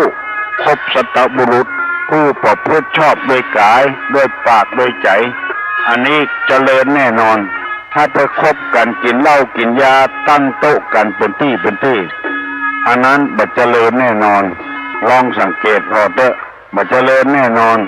ถ้าไปคบสัตบุรุษอันนี้เจริญแน่นอนเพื่อนจะแนะนำหนทางให้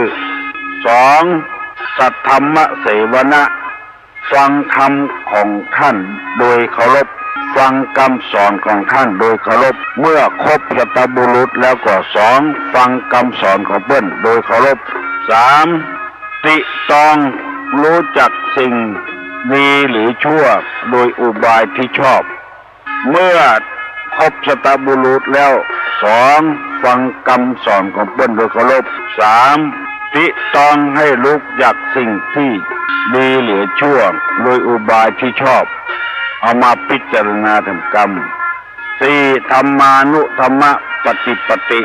ประพฤติธรรมตามสมควรแก่ธรรมที่ได้มองเห็นแล้วหนึ่งคือคบสัตบุรุษสองฟังคำสอนโดยเคารพหนึ่งคบสัตบุรุษสองฟังคำสอนโดยเคารพสามติตองรู้ดีหรือชั่วสี่ปฏิบัติสมควรแก่ที่ปฏิบัติคือหมายความว่าไม่ใช่ปฏิบัติเหี่ยกูข้อกูอันคือปฏิบัติตามธรรมเพราะนิสัยคนนี้เปิ้นฮ้องนิสัยว่าคนเนี้ยมีความคิดบ่เหมือนกันอันใดที่เราคิดได้เอากับปฏิบัติอันนั้นมีนิสัยบ่เหมือนกันอันใดบ่ถูกต้องตามนิสัยเราก็ปฏิบัติบ่ได้อย่างคนมักเผ็ดมักเค็มมักหวานมักขมบ่เหมือนกันอุปนิสัยคนเหมือนกันเพราะฉะนั้นจะต้องปฏิบัติตามธรรมานุธรรมะที่มองหันว่าปฏิบัติได้ก็ปฏิบัติตามนั้นมันบ่เหมือนกันไปบังคับกันไม่ได้บุคคลใครหวังความเจริญให้ตั้งอยู่ทำอะไรหนึ่งให้ตั้งอยู่ในมุทิธรรมสี่ประการหนึ่งคบผู้รู้สองฟังคำสอนโดยเคารพหนึ่งคบท่านผู้รู้ปฏิบัติด้วยกายด้วยวาจาใจชอบอันนี้เรียกว่าผู้รู้แล้วบ่ได้ปฏิบัติ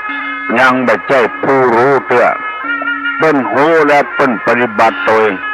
อันนี้ห้องว่าสัตบุรุษรู้บ่ได้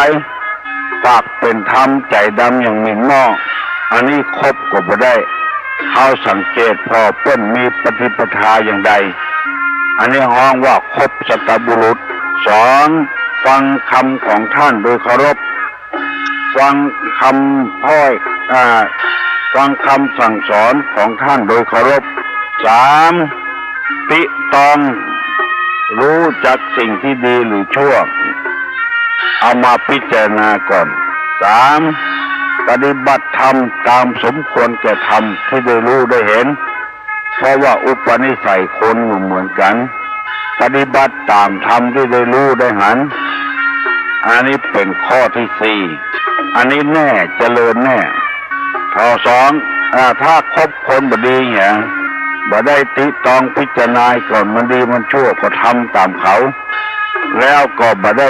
พิจารณาบ่ฟังคำโดยเคารพบ่ได้พิจารณาแล้วบ่ประพฤติตามนั้นอันนี้แน่นอนบรรลัยแน่นอนคนใดใครเจริญต้องปฏิบัติตามหลักธรรมนี้อันนี้เอาธรรมะมาเสนอแล้วก็เรื่องพุทธานุพุทธประวัติคือประวัติของพระสงฆ์ผู้ได้รับเอตทัคคะวันนี้ก็จะสนองน้ำใจเพราะว่าเพิ่นมีเหตุมีผลของเพิ่นว่าที่ให้ฟังพุทธประวัติของพระสาวกตะวาวันเชิญเอาเรื่องของพระโกนทัญญะมาเสนอแล้ว วันนี้เอาพระวัปปะมาเสนอแถมที่เป็นลูกน้องของโกณฑยะท่านวัปปะนี่เป็นบุตรของพราหมณ์เมืองกบิลพัสนะเป็นเมื่อพระพุทธเจ้าของเราเนี่ยเป็นห้องมหาบุรุษเกิดใหม่พราหมณ์ผู้เป็นบิดาของท่านได้รับเชิญในการเลี้ยงโภชนาหารคือเป็นลูกของพราหมณ์คนหนึ่งพ่อของเปิ้นนะไปเลี้ยงเข้าเปิ้นเชิญไปเลี้ยงเข้าที่ในวังของพระเจ้ากบิลพัสเลี้ยงอาหารในพระราชพิธีทำนายลักษณะท่านได้หันพระลักษณะถูกต้องตามลักษณะพยากรณ์ศาสตร์ของพระมหาบุรุษจึงเกิดความเลื่อมใสและเคารพในพระองค์เป็นอย่างมากมีความหวังว่าอยากจะหันพระองค์ตรัสรู้เป็นพระพุทธเจ้าในคราวที่ตนจะสิ้นชีวิตจึงได้สั่งสอนลูกของตนไว้ว่าเมื่อพระมหาบุรุษเสด็จออกบวชเมื่อใดผู้ติดตามไปเมื่อนั้น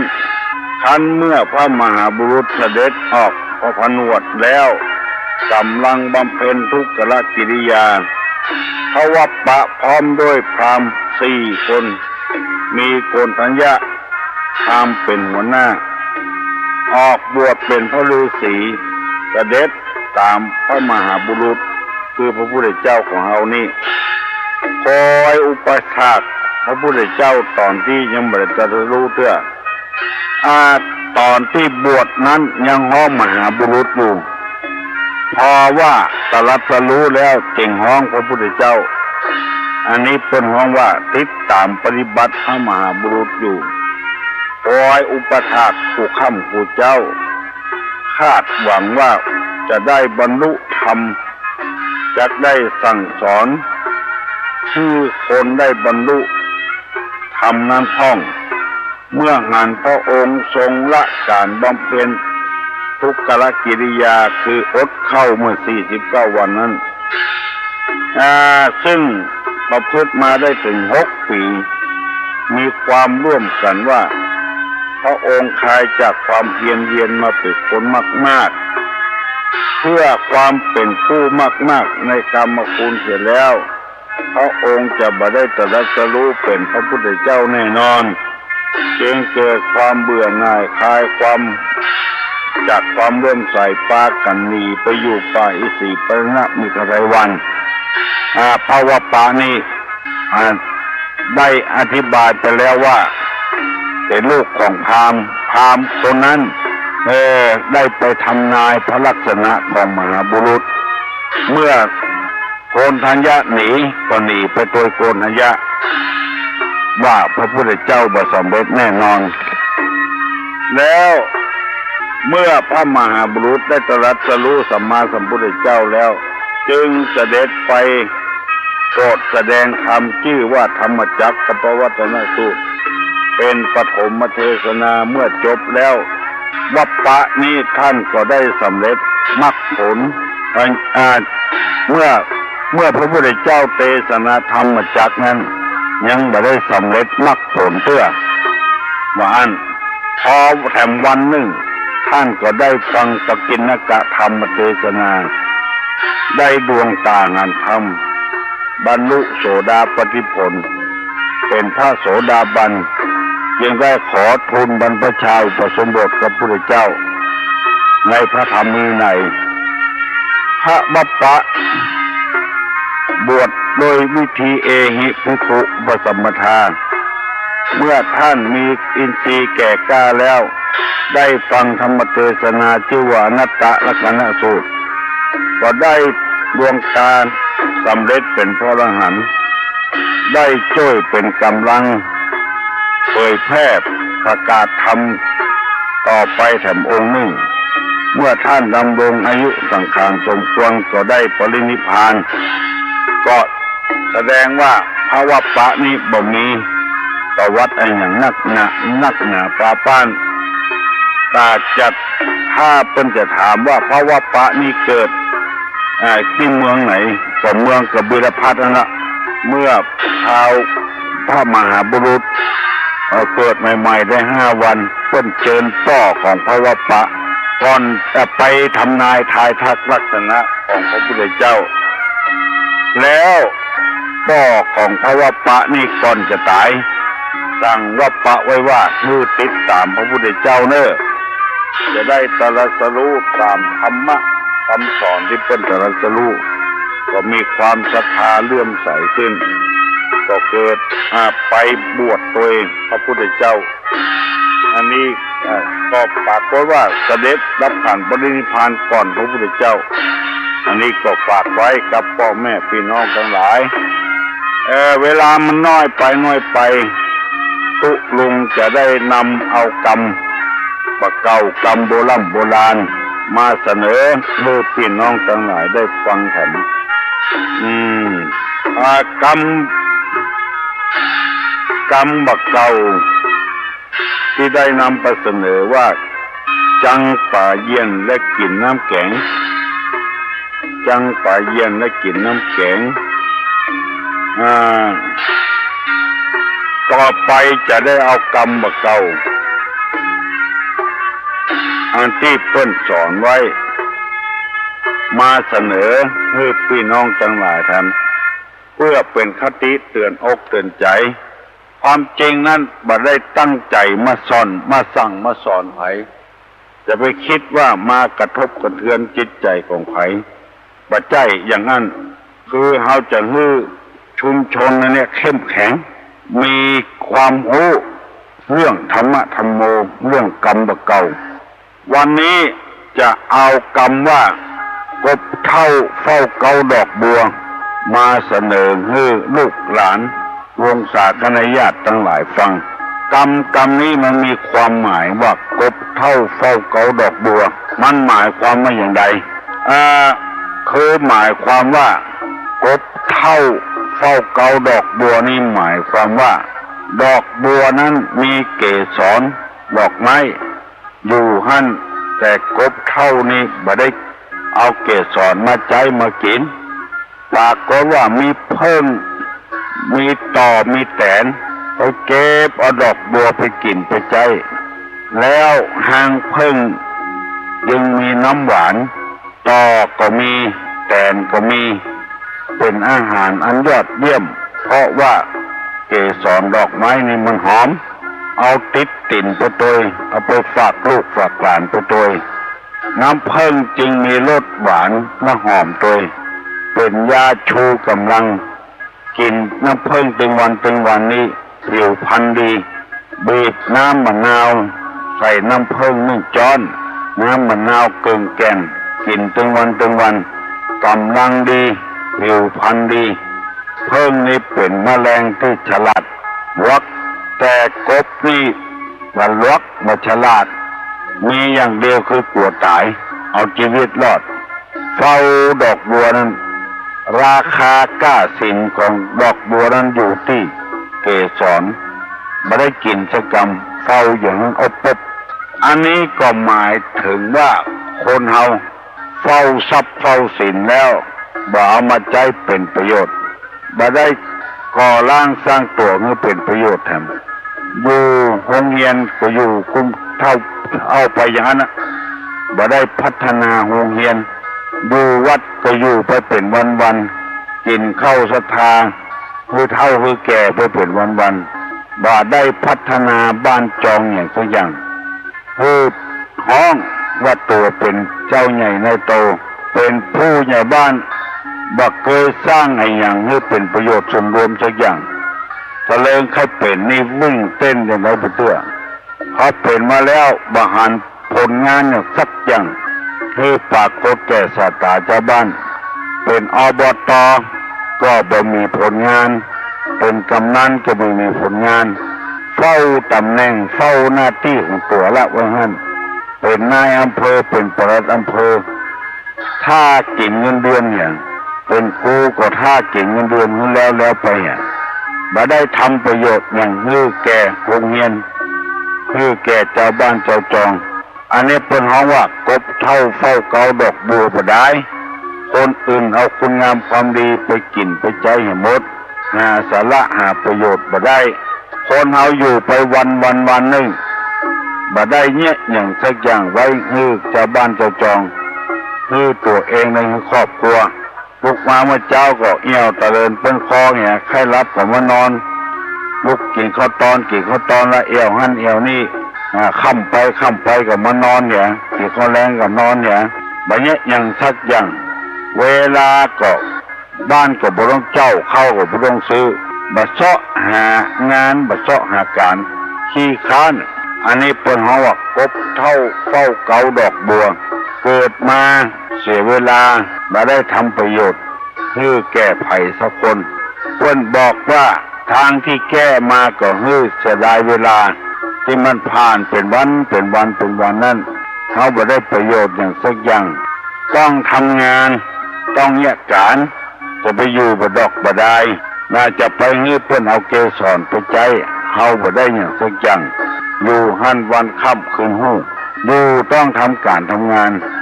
ตุลุงเจ็บมาออกอากาศเมื่อเจ้านี่ก็คือเอากรรมหมดเนี้ยมาฝึงอกฝึงใจถึงมันจะเท่าจะแก่มาก็ลูกเจ้าเพราะคนเท่านี่ลูกขวายบ่ได้คนเท่าลูกขวายนี่ก็คือคนขี้ค้านตื่นแล้วบ่ลุกหรือว่าเก่งอกเก่งใจลูกหลานก็เติกกำพืชเขาแต่นั่งหิงไฟกกนกละอ่อนจะเงี้ยอย่างก็บ่ดูตั้งอันนั้นก็ไปทำอย่างเขาต้องทำงานเขาต้องเงี้ยการจักตอกสานโกยกาแปลงหั่นแปลงนี่กาที่มันงอกมันเงยต่ำให้ต่ำสวนก็ออกไปปลูกผักปลูกไม้ปลูกปะทั่วปลูกผักกาดกะหล่ำใบบรรเทาบ่เฮือได้ซื้อของกินยังดีกว่าอย่าไปอยู่บ่ได้วันค่ำเฝ้าเกาดอกบัวแล้วว่างั้นมันบ่มีสาระบ่มีประโยชน์แก่คนแก่ตัวเองเพราะฉะนั้นจึงได้นำมาเสนอให้พี่น้องทั้งหลายได้ฟังว่าอย่าไปเป็นกบเท่าเฝ้าเกาดอกบัวกินก็บ่กินใจก็บ่ใจเพิ่นเอาไปกินไปใจก็ขางให้เพิ่นหมู่เนี้ยมันหาสาระหาประโยชน์บ่ได้เพราะฉะนั้นจะต้องทำการทำงานจะไปขี้ค้านทำไปเรื่อยๆเพราะว่าร่างกายของเรานี่เปิ้นสร้างมาให้ใจเนี่ยการบ่ใจอยู่บ่ได้ขอฝากขอฝังพี่น้องศรัทธาตายกทั้งหลายจะได้รับทราบเหมือนกันกูคู่กูคนเด้อตุลุงก็ขอปั่นปอนให้ปากันมีโชคมีลาภให้มากล้าขึ้นเดินตาเดินทางให้เดินได้ความปลอดภัยอย่าไปประมาทพลาดพลั้งถึงตายได้ทุกเวลาสปีติโยวิวัตจันตุสัพพะโรโกวินัสสตุมาเตภวะตวนตะลาโยสุขีทิคายุโกภวะอภิวาทานาสีริสานิจังอุทาปจายิโนจัตตาโลธรรมาวัฏันติอายุวันโนสุขังพลัง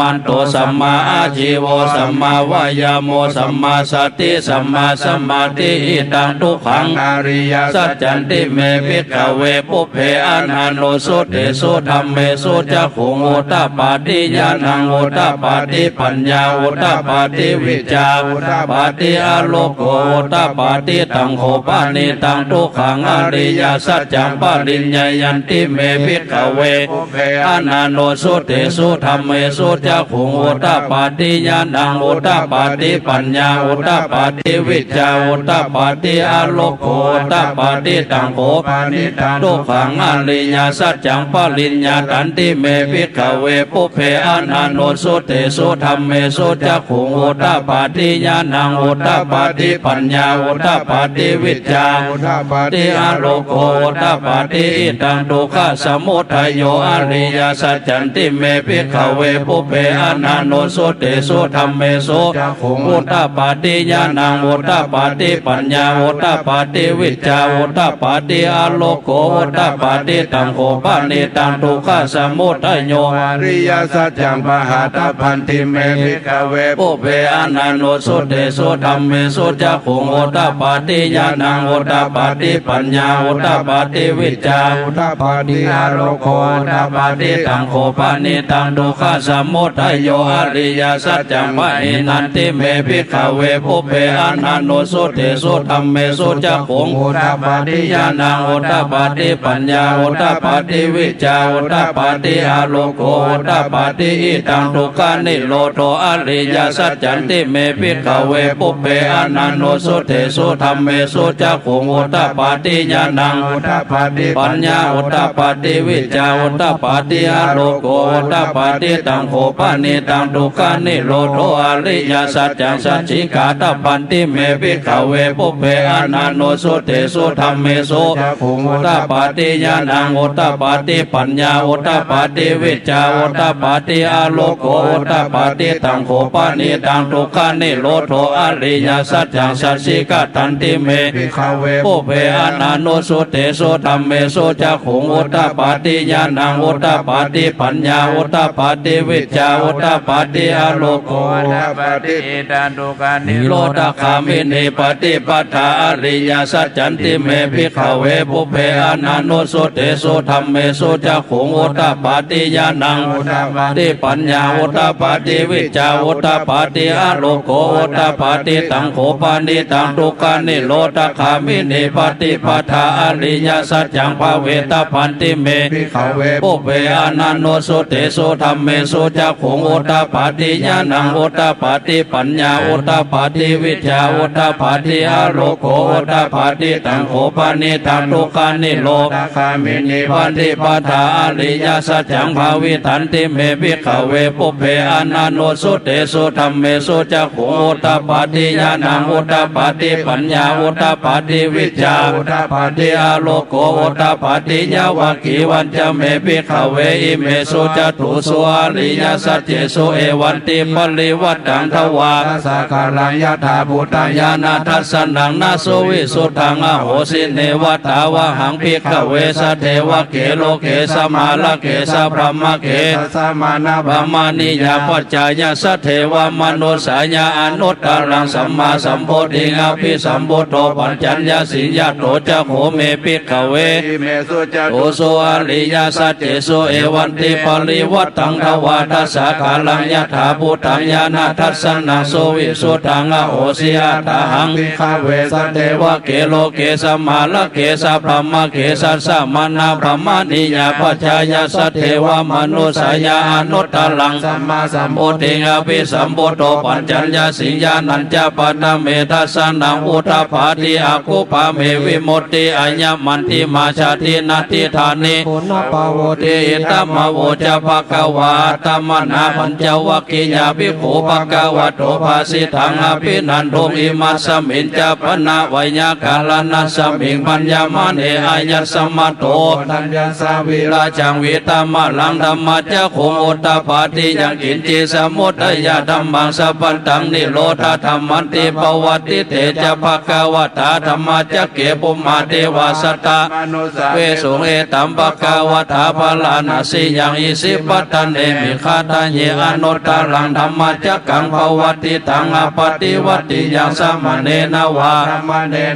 เอเวนวามะเลนวาปมุนาวะเกนะจิวาโลกัสสเมนเต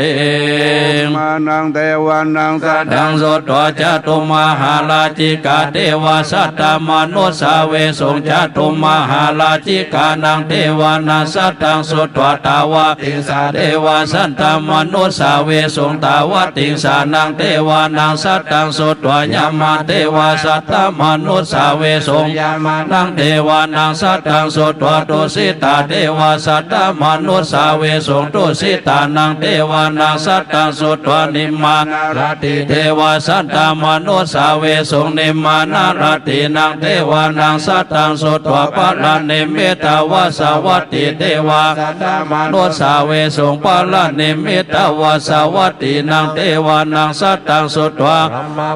สัจจเทวาสัตตมนุสสาเวสุงพัมมาปาลิสัจจานังเทวานังสัตตังสุตวาพัมมาปาโลหิตาเทวาสัตตมนุสสาสุงพัมมาปาโลหิตานังเทวานังสัตตังสุตวามหาพัมมาเทวาสัตตมนุสสาเวสุงมหาพัมมานังเทวานังสัตตังสุตวาปาลิตาภาเทวาสัตตมนุสสาเวสุงปาลิตาภานังเทวานังสัตตังสุตวาอัปปมานาภาติสัต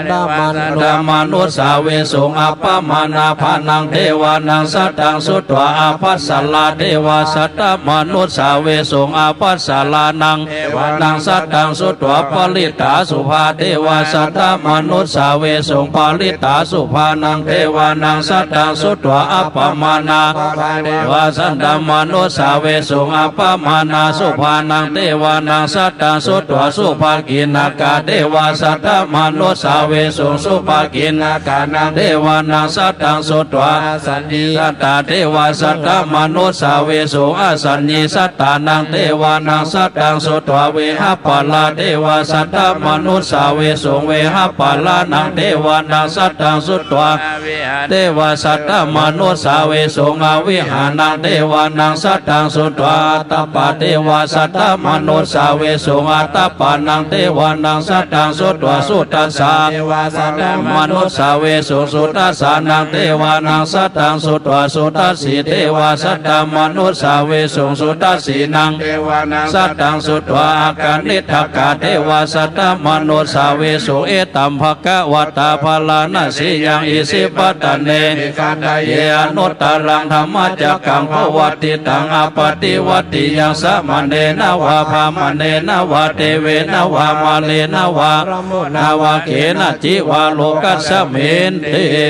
หะเตนะคาเนนะเทนะโมโหเตนะยะวะพมะโลกาสัตโตปุคันสิอัญญัญจตัสสะสหสีโลกธาตุสังกัมปิสัมภคัมปิสัมภเวทิยปะมโนจะโอละ